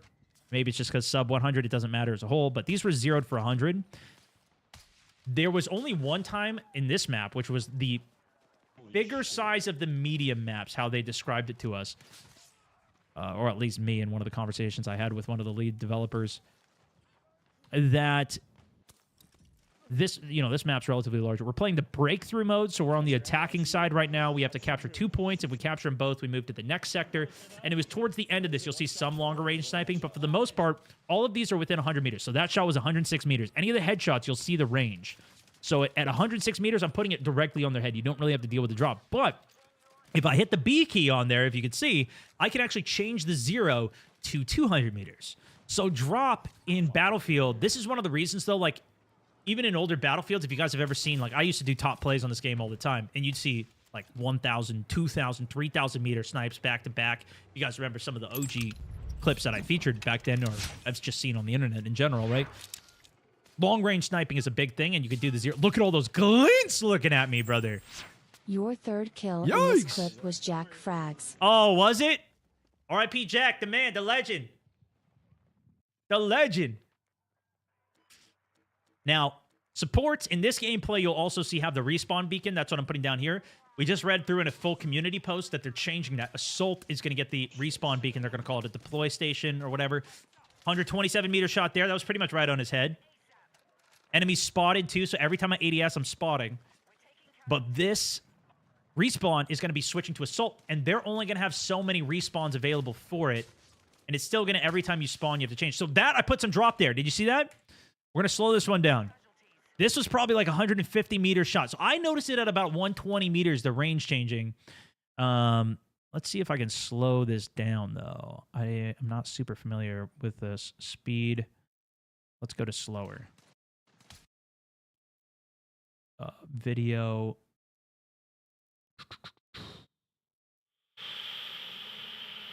Playback. Let's go to slowest, maybe.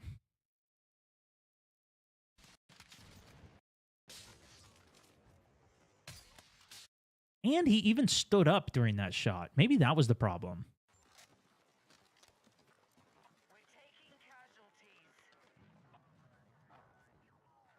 Let me see just one more time here. So there's the glint. I was definitely off on that. I was slightly to the left. See this guy stationary. I'm putting it over his head at this point. But see, he stands up. So I think that's why I got the body shot. Okay, then the quality goes to ass. Okay, let's just watch at normal speed. I just wanted to see that. I can bring the quality better if we take it into my editor, but we don't need to deal with that right now. We'll just take a look at the gameplay. Jay, thank you for the 2 as well, man. So no way to see distance prior to kill. Well, if you ping, Stone Mountain rules. You can kind of see some of the ranges, right? He's a real man. Stone Mountain would beat your ass. All the maps looked very small compared to BF 3,4,1. That is the only thing I have seen from the beta I am somewhat worried about.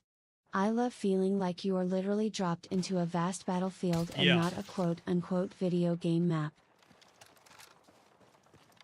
Yeah, I get that. And I think we'll probably feel that mostly on Firestorm, would be my guess. Blur, thank you for the 1111. Only if you know. But if you saw that icon that popped up there, I'm with you. I just found that new. There's a guy sniping us. that was from somebody who was already level 2 on the tree. So you can see I even have a UAV available. I just never use it because I keep forgetting. But it's just, I'm not used to that in Battlefield. But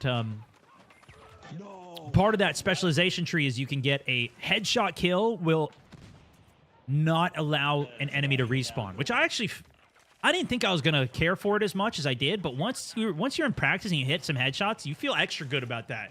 There's a couple times I hit a couple headshots, I was like, yeah, now no more resin for you guys. Now I got to push this left flank even better. So this is what I did right at the beginning. So I was playing the recon role actually properly. It's going to be even crazier as an assault, though. But you can see I immediately, as the sector opens up, I'm going deep flank, and I'm getting us a spawn beacon somewhere safe on the low hill, so we can constantly keep applying pressure to their back and help us secure the Bravo objective.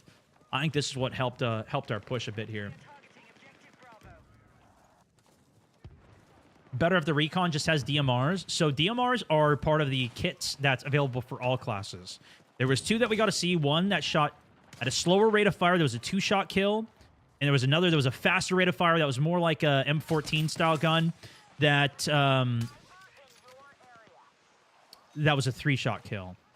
That was the one I tried. I had canted optics on it, if you saw any of my footage on that. I didn't really do good with it, so I didn't stick with it. That was a 91-meter shot. So these are just auto pings that are popping up on the map here. That's how the dots keep showing over their head. I'm curious, though. I think I only did it a couple times, but if you double-click the ping and do like a danger ping, I'm pretty sure it'll show you the distance from that. There was also a laser that was like a target designator or I forget what it was called, but I think it was supposed to show you the range of how far the enemy was. I didn't put it on or use it because when I put it on for a while in the firing range, it didn't do anything. So I pretty much just stopped using it because I didn't know what it even did. But see, that's the headshot. No res for you. It feels good when you hit those.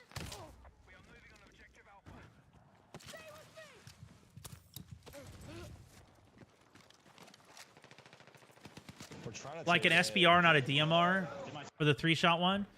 No, the SPR was still a rechambering sniper. This is just the DMR is just more like a single fire. I don't even know where they're spawning from. Steadier rate of fire you could do. Thanks for answering my questions. Heck yeah. Can anybody revive? Only if they're in your squad. Sorry about Tarek's mic here too. I was sitting right next to him, and I didn't turn his noise canceling on until later. So I yelled at him and made him turn it on. But anyways, if somebody's on your squad and they're like a recon, they can res you. So if there's the green name, you can res a fellow squad mate. And then if you're a medic, then you can res anybody. If you're the support class, it's called. That has the defibs, but you can also drag res anybody as well. Can you peek whenever you want? Or is it tied to cover?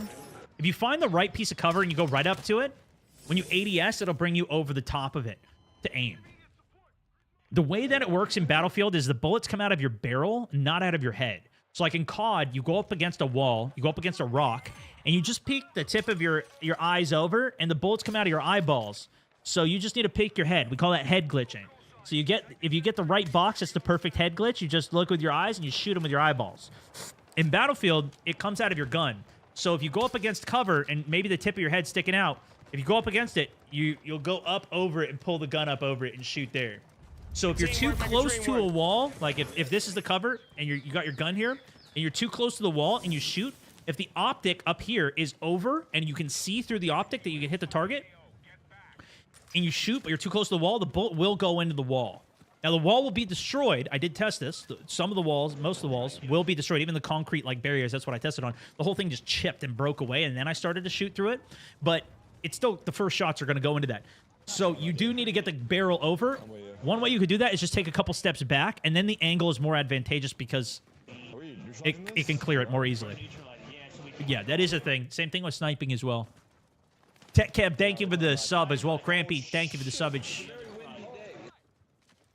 Finally caught Stone live. Welcome in.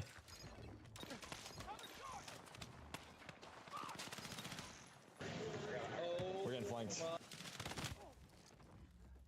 Cooked. Come to res you? Here comes the Warzone. Sweat's getting all tactical.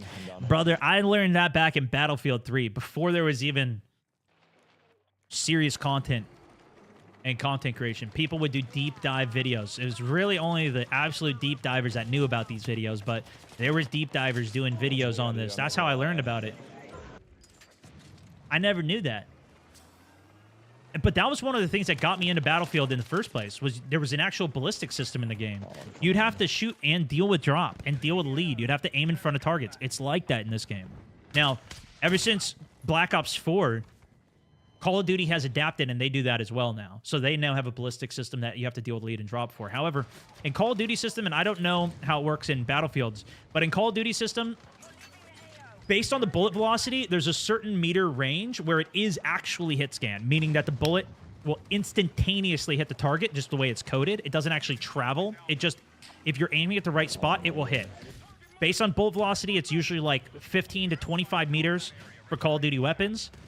It's not an actual projectile that goes out. Then past that 25-meter mark or whatever it is, then the actual projectile starts registering. And so there's a dead spot in between there where it theoretically could miss based on the velocities and how fast the target's moving. That's part of the problem of hit reg in Call of Duty, for example, where you're like, how come that bullet didn't hit? You look at it in slow-mo, it might have been on that sweet spot of where the hit scan bullet disappears and the actual bullet appears, and now you have to deal with drop for him.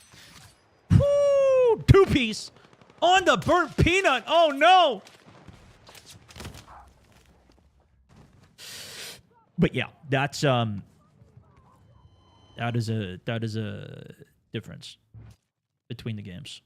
Some people like that extra information and detail in the games, though. That's what got me into Battlefield partially in the first place. That and jets. Those are the two things that got me into Battlefield 3 back in the day.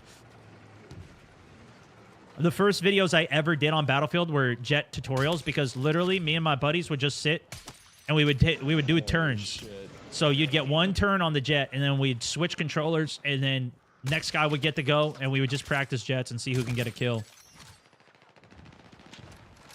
Just getting one kill on a jet was a miracle for me. until I actually learned. But that tutorial got like 16,000 views and that was like viral back then. There was not now content is way different, you know what I mean? Would you make content with the Battlefield Friends crew again? Absolutely, man. If they come back to Battlefield, that'd be insane. How was the air warfare and the large conquest map? We looked at some of that footage at the beginning. That was the first videos that I posted. I did kind of wish there were some vehicles in this mode too. I would have loved to see some of the bigger map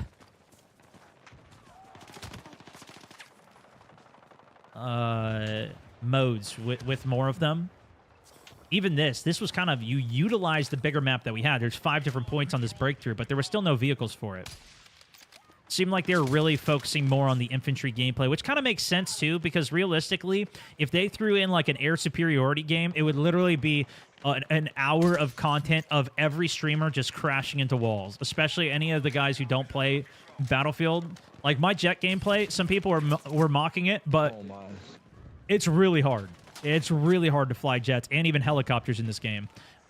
It's really hard to fly helicopters. And I got a couple kills on it. We won a dogfight on it, so like even getting one kill is kind of is a very big challenge in this. In any of the Battlefields. And that's after me practicing as well. But that's why I want to keep practicing and get insane with the chopper. That might be what we do tomorrow. We might just get some prac in with it. Used to love the helis in Battlefield 2. Did you try the rollover jump? I did. So you're talking about when you land going into a roll, which you can disable in the settings if you want. But the only way it happened was you had to spam this jump key when you landed, or you had a time. So you jump out of something, and when you landed on the floor, if you were hitting jump again, you would do a forwards roll. I thought it was sick. I kind of liked it. I don't think it really detracted anything from the game. It was so minor that I don't know if it helped to mitigate fall damage, if that was the purpose of it, if you had to be moving for it to work. But it's not like you could just roll around whenever you wanted to. I tried to go for the C4 kill there. Couldn't get it off. I didn't mind it.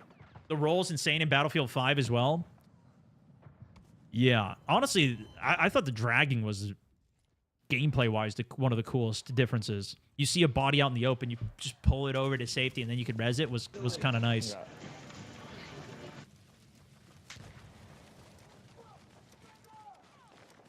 The sniping is so satisfying, though. I will say, I think the sniping is very hard. I mean, you see me at... I'm doing fairly well at this. But the fact that it's really reliant on the headshots, I couldn't really tell if there was a sweet spot mechanic. I don't think I one-shot anybody. Oh, this is really good. So watch the, I think this is where I go up on the top here. It takes me another life or two to figure it out. But I think I go up on the top of the rocks here. Yeah, look at this. So I'm trying to find a way to get up there. Oh god, I'm down. Shit. And then look at this. You can climb up the rocks to get a vantage point. And I put the spawn beacon down here too. Oh yeah, what the fuck? Unfortunately, it gets destroyed right away by the tank that's on the ground spotting me coming up. I got out. I got 1 HP though. I'm trying not to die off. Mr. Chemistry, welcome to the squad. Teamwork, make a Stod dream said he had a sniping gun build recommendation for you to try earlier too. Yeah, I think he mentioned that there was like, I think there was a sweet spot mechanic with it. I just couldn't verify it myself, and I don't know if it was like past the ranges that I was shooting at. But I'm sure we'll figure it out. Unless people are standing still sniping, though, it is quite hard to hit the headies. Especially because you do have to deal with lead and drop and everything, too. And even there, see, I put it right on his head.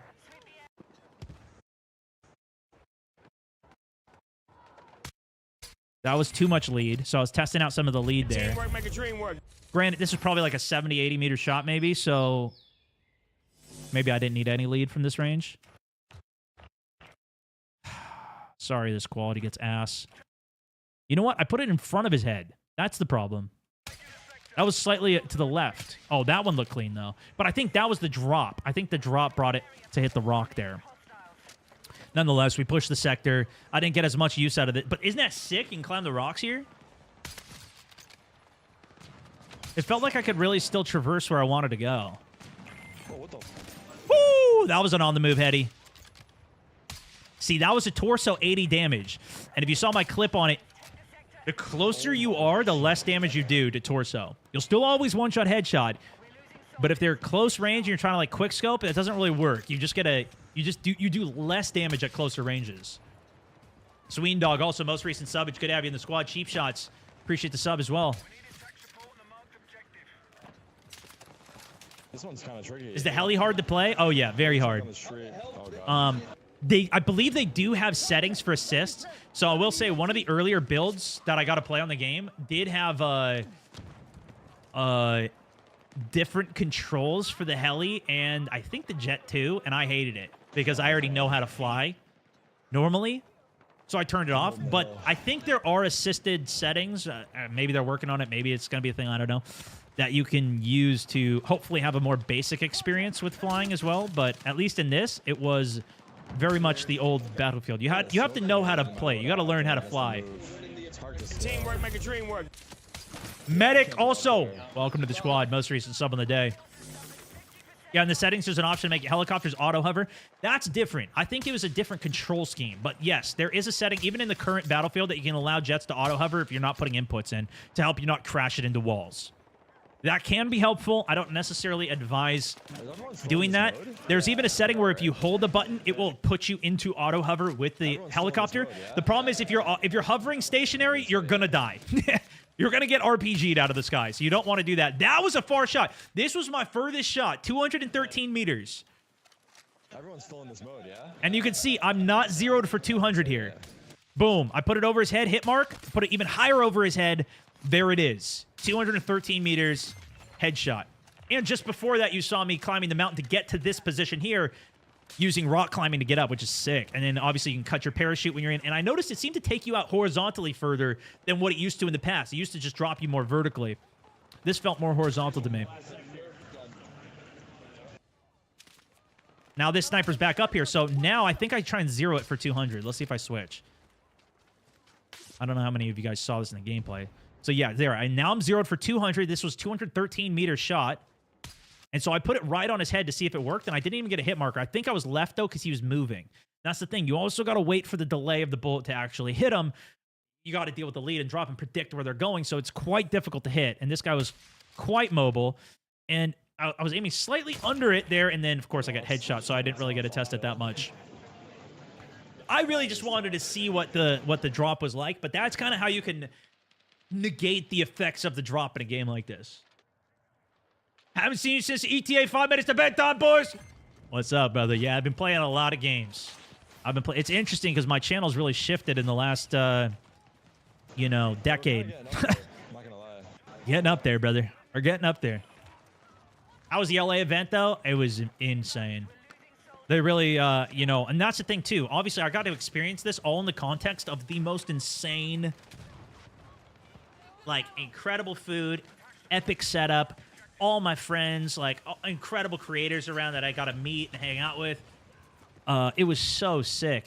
Game ran great. Exclusive access to it. Viewership's going bonkers. I literally had the crazy... This last week, guys, I had 7 million views on YouTube in a week. I think in the last 48 hours, I'm at 4 million views. Like, I've never had that on my channel, even at like peak anything. It's crazy. The scale of this is just absurd. So I'm stoked. You know, I'm pretty stoked. So we'll have to see once it's in beta. People get to play it, experience it themselves. As well as, is this even going to work? Like, is there going to be enough servers that are running? How much is this going to get flooded? We'll see. So this final push was going uphill. It really wasn't super ideal for sniping. I think I switched the recon weapon here as well. 4 months of pure bliss. Can't wait to see some more BF6. Darth, 4 months on the subbage. My good sir, appreciate you. I've done a lot. Oh my god. Yeah, what's even crazier is Facebook's had 10 million views in the last 7 days. But we've had crazy numbers on... I think we've had crazier numbers than that on Facebook before. Back up the hill we go. But YouTube is hard to pull. It's hard to pull views on. It's kind of insane. Now they got shorts and stuff as well, which helps. But anyways, we're trying to push uphill. I still got a couple sniper angles. I'm trying to get up to the top hill where that little nest is, and I do make it up there.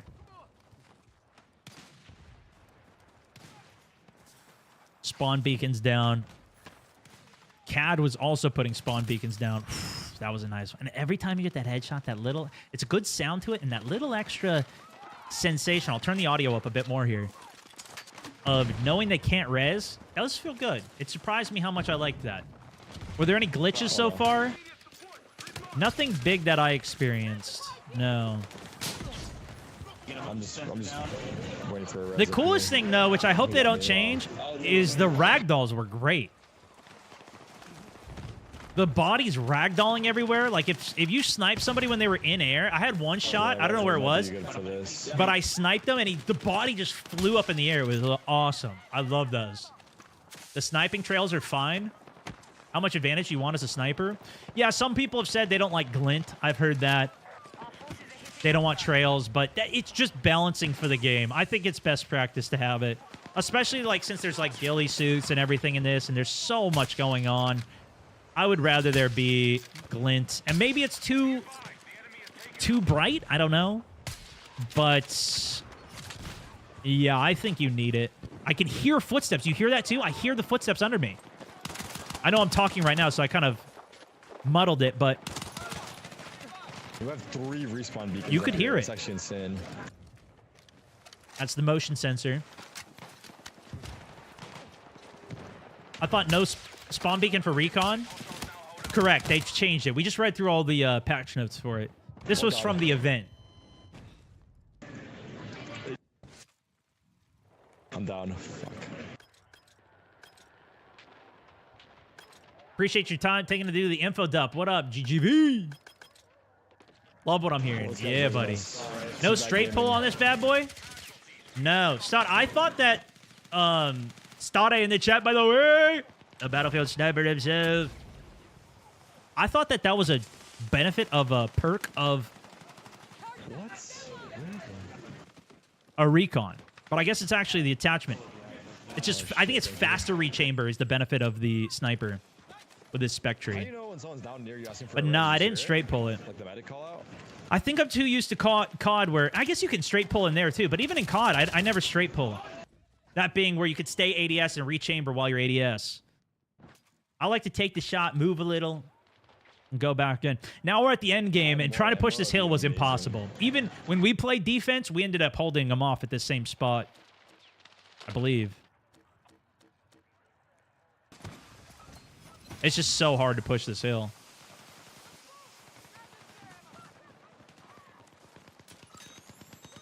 There's a sniper on the left.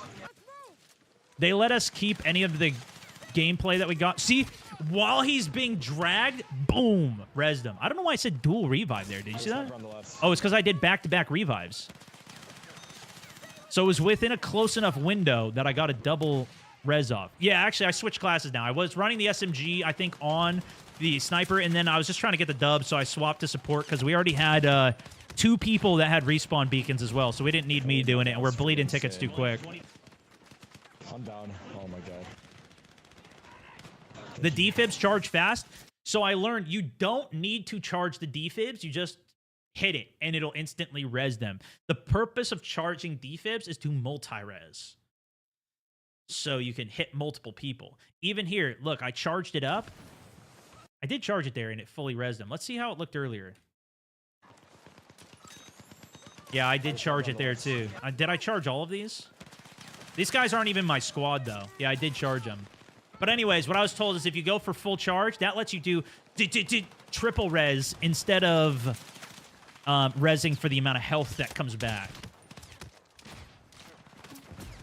Oh my god, it's freaking insane. I'm down. Oh my god. We still haven't got to the clips. No, we need to do that next. I've been trying to just inform, answer as many questions as I can, and hopefully give you guys some more content. So many questions and interest in the game. It's very fun, man. I love it. It's almost like I could talk about this all day. This is I think this was the 3x optic that I had on this weapon as well. That's essentially the MP7. It's called the PW7. There it is. The PW7A2 is essentially an MP7. That one you can't do the sprinting hipfire for, but that gun's pretty good too. And if you're playing engineer, you get such a tight hipfire anyways that it's insane. So this is, I think this is like an HK, if I'm not mistaken. But the magazine on this gun was very small, so I wanted to see how it went. It was so hard to hit my shots with this, though. I think I use it in the next game a bit as well. Okay, he made me change something after that. I don't remember what it was. But then we went to this game, which I think was attacking on the same thing. Now we are on the defense side. Yep, same now map. this is defense. Let's see if we can hold them off. What was the most annoying? Let me open it with this. Now we are on the defense side, same map. Let's see if we can hold them off. What was the most annoying? I think a medic might be insane with the Ellen. This is how I figure out most of the metas. What's the most annoying thing to fight? What's killing me the most? Then I start using it. But I think I start by sniping. No, so that's the M417. Yeah, that's a carbine. It has a small magazine, but yeah, I think I start with a sniper. Can you get a kill with the defib? You can. We saw that a little earlier. That, I believe, does need to be a full charge to get the kill with the defib, though. Service stars, ribbons, and medals. Yeah, I didn't see any of that. I don't know what any of the progression is in this game, though. So that's still a potential concern. Oh, they actually got it kind of fast. Yeah, it's open beta. It'll be open beta for both of these upcoming weekends. So we'll run a little bit more sniping gameplay. If you have any more questions about this or anything else, we'll continue to answer some. Then maybe after this game, I'll finally switch over and we'll look at these clips that I've been meaning to.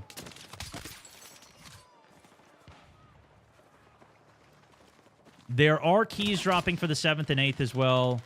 Not on my stream. Not that happened already, I should say. That already happened.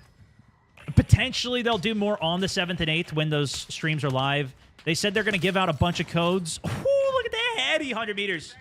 Through the suppression, by the way. I was also hurt there. That one felt good. Now we're probably, I don't know, it's probably like 150 meter shots. So we might see some of the drop here too. I didn't change the zeroing. I'm still set for 100 zeroed. You can see they want me. I'm trying to change some of my angles here. See if I can get after some of the other guys. You saw that was over his head. 126 meters. So that's what I was saying. Probably like 120 meters, I think, is when drop starts. When you're zeroed at 100.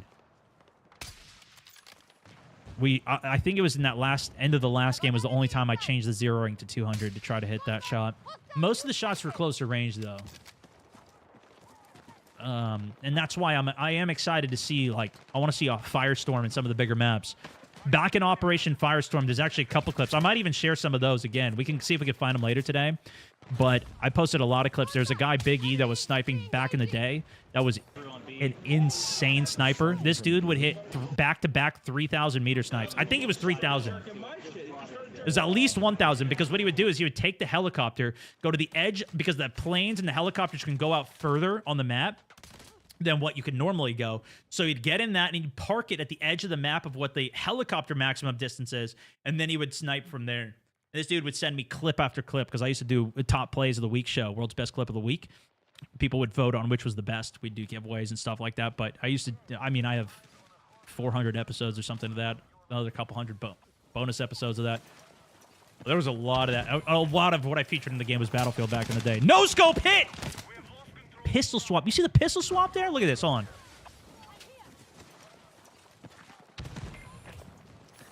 I hear the footsteps too. Do you hear that? Double-headied him. It was pretty quick to swap, but it still didn't get the job done with a double-heady. After the NOS? Hold on. Maybe not though. There's a lot. There's a lot. Oh, I'm dead. Yeah, there's so many over here. Holy. No, I am not doing codes for subs. We are going to do giveaways when I get some. I asked the developer, one of the community managers, I said, because I heard him talking about codes, I was like, yo, can I get some codes when this comes out for people? Do some giveaways, whatever. And he said, yeah, how many do you need? And I said 100. He said, oh, easy. I was like, and then I said 1,000. So we'll see how many I can get, how many I can send out. I don't know.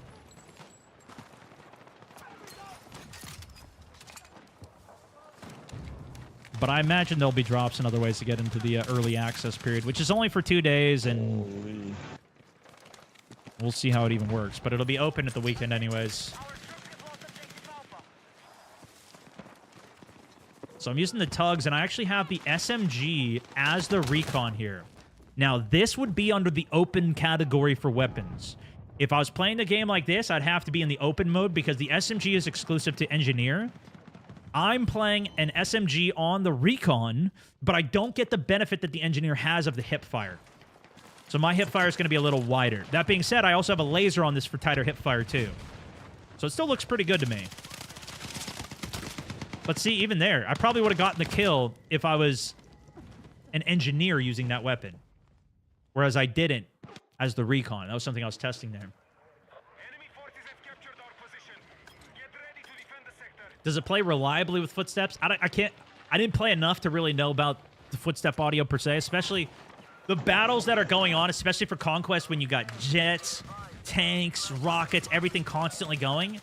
It can be hard to hear, but it did seem like, audio-wise, the prioritization was on enemy footsteps.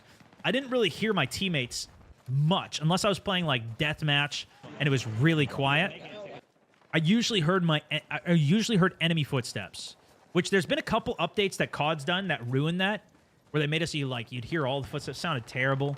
They've destroyed audio many times there, so who knows if these guys do that too, where an update comes out and it ruins the audio. But at least in this, the audio sounded pretty good even for footsteps, for me. I saw some people complaining about that, but there was a couple of times. We already heard one in this game, but throughout the live stream that I was like, oh, we've had 2 instances in this game where we've heard it. But I was like, I got that kill because of the audio and hearing footsteps, even through the battle. And hearing footsteps even behind a wall, it sounds a little different. There's a little bit of the right reverb that you would expect. There's no jets in this mode on Breakthrough, but there is for... Look at that. Look at all these dots coming through. They're running strats over there. On Conquest, and... we already featured that quite a bit, so we've moved on. They are going for B, for sure. But that's what I'm most interested in. The helis and the jets. And the snipes. We'll see, though. I don't know. I'll see what I end up playing the most. Oscar Taboro, also welcome to the squad. Tabora, good to have you in the squad. What's the leaning like? No leaning in this game. The only extra movement that's like that is if you go up against a piece of cover with your gun, it'll go up, and then when you ADS, you'll stand up and put your gun over. Not mount it. You can go up and then mount it afterwards, but that's the only thing like that. Oh my god, there's 3 in the room. They have a respawn beacon, I think, from that little coop. So now I swapped over to support. I'm trying to see if we can do anything to stop this push. You know what I'm talking about? The little shed? Yeah, that shed right there. There's like 3 of them in there. And I've got the B36, which is essentially the G36. Oh my god, I can't even spawn there. Teammate drags me in for a res, but killed off again instantly. It's weird because I do think it related most gameplay-wise to Battlefield 3 and 4, but a lot of the ways that the game played on that is very different. So, like, Assault back in Battlefield 4 was the medic. That was the class that had the defibs. That was the class that had the med bag that you would put down. Now, that's all under the support class. Support is now, back then, it was C4 is what you would throw. You would have ammo boxes that you put down. That was the support role. Now support is ammo and meds. So gameplay-wise, it's a little different. Movement-wise, back in Battlefield 4, you would jump, and you could keep your momentum while you were in the air and jump around corners while you were in the air. Now this is more like Where are they going right now? you jump. I think Battlefield 1 and 5 had that, where you would jump and it maintained your momentum. So you'd actually just turn your character. You could do like 360s or whatever. You know, you could move. You didn't actually do that, but you know what I mean. You keep your momentum for the distance you're going. So in some ways, it played a little bit more like that. But it didn't have like Battlefield 1 behemoths.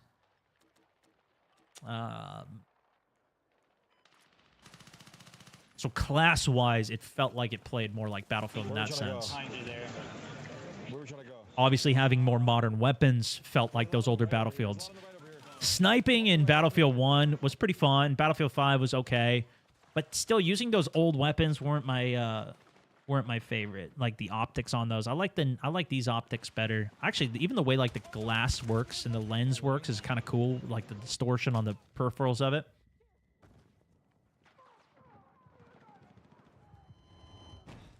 I haven't seen anything on commander mode. A lot of people were asking about that earlier.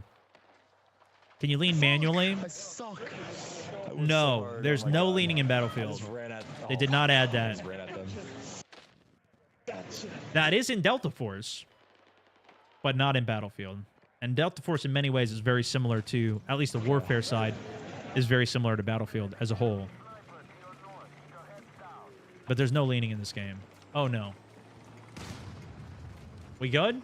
Stream just froze for a second there. I think we're good. Oh my god, I'm trolling now. Is the movement more like 2042? I haven't played enough 2042 to really compare it super well. But not necessarily, because even in 2042, you can tactical sprint. Okay, I'm Or gonna come they call it traversal sprint. So you start running, and then you start sprinting. This is just your sprinting or not sprinting. Oh, I think this is where I do the reload. Watch this. Oh, I don't do it. If you overheat it, it like reloads the tool. It's kind of cool. I'm just gonna run up behind them. Sir Nutsack, also welcome to the squad. Oh my god, he ran away from us. Where's our cover? Come back, Tank. Is there auto sprint? You can double hit W. This is a setting that's in 2042. Double hit forwards, and it will auto sprint you. If you so like if you want to just run across the field and go AFK, I think that was the keybind for it. I don't use that though. I don't like it. I think you could set that so that enables sprint as well. I don't like it though. I'd rather hit shift. Do you have a favorite class?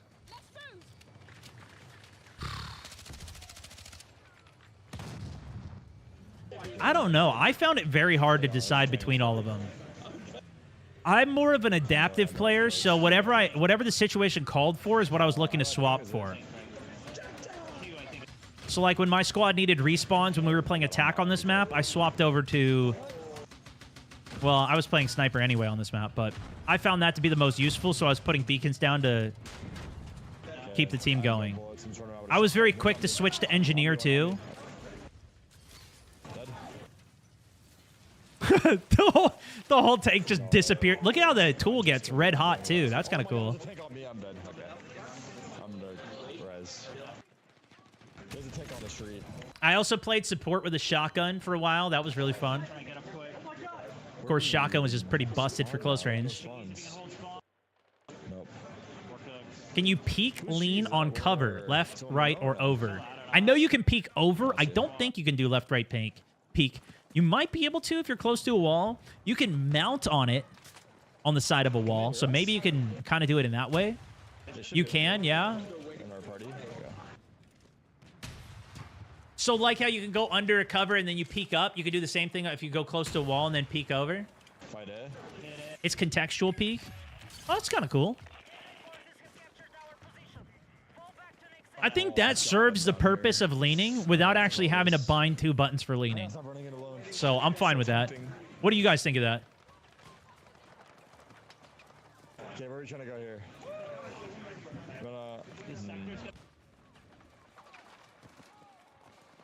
I play a lot of games where you actually have to lean. In PUBG, you have to lean. In Siege, you have to lean. It's kind of weird when you're just, like, leaning everywhere out in the open. But I prefer manually leaning. Good with it. Can you give mouth-to-mouth as a medic? Yeah, I didn't test that one. I don't know. Okay. On the hill. Got one.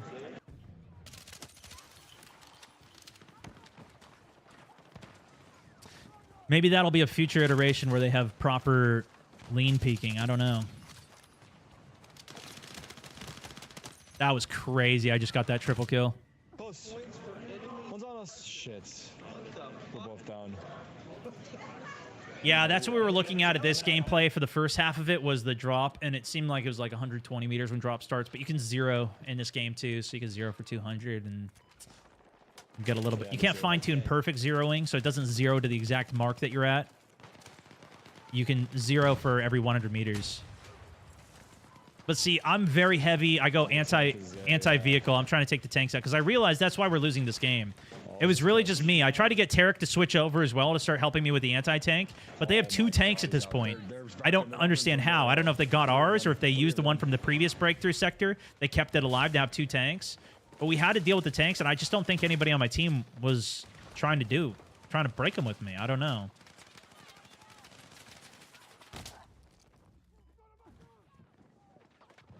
Okay, yeah, wait, come. No, we pushed. Yeah, some people have been asking about platoons, too. I haven't seen anything bigger than a squad of 4, though. I don't know if they're going to have any bigger system or anything for it. Engineer, let me see. Did they have that in previous Battlefields? Can I still get my gun? I don't remember ever using it. The only thing I remember using was like on the Xbox 360 because it was smaller 16v16, not 32v32. You could set it so your voice chat was for the entire team. Oh, okay, that's it. Just shoot him with the rocket. Platoons is like the clan. Alright, do we know where it is or no? Oh. I'm running to you right now. Is that what it is? We did have a clan set up, but Alex did all that for me. We have the YOLO clan. I didn't even know it's called a platoon. Is that what it was?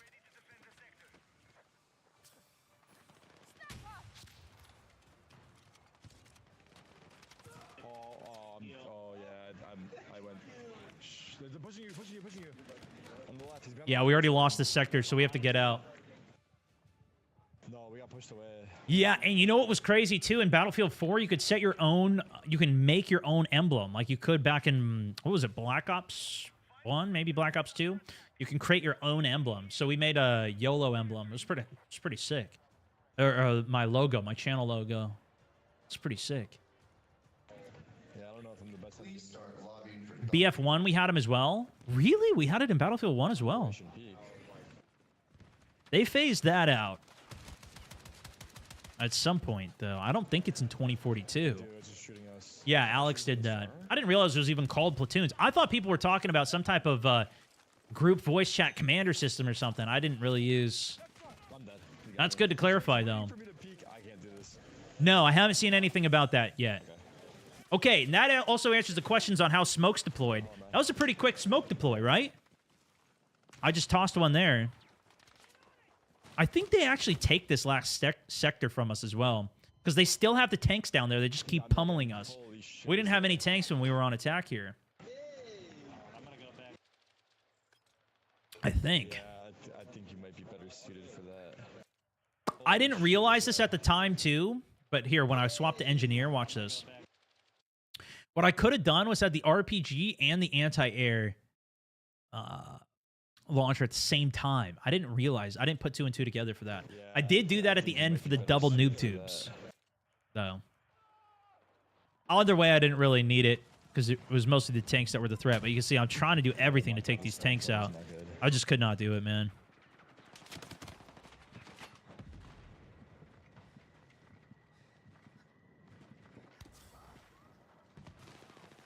Does this game have any multiplayer mode for solo? So that's an interesting question. Free for all has never really been a super popular mode for Battlefield. I don't know if it's become more popular with the recent ones, but at least like back in Battlefield 4, the way free for all worked was kind of weird because you actually had a team for free for all and like Gunmaster as well.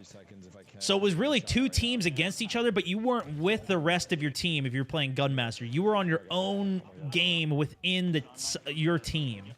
Did they ever add a proper free-for-all for this game? I don't think they did, right? We're still cooked. There's so many of them. You were still on a team, but you weren't with the team. It is in 2042? Yeah, okay, it might be then. But I didn't see any mention of it. Even in, like, the presentation, they talked about TDM, Squad Deathmatch. They talked about King of the Hill, which we didn't see. And other smaller modes. I do imagine it would be possible to make. And gun game is a quite popular mode in Battlefield, so I would imagine that they have something like that. October 10th is the release date for the game. Will they be doing extraction mode like DMZ? So they already did that. Have you ever heard of Hazard Zone?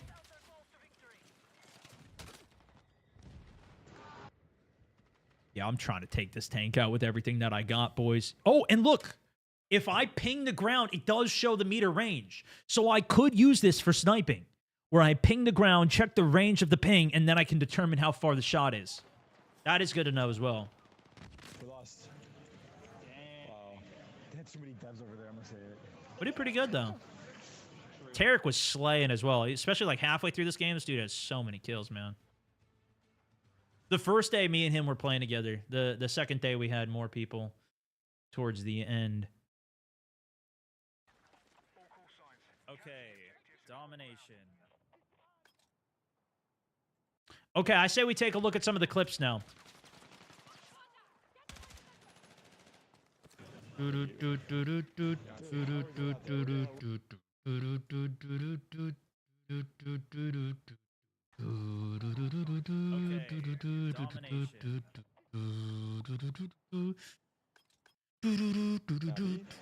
It's literally been looping in my head, guys. It's been looping in my head. All right, what else do we need to look at here? Okay, let me get my Discord up. I put all of these clips in my Discord channel, too, and you guys can send me stuff, too, if there's anything that I missed. I think this is a public channel that you guys can send stuff to as well. But I got a ton of clips. I also... Okay, there was also a video from Jack Frags. I don't know if we start there. How much time do I have, by the way? Shoot, it's already 2:30, brother! Brother! We might have to look at this tomorrow. I got to get a video recorded today with all the thoughts. I want to put it all together into a quick video so not everybody has to watch this entire 3-hour live stream. How long have we been? Long-ass live stream we're doing. As well. But I do have some clips. Would we rather look at the new... Because I haven't watched this yet, but I wanted to watch this new Jack Frags video. Shout out, Jack was in our stream earlier. I'm freaking... I made it, boys. He titled it Crazy News. New gameplay, insane details. That sounds pretty good to me. I feel like this might be a good starting point to see what's the new gameplay and what's the insane details. Yeah, I wanted to see this. Let's just watch this real quick. I want to see this myself. So I was waiting for stream to do this. I don't want to wait another day, you know. Let's see what Jack has to say. Battlefield 6, new gameplay, insane details, 1 million views on trending from none other than Jack Frags. Let's see what the details are. I was waiting to watch this on stream. Appreciate the content. Glad you're back, CO. Appreciate you, man. Good to be back. Since the reveal, there is a ton of new information and surprising details about the That's game. the role. I've scoured the internet, read the blog posts, You have to hit watched space to interviews, land and when today you do I've that. got all of the most important news for you. Let's get into it now. Battlefield Let's get into 6 it. on Steam has native Steam support and will not require the EA app. This was confirmed on the Really? official website and also from DICE developer Kamal Ake. He W. also stated that it will use your Steam username. The new version of Portal That means you don't need to connect to get onto the game. But I'm sure you can still connect your EA account if you wanted to. But that's great. was shown and will Look at allow the players portal, to create massively varied experiences from the base game. I'm In so a clip excited for here, we this. see the new spatial editor adding giant ramps into a map, creating what appeared to be an only up. So theoretically, you could. Well, this is also like Halo's Forge system. If you guys remember that, with like all the falling debris, you could only up it too. But that's what it made me think of. But you could make an elevated. If you could put any of these assets, you could float it. Even if they don't give you a blank world to work in, you could just make a blank world up above the buildings and the skyscrapers.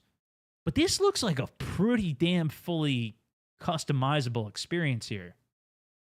But I don't know. Obstacle course. We also see jet races and wingsuit style courses. Alexia Christofi, a producer at DICE, mentioned in an interview with Mirror Station USA that internally they had play-tested game modes with custom scripting and AI improvements, so you're able to make your own custom UI and improve how the NPCs behave and perform. There's a whole host of tweakables and mutators like the ability to do closed weapons, hardcore mode. Look at this, bro. There's tank rings that you're flying through. This is what I want to do. I'm going to do jet races like our death races that we do in Warzone. But I want to put platforms here so other players can go up with RPGs and try to RPG people out while they're flying through the rings and hit the checkpoints to do this. That'd be insane. Let alone all the other stuff we could do. But a whole host of tweakables and mutators like the ability to do closed weapons, hardcore mode. What we're seeing is somebody in the studio create a top-down 2D shooter, or even a horde mode where you purchase guns from an MCOM. So what? If you could purchase stuff, I mean, what if you make a whole economy in this? Create a top-down 2D shooter, or even a top-down 2D shooter. Horde mode where you purchase guns from an MCOM. They do have a lot of customization already in Portal, in the 2042 Portal, where you can even set like, I think you can even set like scripted events and where enemies and AI come from and stuff like that. DayZ it? I don't know if we can get such a big map to do some of those things, but who knows? So this is pretty wild considering how limited the original version of Portal was in 2042. I think a lot of people also just didn't use it to the full extent of what was even there. I heard of people making a red light, green light mode in that with like, you could do full if-then statements inside of it. I used it mostly just for basic, you know, actually not even basic, but you could set really custom rules on it with just sliders and stuff. But then there's also like coding that you could do it inside of even the current Portal. Hopefully this is more focused on the current actual gameplay and what you could do with it rather than like, they brought back like Battlefield 3, 1942, and older game modes and characters and stuff into this. I don't think we necessarily need all that where it's like, oh, what happens if 2042 characters go against Battlefield 3 characters, whatever. That seemed to be part of what they were going for. Maybe this would be more focused on the gameplay and just freedom to do anything. In Battlefield 6 Portal, based on what Alexia said here, it appears that the sky is the limit, letting players add geometry, script AI for single-player-like experiences, change camera positions, imagine a Desert Strike attack helicopter style game mode, third-person shooter battles perhaps, and things like a COD Zombies mode with rounds, hordes, and purchasable guns. If this all works as advertised, then it could be incredible for the game, allowing players to use a custom version of Godot for building their experiences. Fingers crossed that they deliver on all of this. Yeah, fingers crossed. In the multiplayer reveal trailer and additional footage, we can see soldiers deploying assault ladders. It looks like these can be used to cross gaps, acting as a makeshift bridge, but also when propped up against buildings, can be used to enter higher up windows. Yeah, so it could be used as a ladder as well, they mentioned in one of the posts. So you see this guy's actually in animation climbing, and then this is just a ramp that you could run up and still shoot while you're climbing it as well. Allowing for flanking opportunities that have not been possible before in previous Battlefield games outside of It's going to be for the assault class. It appears it can be deployed on assets too, like the top of the car, for example. Oh, that's sick. This could I didn't be a know that. game-changing gadget for the assault class, and I imagine a bit of a headache for DICE because I'm sure that you could use this to get into plenty of positions that you weren't really supposed to be. Battlefield design director Shashank Uchil commented on skins and cosmetics in an interview with BubbleTap.com. He said, "It has to be grounded. That is what BF3 and BF4 was. It was all soldiers on the ground. It's going to be like this." Neutral said, pointing at the key art featuring soldiers in soldier gear looking out over a war-torn New York City. What He about added, Ninja I don't Turtles? think it needs Nicki Minaj. Let's keep it Yeah, real, what keep it about grounded. Nicki? Good to hear that. Hopefully that trend continues throughout the live service of the game, and DICE realize how sought after the authentic military aesthetic in current first-person shooter games is. David Serland, senior producer on the game, elaborated on this in a comicbook.com interview. That's also a part of the class identity, how you look, probably more how you think you look than how you actually see someone. I'm a streamer, We have I the need shoulder Nicki identifier Minaj. for classes, like with Recon, it's 3 antennas near their shoulder, similar to Battlefield 3. He continued to say certain aspects of different classes aren't allowed to be interchangeable to avoid confusion. This is something too that I've seen complaints for by like I saw Westy did a post we looked at earlier saying that like instantly identifying classes seems like it's a problem, and the more that they add these different skins, that even if they're within the game of realism and like within the style of the game, it's still going to be harder to differentiate. I saw some people saying that it was like if you get this pack, it's only going to be for NATO, or the other one's going to be Pax Armadas, the other faction. But I don't know. I don't know if this is a skill issue on my behalf. I never can tell the difference between all the characters anyways. So, yeah, maybe I should have been paying attention to which class is which. For example, there's a ghillie material on the Recon skins, and they're not used on the other classes. Yeah, it's to like really a shoulder. emphasize the differences. He said there are Grass. some rules here, but it's looser rules than it's always going to look like this. But it needs to feel like it fits the universe, because part of why I think we're getting good feedback is because it feels like 3 and 4 in a sense where it fits. Personally, as long as it kind of looks like a Recon or whatever, sure, that sounds good to me. I don't necessarily need to instantly identify stuff on the battlefield, but I do want it to stay in the theme of what's actually happening in the game, and not American Dad or whatever that show was. I think that's really important. An alien in Cool, a so I robot guess mech suit. that when players purchase or unlock skins, they will always have this class identifier on their character model somewhere. There are plenty of other additional details in the footage that they released too. Here we can see a Recon player has deployed a very detailed decoy soldier Whoa! behind I a never shield. saw that. Usually when enemy players fire at these, they are automatically spotted for their mistake. And usually the dummies are really dumb. Like, they don't really look good. That looks pretty good. You could still tell, like, look, the scope looks bad. I didn't even notice this.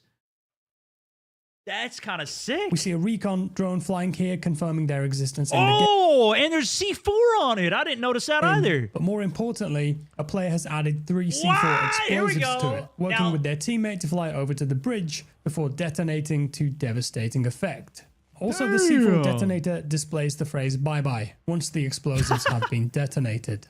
The sledgehammer is a powerful new melee weapon seen here, destroying floorboards very effectively. Unfortunately, it isn't in the beta build to play with yet, but I have seen leaked clips of players using this to destroy parts of buildings piece by piece. Since this was part of labs, was it? Was this in labs, chat? I think we've ever had Anybody anything in like labs that in a see Battlefield this? game before. The M26 Master Assault class popped up too. This was a very popular gadget in BF3, perhaps here loaded with incendiary rounds. Looks like it. M320 as well, great for punching holes in walls and generally blowing enemies up. We can see a player deploying a mortar here, confirming that they will be back in BF6. The support player here rushing to set it up. Yeah, I imagine usually we'll that was get different support. types of ammunition with this too, explosive smoke, etc. No idea on how effective these are going to be though. Operation Firestorm is returning. This was a fan favorite map in Battlefield 3 that was remade in BF4, and the BF6 version here looks true to the original in the clips that we see, and plus they retain the jets that have to take off via runways. That is huge. That from the map we saw so far, it wasn't like that. You just spawn into the sky, and that's how it's been for a long time. You just spawn into the sky. But even on the other maps, the helo was just on the ground too, which also means you could go for vehicle steals. If you take a vehicle into the enemy spawn, you could jump out and grab it. That being said, you have to be quick because you only have 10 seconds to be in the enemy spawn usually. But if you can go fast enough and get into the vehicle, you should be protected once you're in it. If you could successfully like take another helo, jump out of it, and go hop into the enemy's chopper and steal it if they haven't picked it up yet. Now you could theoretically do that with jets too, which was something we did a lot of back in Firestorm back in the day. Perhaps even custom color grading too to make it look You more have like to that take BF3 off. blue tint. It's hard to tell. Two new Roger, types thank you of for the rocket gifted, man. launchers confirmed here. The Javelin on the left, great for anti-tank. And I think the one on the right here is either the SMOR or the M136 AT4. Both great options. And here we see an MP5 with a red dot and suppressor. Pretty sick to have that in the game. I'm sure that's going to be a powerful fan favorite. And Chinook helicopters might just be some kind of intro cinematic this, but it would be amazing to pilot these if they're in the game, and that's coming. I imagine you could put maybe 10 to 12 soldiers in this for epic flanking maneuvers around the back of maps. That would be sick. The Battlefield 6 open beta will start very soon on all platforms with no pre-order requirement for access. Weekend 1 is August 9th to you managed, and then weekend 2 amended open beta PC specs here. Minimum GPU will be an RTX 2060, AMD 5600X recommended specs. 55 gig will be the minimum install size and 80 gig for the recommended specs. An EA representative here said, yes, you will be able to pick and choose which components of the game you install. There will be a shared base package, and then you can separately choose to install the main components, i.e. single player, multiplayer, etc. Great to see, and compared to other AAA contemporary FPS games, it could end up being quite a small install size. Better for people who have limited hard drive space and perhaps slower internet connections. You might play through the single player and then decide that you want to uninstall it. Of course, while still retaining access to the multiplayer. Currently, there's no plans for a Switch 2 and Steam Deck version of the game. Consoles will get quality and performance modes, and there will be visual enhancements for the PS5 Pro. The old PlayStations will also not be, and Xbox One will not be on this. PS4, Xbox One. But did you see the MAV there? I don't know if that's what they're calling it here, but this is like a recon drone that you can fly that also goes thermal. And this would be huge for spotting. We didn't get to see this in the event either. Version of the beta. Consoles will get quality and performance modes, and there will be visual enhancements for the PS5 Pro. 60 FPS is the target, but with performance modes, it could be possible to get more. That's the target designator. So if you've got that on them, then other vehicles with like laser guided missiles or lock-ons can essentially lock onto a target designator as well. This was confirmed by Florian Lebian in an interview with Tech & Co. There will be 9 maps and 8 modes at launch of the game on October 10th. The game modes are Conquest, Breakthrough, Rush, Escalation, Squad Deathmatch, Team Deathmatch, King of the Hill, and Domination. Escalation is a new game mode, and in a couple of interviews that I've seen with Vince Ampella and Byron Beatty, both of them said that they've been having a blast playing this in the studios, and it's kind of a new twist on Conquest. So it might start with all of the capture points available, but as the game goes on, the number of capture points are reduced, and it consolidates the battle at the end. So the way that it was explained to me was like at the very end of it, it goes down to like, let's say there's 3 points. Once one of them's captured, then it goes away, and then there's 2 points. And then once one of those is captured, it comes down to 1 point, and it's all out. Like everybody's fighting to try and clutch and get the last point. I don't know how this is going to differentiate. Like if a team already has a bunch of, but it starts as like a bigger conquest map. If it starts like that, and say one team's got like a 500 ticket lead or something, maybe you start with by already having more captured. You only need to cap 1. The other team needs to cap more. We'll see. But I was talking with some of those guys on it, and they seem very excited for this mode, which is interesting. Kind of gives you some of that BR feel, not really, but you know what I mean. But it leads to more of a clutch game more often was what they said. But it was like the condensing is what made me think of that. But that might be too much because you're still gonna have 32v32 fighting for these smaller objectives. I don't know how it's gonna play. I haven't seen it. Some people are telling me they got to play it in labs earlier. I haven't seen it yet. Imagine that over time the map gets smaller and smaller, increasing the intensity of the combat, the number of vehicles, etc. Same with King of the Hill. To lock down 3 objectives will win. Sounds pretty intense. The launch maps are as follows: Liberation Peak, Empire State, New Sobek City, Manhattan Bridge, the Iberian Offensive, Mirak Valley, Siege of Cairo, Saints Quarter, and Operation Firestorm. No word on how many new maps there's going to be in live service yet, but I would hope that it's going to be more than 1 per season that we saw in 2042. Same. Ideally, I'd like to see 3 or 4 per season if they're up to a good standard of quality. Please. I think realistically, we might see 2. Yeah. In terms of seasonal events for the game, there was an event in Hong Kong yesterday, and a couple of DICE developers were there. Jack here said on Reddit, we will have numerous seasonal events, and we've invested heavily in them. We've already shown some of them, so stay tuned for more to come. Anna, another dev there, said our goal is to keep the game fresh and engaging, and we'll continue to introduce new modes, weapons, and maps. In regards to adding more classic Battlefield maps, Jack said we've added Portal to the user experience, which allows players to create their own game ideas and builds. As for whether we'll be introducing more classic maps or weapons in the future, unfortunately I can't reveal much at this time. Anna said in reply to this, you won't be able to play them in today's event, but there will be a classic map Firestorm in Battlefield 6. We'll introduce classic builds or maps based on fan and player requests. Of course, we have so many options, and we want to choose the best possible ones to bring back the good old days of playing Battlefield. Bro, they could get so many free wins for just releasing so many of these old maps. Like when Battlefield 4 first came out, everybody uses it as the example because it works so good, but they released, I forget what it was even called, but it was 4 maps came out in the first month that were all Battlefield 3 or even older maps that they brought back right away, and it was so much extra content. Literally any of those. But it does look like Firestorm is slightly upgraded in some ways. Like some of the canisters explode and blow up. Currently in Portal in 2042, you can play Caspian Borders there. One of the one by the water, that's the bay or the coast or whatever. That's the Bad Company 2 map where like everything can be completely floored. That's in there. There's like a jungle map from Bad Company 2 as well. Gulf of Omen. I don't know if that one was what it was called. But yeah, they're going to at least have Firestorm in. If people can make their own map set, I don't know if it's going to be that level of detail, though. Anyways. This is interesting, and it says to me that yes, there will be more remakes of classic Battlefield maps in the live service. Which ones would you choose? Let me know down in the comments below. I'd hazard a guess that we'll see Operation Metro returning at some point. Some of the best BF3 maps in general, I think, would fit pretty well in this game. Yep. A couple other snippets from Alexia here in a reply about console-specific crossplay. Not quite, it's crossplay on or off, but if crossplay is on, we treat it as console preferred crossplay. Yeah. So we'll try and matchmake you with other players on console before falling back to full crossplay if we can't find you a match with only / mostly console players. Win for the console guys, being able to go exclusive to console, and if you do play crossplay, it stays preferably with other console players, but still have the option to do crossplay. So if you want to play with friends, join in a server if you don't have population for it. I mean, that's a pretty big win, I think. At least coming from COD, and how many people complain about being matched with PC players and wanting to not play with PC players. You'll have to run into other people that are all queued for it, but I would imagine, especially in popular regions like NA, that would actually work out fine for you guys. Yeah, it seems like a pretty huge W.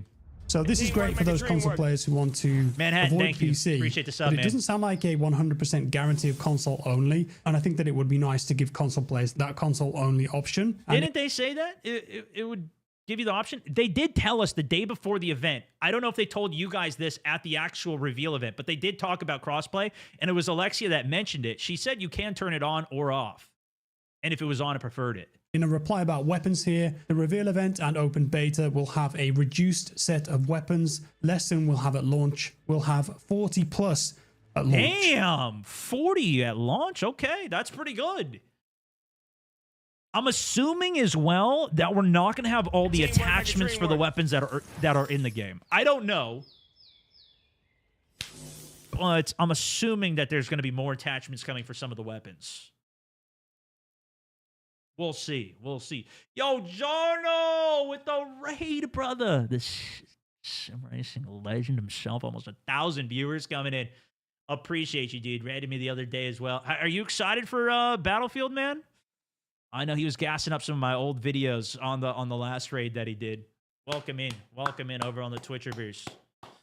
Freaking legend. I might get into a little sim racing myself here, actually, this weekend. We'll see. Manhattan, appreciate it. Y'all know, my man. Thank you for the huge raid. 7, also, thank you for the subbage. Yes, man, there he is. Hoping it's good, brother. Hoping it's good. I haven't even played any games. I've literally 5 hours just talking about everything, but we're breaking it down. Anyways, we're almost done with this. Weapons, less than we'll have at launch. We'll have 40 plus at launch. Pretty decent number of weapons for launch, I think, and the same for vehicles. Yeah, that's pretty good. Replied yes to a question, will there be more than what we see in the beta? I think that's kind of obvious, right? We have the same thing. The vehicles, we literally only saw what the default set attachments were for that, or customizations. there's got to be more options for the customization of it. Loving the CO videos, my man. Hey, hopefully I can do it. Hopefully we have voice chat this time so I can actually do some more of them. And seeing the little bird, we haven't seen different types of transport helicopters, different types of jets. I think there's pictures of rib boats floating around too. So I imagine that naval combat will be coming. That was a big question people had. At the had. end of the event, we got to see a teaser. This was the Battle Royale teaser here, which they didn't even say was Battle Royale. But for the Battlefield Battle Royale game mode, it looks to be set in a sunny Los Angeles. We see a transport helicopter, multiple squads, palm trees, an IFV armored combat vehicle, and a golf buggy. It's a great callback to Battlefield Bad Company. It then pans to a firestorm. Firestorm, which was the name of the previous Battle Royale as well. There was some leaks and people were saying, oh, it's going to be gas or whatever this time. Doesn't look like gas to me, brother. Apparently, the firestorm is back and devastating a new environment, pushing the players together. Then it confirmed that the Battle Royale will be coming to playtest in BF Labs soon. Yeah. There's been rumors that EA want to see 100 million players for Battlefield. I'm not sure that's attainable, but a free-to-play Battle Royale will definitely help in that regard if it's fun to play and offers comprehensive live service updates.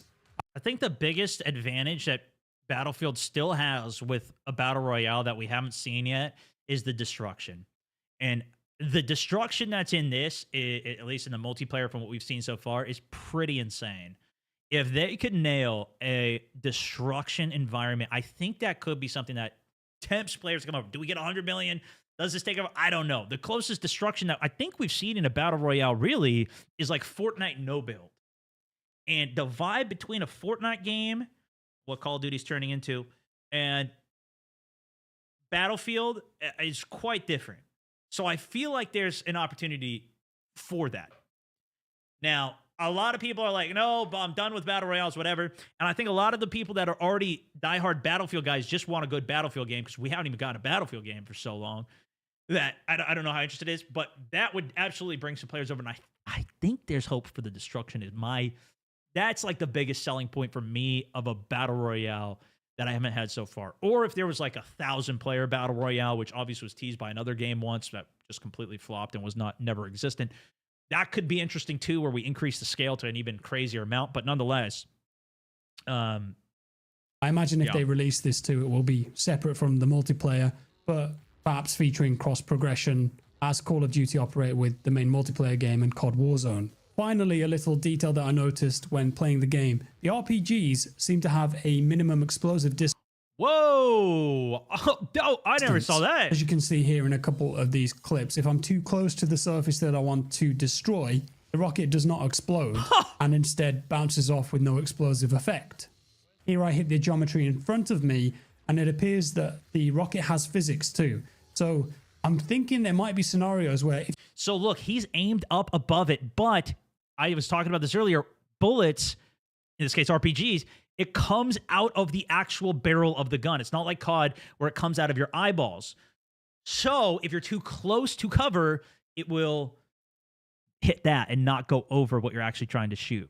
If you're close enough to a player, you could fire this at them and kill so them without sick. it ever exploding. Perhaps even bounce it off a wall and do the same if they're close enough. Pretty cool. And with that said, that's all that I've got for today, folks. Do let me know if you found out any more information in the comments. I'm right, sure that we'll dude. I learned. over the coming weeks. Did you of course, learn? I'm going to be playing. Give it a like. Make sure you subscribe to Jack. On the I'm not beta logged in when it on anything releases right in now. a few days' time. Make sure to check it out for yourself. Anyone can get it, as far as they've said. You don't need to put any money down, anything like that. Play it, see how you feel, and then decide, okay, maybe I'll pick this up or not. I'd advise to wait for release because we don't know how the launch is going to be, and the last couple of launches have been real bad. So keep your wits about you. That's all. It's a very strong first impression, though, for me, based on what I played in the beta. And the fact that they're making this so that it's not pre-ordered to get in. Like they clearly have seen the millions of comments and likes on those comments of people saying, don't pre-order the game.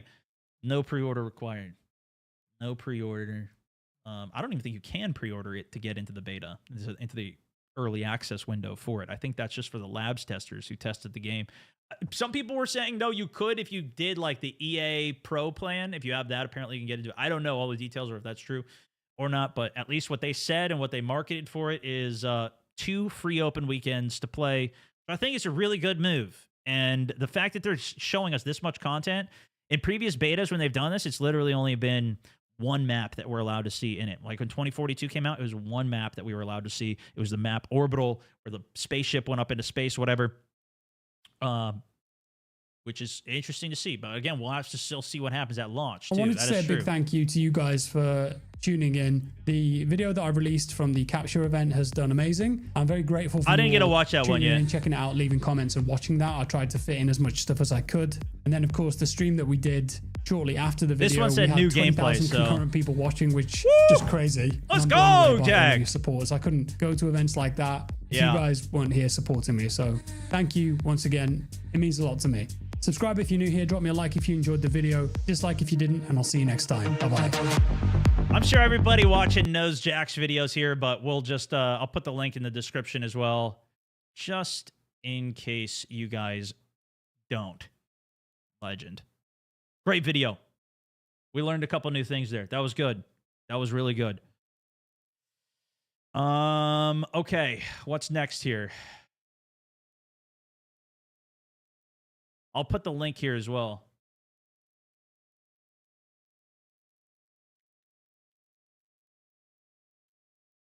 There you go. Ollie, also, thank you for the sub, my man. Appreciate you. Let me take a look at a couple more clips, and I gotta go record this video as well. I gotta get this video done. So let's just take a look at a couple of them. And then maybe tomorrow, guys, what do you think? Tomorrow we actually play a video game, and we also, maybe we look at the rest of the clips too.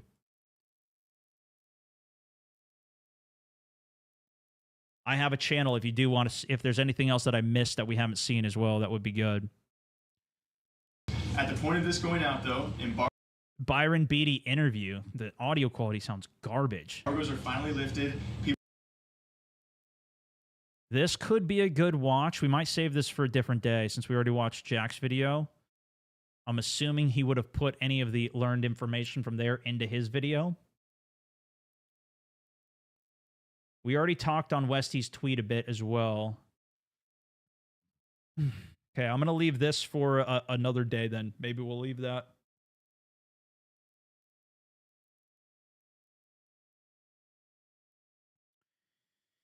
There's a couple Reddit clips that have gone pretty big. I don't think I've seen these. Let's see what we got. Shotgun launches soldier through a window. So what did I get to play so far? Well, a lot of our... did I get to play so far? Well, he wasn't even jumping or anything.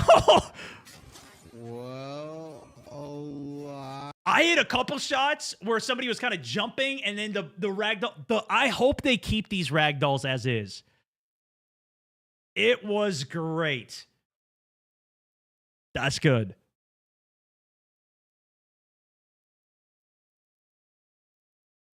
Physics, Battlefield 6 physics are so back.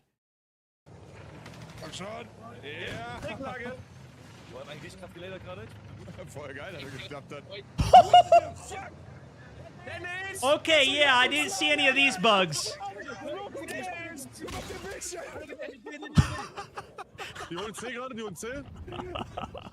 I didn't see that. What triggered this, though? Look, he's just driving. Did he get? He didn't lose any health either. So it sounded like a rocket went by for a second. You know what though does suck? There's no vehicle launches. I'll show you guys this too. We could skip ahead a bit. There was 2 clips of people testing this. So Doom 49, old school Battlefield guy as well. If you don't know, he has some of the most viral clips back in Battlefield 4 days. But one of the things that he did, we played a bit, you launch vehicles. Watch what happens. All right, we're going to launch a vehicle, boys. So you used to be able to put some C4 down with some mines. So this is what happens in Battlefield 6. Stay under it, stay under it. All right, here we go. Bro, you can't launch a vehicle. Nothing. Nothing at all.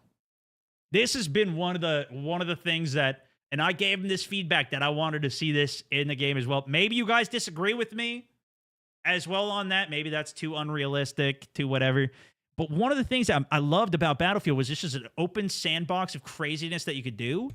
And, I mean, if you guys remember the pony line clips, too, just launching up into the air, a tank, shooting the tank in the air, that's like some old school crazy sandboxage that you could do. There was another clip that I saw as well here, tested with even more C4. Go away. Pop-ups. Tower of C4. Nice. Oh, dude, it actually stacks up. Holy shit. So he made a tower of C4 here. Hold on, I have more. All right, there we go. All right, you ready? So it's no shortage of explosives. All right, let me know when you're good. Go for it. Doesn't My even disappointment budge. is immeasurable. Mine. Yeah. My day is fucking ruined. Yeah. God damn it, dude. Yeah, so if you guys remember that, that is it's definitely disappointing. That's an OG disappointment right there. I don't know. What do you guys think? Yeah, that's a bit of a disappointing one.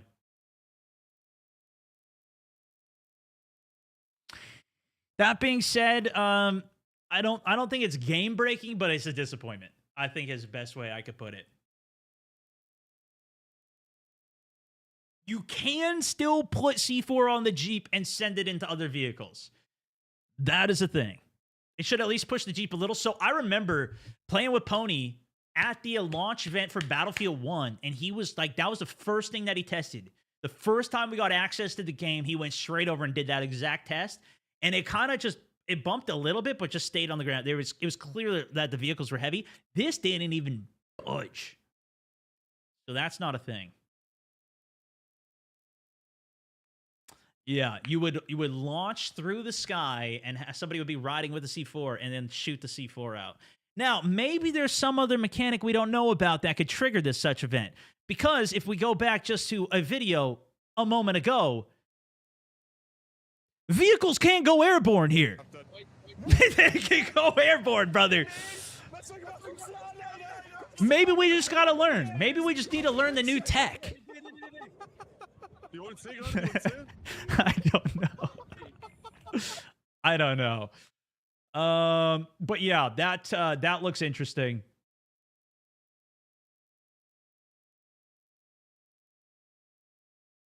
Let me see. I pulled a bunch of other clips that I didn't actually watch, but they just had so many likes that I grabbed the clip and then we could watch it. This has 70,000 likes on it. Let's see what it is. Turn around behind you. Look behind you.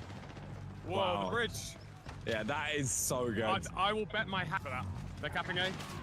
Oh, this is a horrible place to push. I got it. I got this. He missed that one, but he goes back. If we get the all cap. Quick double res. Go right. Yes. The charge up allowing you to do the multi-res. Oh, the attacking defib! Let's go. I'm flanking round. I was only on the receiving end of that, sadly. One left. I'm on the roof. In the corner, right side.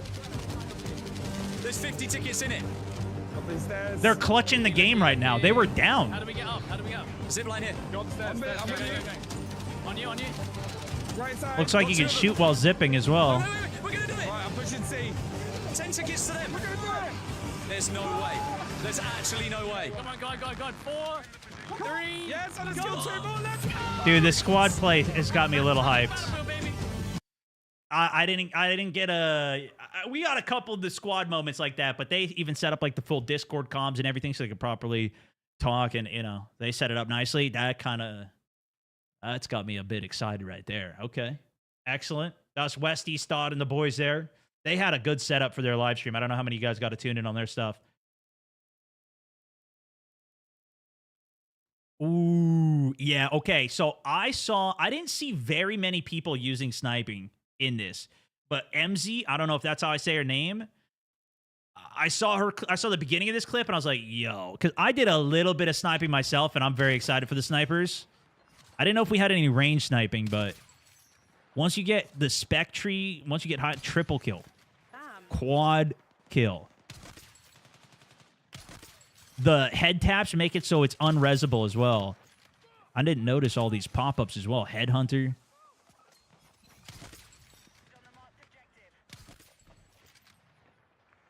But if you're level 2, I think it was on the spec tree of sniping, you get enough squad points. Every headshot makes them unresable.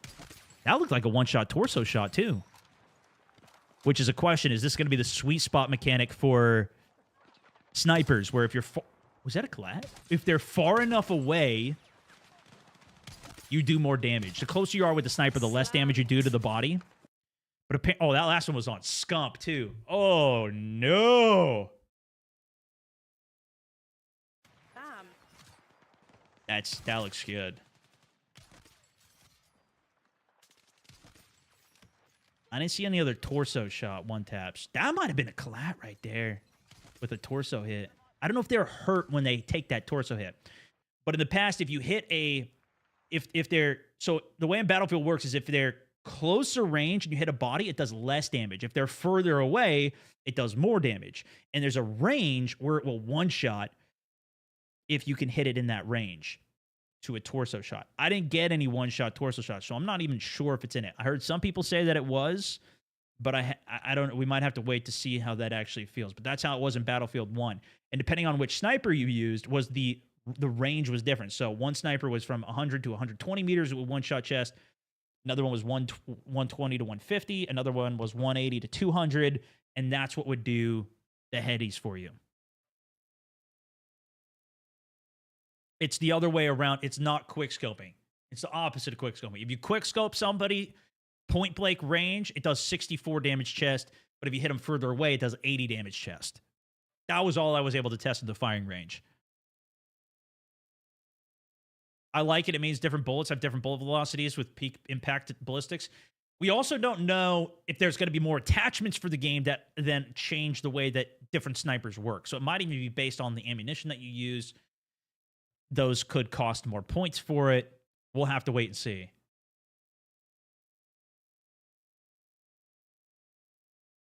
Good video.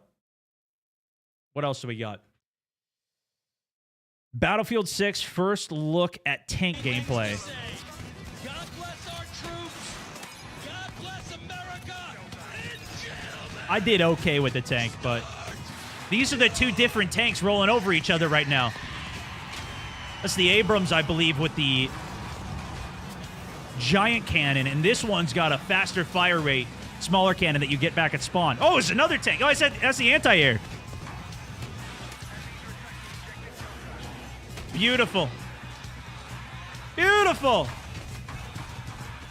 All right, listen, we can't get copyright stricken here. Let's just see what it's got. So this is the tow missile on top, or guided wire missile. Essentially, you steer it. Very powerful. Look at the, just purely, you just destroy the whole building, put it on the ground. A lot of smoke there, and I don't even think that's a smoke nade. I think that was just the explosions coming up.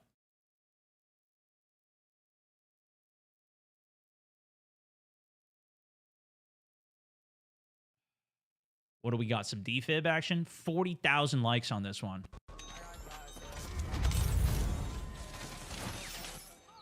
Okay, yep, double kill. Flatliner. That's the badge that pops up. Double kill Flatliner. Triple kill. I'd say they're flatlined. I don't think they're breathing anymore. It's a reverse support. It's a killer support.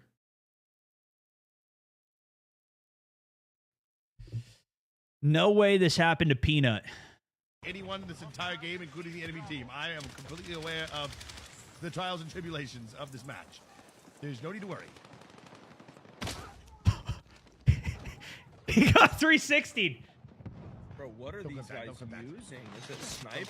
Holy shit. It might have been the COD kids in that one. I didn't see who did that. 360 no smoke jumped off a roof. You guys, I gotta meet Peanut. I think I was supposed to actually be on his squad for the event. You guys want to see this picture? Hold on.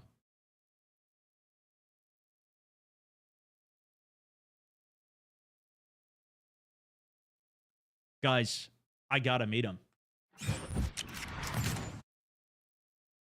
Look it. I gotta meet him. That's me. Next to him. Can you even believe it? He was way bigger than I thought he would be.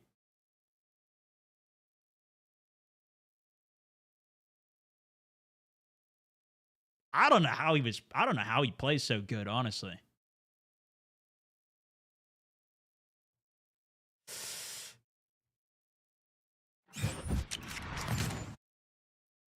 Well, maybe he doesn't play that good because he did just get 360. Ouch. Should have had me on his squad after all.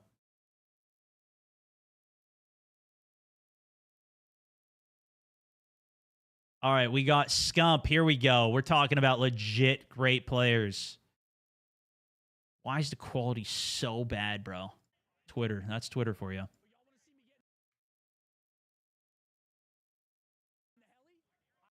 Is it just freezing here? Hold on. Now we're good. Now we're good. Now, yo, y'all want to see me get in the heli? Yes. I've never flown one. This is gonna end badly. Oh my god. Oh my god. This is gonna, yeah. Oh my god. They don't have the assists like in COD. Oh. He hit the repair though. That's good. That was good. That was good gameplay. That was good. We're not getting into the average experience. This is why I thought they weren't going to do air superiority, and maybe that's why they didn't showcase the big maps with more vehicles or anything on it like Firestorm, because that would have been most of the gameplay. If you don't know how to fly, you got to learn how to fly in this game. They give you full control. If you're in a little bird, brother, you could go up to altitude and you could barrel roll full upside down. You get full control of this. You got to know how to control it. I'm sure he's going to be insane when he practices, but that's about the experience I would expect from a chopper there. Oh, poor Scump. R.I.P. It never gets old. No, it's great watching new players on it. Jets are going to be even crazier. I don't know if there's any good other clips that you guys have seen that I should see. Do send them to the channel so we can see it. It's at the top of my Discord. Okay, let's see what we got next. Looks like Matimio here. With the RPG. No way he hits this. There ain't no. Oh my god, bro! First try? Come on, man. I tried that 20 times. I ended up putting on the anti-air stinger, and that's all that killed me was the stinger. I don't think anybody hit me with the RPG. That's insane. It's hard to do. It looks easy when you see it in the clip, but it is hard to do, bro. There it is, Matt, the legend, man.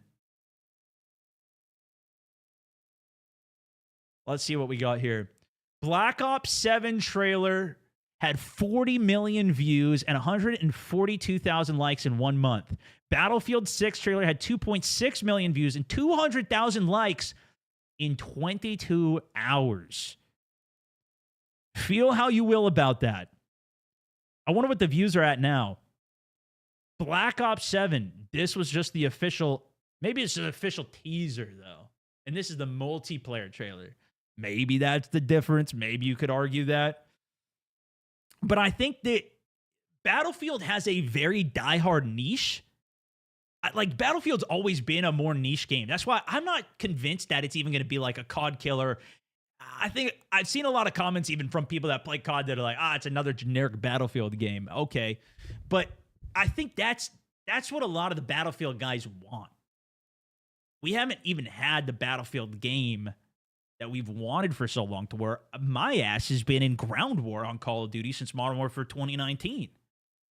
Getting my fix for big scale maps. They're sniping. That's what I've been doing. And that's mostly I play in the game. And even for Black Ops 6, they didn't even have ground war. I'm not sure if they're even going to have it in Black Ops 7. Nonetheless, definitely a lot of people are interested. The ratio there of the more diehard, of less total views off of it, sure. Also, you can also pay for views on YouTube, right? Because they're going to market these things. They want it to get more views. They're going to pay to boost it and give it extra views and everything. But the dislikes would speak more volumes. This one says 97,000 dislikes on Black Ops 7 compared to 832 on Black Ops 6. That's insane. That's insane. if that's true. Now, dislikes are hidden, so I guess there's like a plugin that you can have for YouTube now. Probably some of you guys even know more. But there's a plugin that you can have that lets you see the dislikes on videos if other people do it. And I think maybe it averages it out off of it. Nonetheless,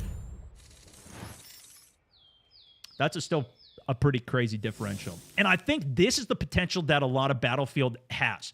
It's the people that have been disenfranchised from Call of Duty, that don't like Call of Duty anymore, that are looking for a different game to play, that might be willing to now switch over to Battlefield where it's not as big of a niche game. Maybe they do create a good BR that attracts a lot of the players from there. And that's how they're going to try and acquire 100 million players. That's probably their goal with it.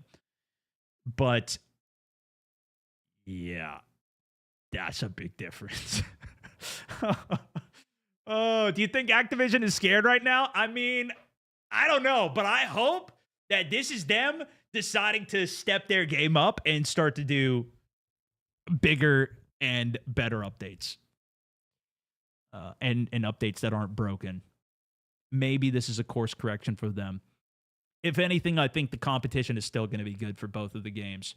Just the fact that Battlefield now has a firing range and took that straight out of Call of Duty, pretty much, right? You're queuing into a game while you're waiting for the game to queue. You can go into a firing range, customize your loadout, build, whatever. Phenomenal. Oh, also a small tidbit that I learned, I haven't heard anybody talk about yet, but when you're in game in Battlefield, if you first queue in, you spawn in, you can go to quick loadout swap and you can change classes, you can change attachments, whatever, and you have a grace period to swap your loadout without having to redeploy and spawn back in, wasting a ticket for your team. Very small detail, but that was something else that they've also done a lot of work in Call of Duty to change so you can customize loadouts. You can customize loadouts in Warzone now, mid-game there. But that, I really liked that touch too. That was nice. I did do that. Gaming with Jordy, thank you for the 2 months. Blaze, also thank you for the 4 months.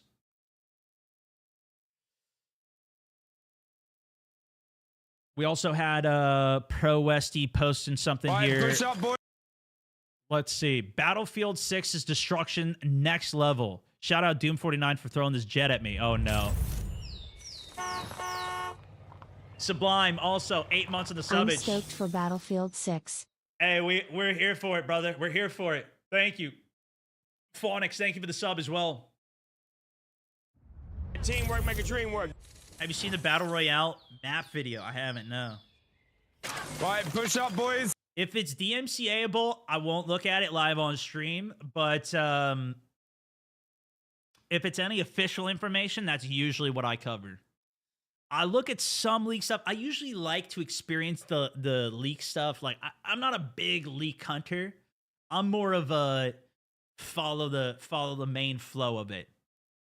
Sometimes I do see stuff leaked, but I rather kind of experience it myself real time. You know what I mean? Typically, for me. All right, let's take a look at this.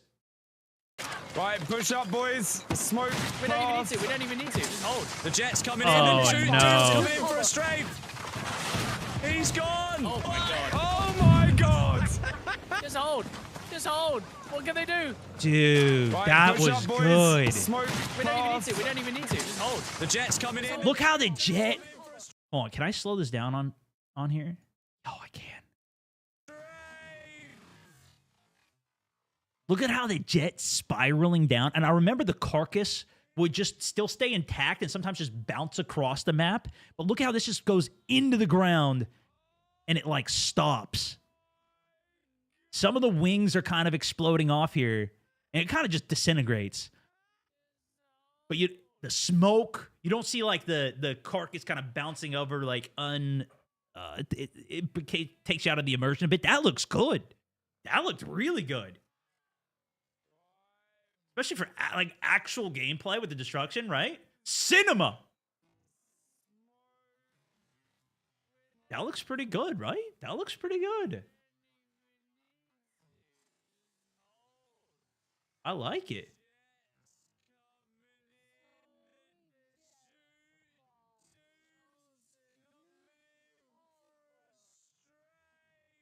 Look at the missile coming in too.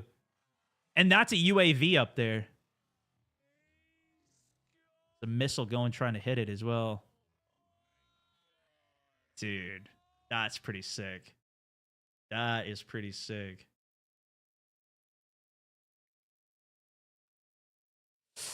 Okay, what else do we got? What else do we got? Yo, these are good. This is good. This is the catch-up I've been needing. I haven't watched all these. What do we got here? Wait, being able to create your own artwork with the repair tool? Is it back? Are we dropping some art? No, he's doing it? No. Oh, shoot. Yeah, we're back. It's... Yeah, that was a thing. That was definitely... that's what she said. Yeah, there you go. There's the destruction with it as well. Oh, yeah. Wow. I didn't even try this. Nobody mentioned this. Ja, top. Funktioniert. Alter, deiner ist schon groß. Oh, yeah, that was definitely a thing. That was definitely a thing. It's back. It's back, boys. Shoot. That's what the people wanted. Let's see what else we got. Sometimes the physics in Battlefield are a bit... Oh, yeah, we saw this one. The vehicle launch.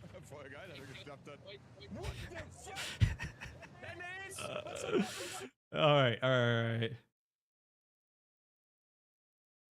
On to the next. What else do we have here? We are so back. The Battlefield 6. Let's see what we got.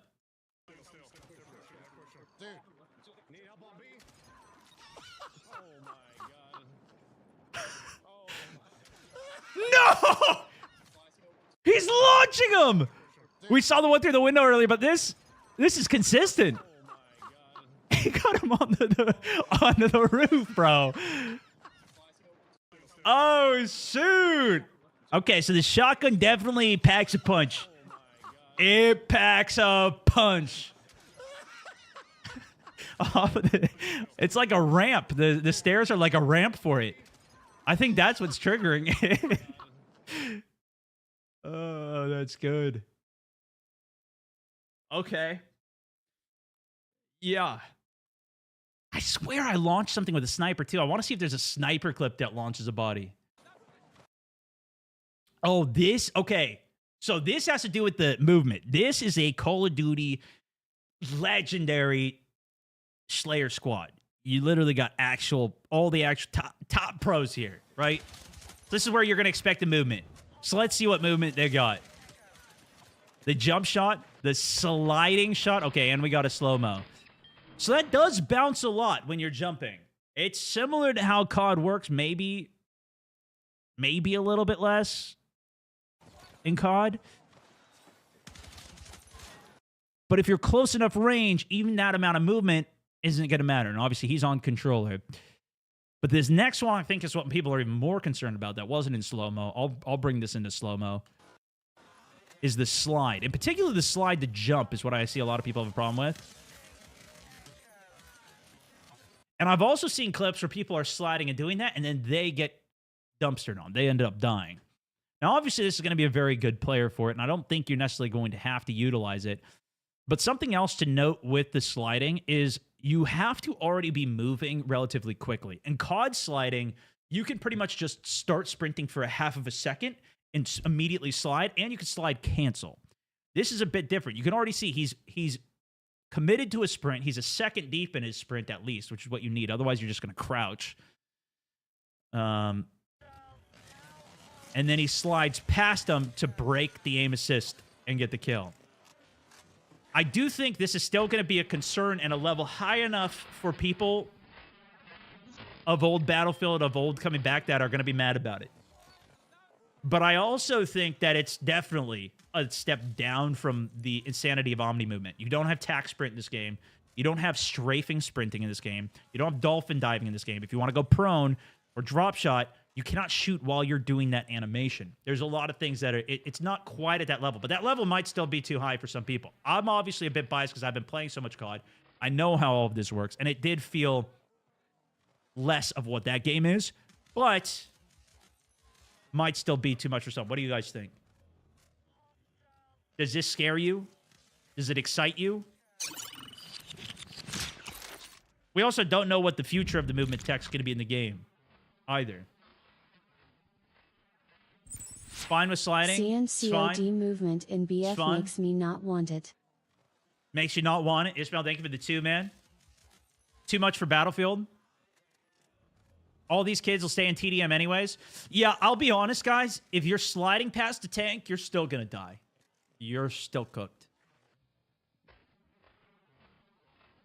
You don't see it here, but the jump to slide out, that's what I think is would be good to remove. And they don't have tack sprint either. That was taken out of this game since 2042.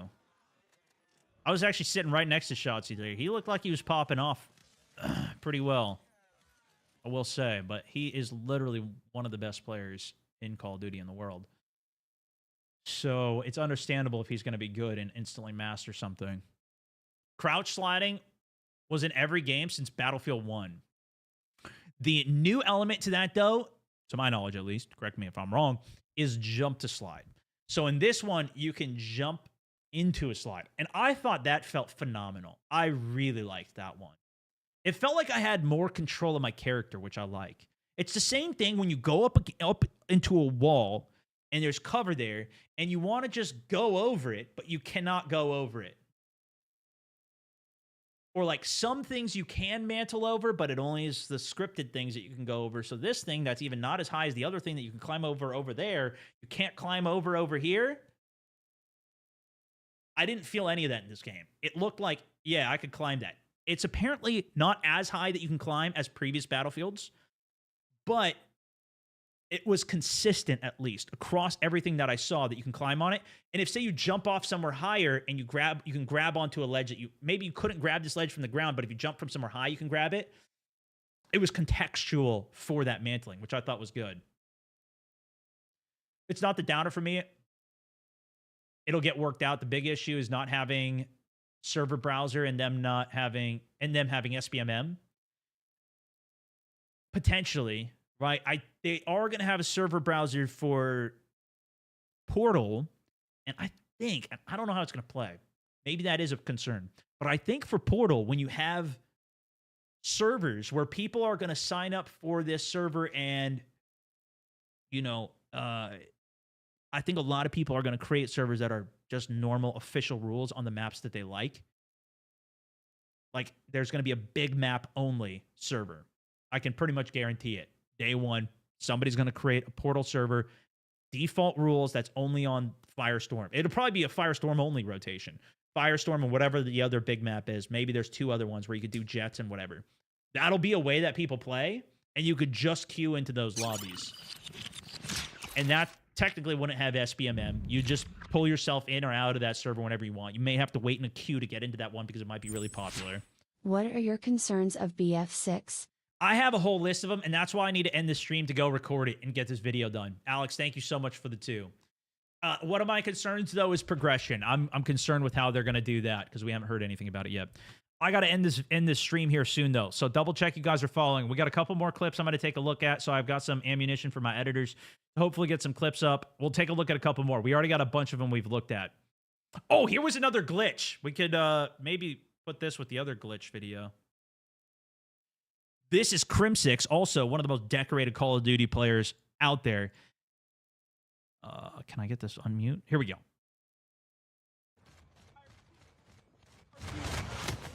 He's in the tank. I think he gets out to repair his own tank.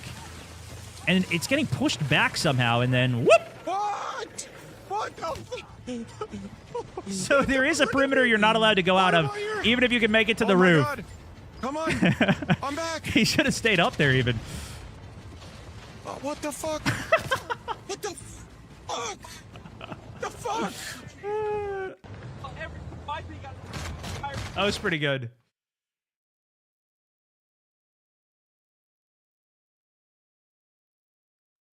Oh, this was the ragdoll physics clip that we saw. Yep, that was good. I didn't watch all of these. Any of the ones that I saw that had a lot of likes or views, I just put it into the Discord so we can look at it on stream here. And if there's any more, by all means, go to the top of the channel here, the clip reactions, and add any more here. I don't know if you guys can. You might be able to. But if you want to, if there's any other good clips that I should, if you've saved or sent to some buddies that I haven't seen, send them to me. Oh, yeah. This is pretty much the opposite of what Battlefield is here, right? Hopefully they don't go down this route. This is a Call of Duty clip, but the Ninja Turtle uses Cornholio to kick the Terminator in the nuts. I think a lot of the players who don't like this will be interested in Battlefield, though. I think there's enough people that have been turned off where Battlefield it's typically been a very niche game. But I don't know how many of the younger audience, like the people who are, you know, in high school or in college now, young 20s, late teens. I don't know how many people are excited in that demo that are excited for Battlefield. You guys might have to tell me. If that's one of you, maybe you guys got to tell me too. But this is maybe because at least in what I see and what I pay attention to, a lot of what my audience is older guys. So a lot of us have played a lot of the old Battlefields. We're excited for something like this to return. That's not this.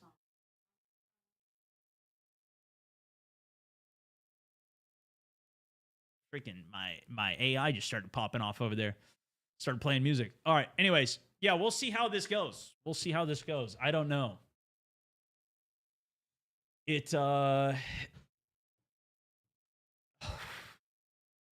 Hopefully it works, so. Hopefully it's good. We don't go down that route. All right, let's look at one more.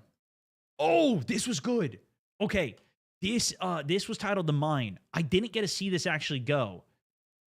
A tank coming up here. So rather than there being AT mines in the game now, that mine's gonna go off. Come on, hit it. That you have to drive over. Yes. It's a mine that you put down that launches into the air and specifically hits the weak part of the vehicle that it hits.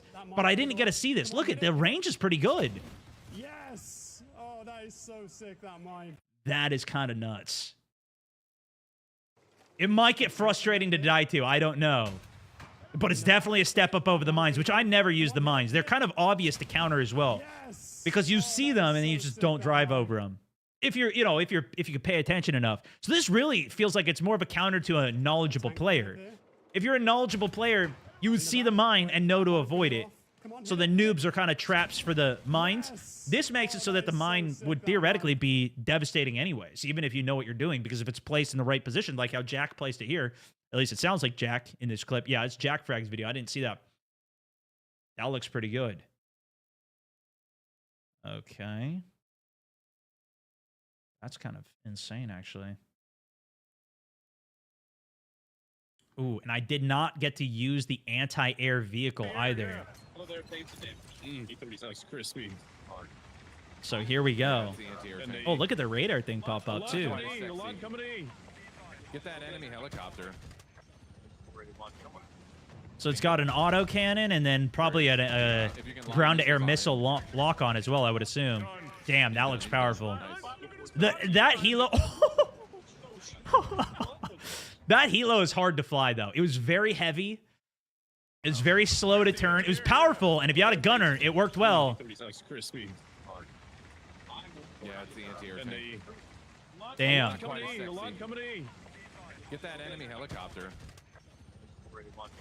The anti-air is super powerful. At least in BF4, you gotta have somebody shutting that down if you want to fly. Damn, that is good. That looks really good. I didn't get to see that at all. You know what?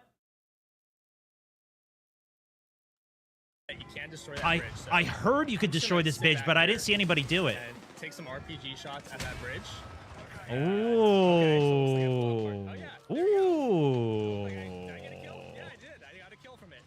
Damn, that was a first blood kill. How's that even possible? He must have done this right at the start, no? Damn. That's right above the objective, too. That's sick. I didn't get to see that destruction. That was on the New York map. The Brooklyn map, I think.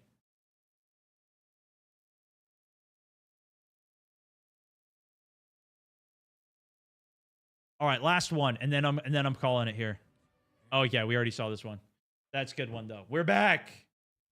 We're back. All right, there's a bunch more clips, honestly. There's more clips to look at, but I think that's pretty good. I never got to play Battlefield 4 today, guys. I was going to end on some Battlefield 4 and do some jet practice. I wanted to do some 2042, do some chopper practice, but I think we might have to delegate that for tomorrow. GG's though, epic stream, 173 subs on the day. We had almost 4,000 damn follows on Twitch, guys. Oh my gosh. I can't spin that many wheels. What are we going to do? That's 40 wheel spins. Guys, I'm cooked. I owe you guys, and oh my gosh. I've just been locked in on content all day. We're back, guys. I don't know what to tell you. Sir God, also, thank you for the sub. Maybe I just drop like ton of gifteds at stream tomorrow. How about I drop some gifteds now for y'all that are here tuning in at the late stream? I just drop let's just drop 100, yeah? Because we're gonna be sitting here forever just spinning wheels. How about that? Is that a lot? Holy jeez. How much is that? Hold on. Can I do that on here? And then tomorrow at the beginning of stream we'll pop off some more gifteds for y'all. Because I got to get this video done. What a freaking day, guys. Thank you so much for the support on this stream. My goodness. Deal? Is that a good enough deal?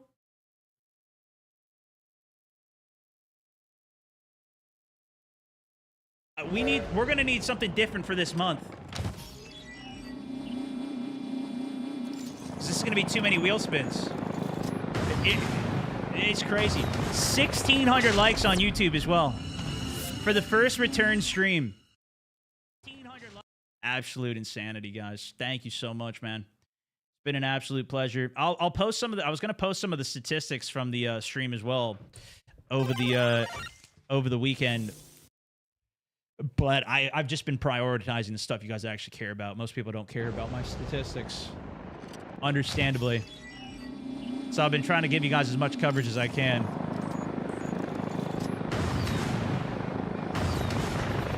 Congrats, everybody getting a gifted sub. Welcome in. TikTok, thank you guys for all the likes today as well, and the love on the stream. Kick as well. Appreciate you guys. It's just been popping off on YouTube and Twitch. You guys have been insane.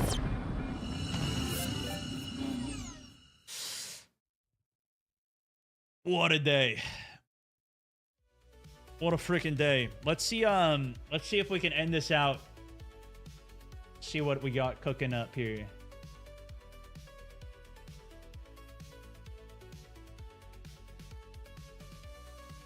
Bro, are we at the top of Battlefield right now?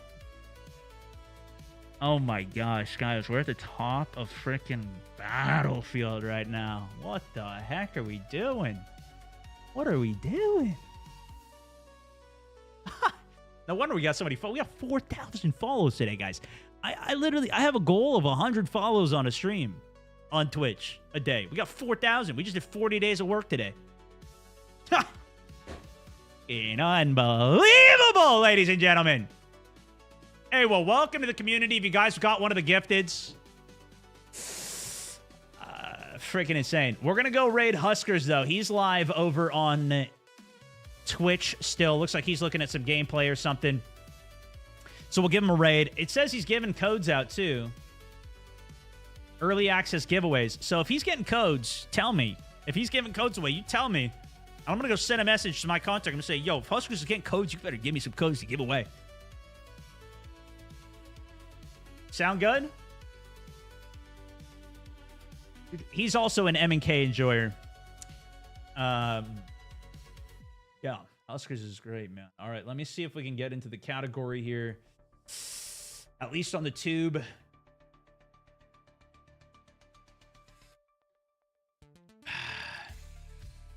Starting the raid. Go give him a what up from the Mountaineers. Bro, imagine we actually, dude. Imagine if Battlefield just goes insane right now. Start popping off. We get at the top of the category here every once in a while.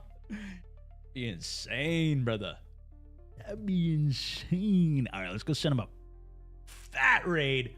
YouTube, I don't know if we can do the same, but usually we go and raid Mr. Spartacus, buddy, who's probably going to be playing Warzone if he's on.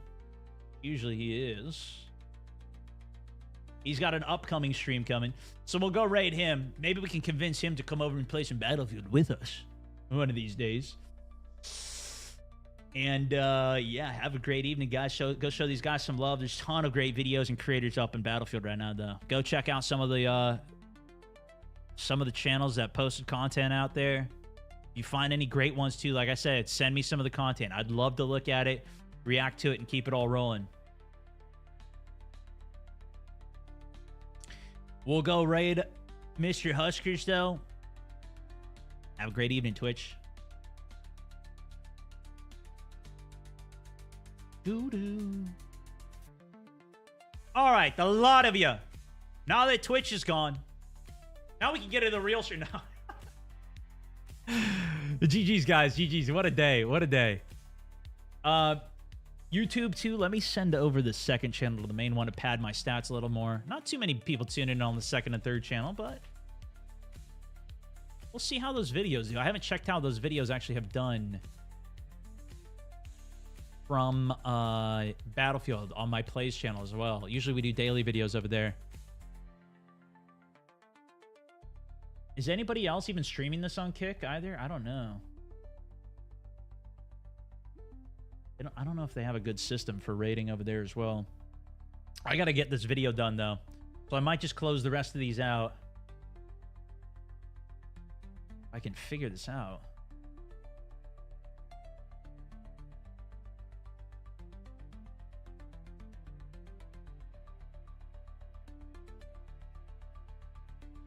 Followers, sub, account, banned. Yeah, I don't think I can, but nonetheless, thank you guys for tuning in over there, too.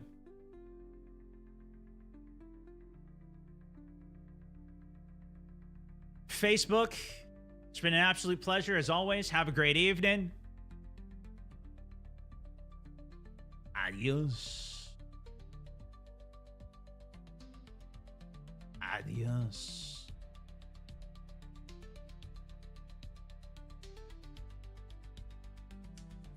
Already can't wait for tomorrow's stream. Teamwork, make a dream work. Making the dream work, brother. Oh, it started to lag too. Uh-oh. Good thing we ended.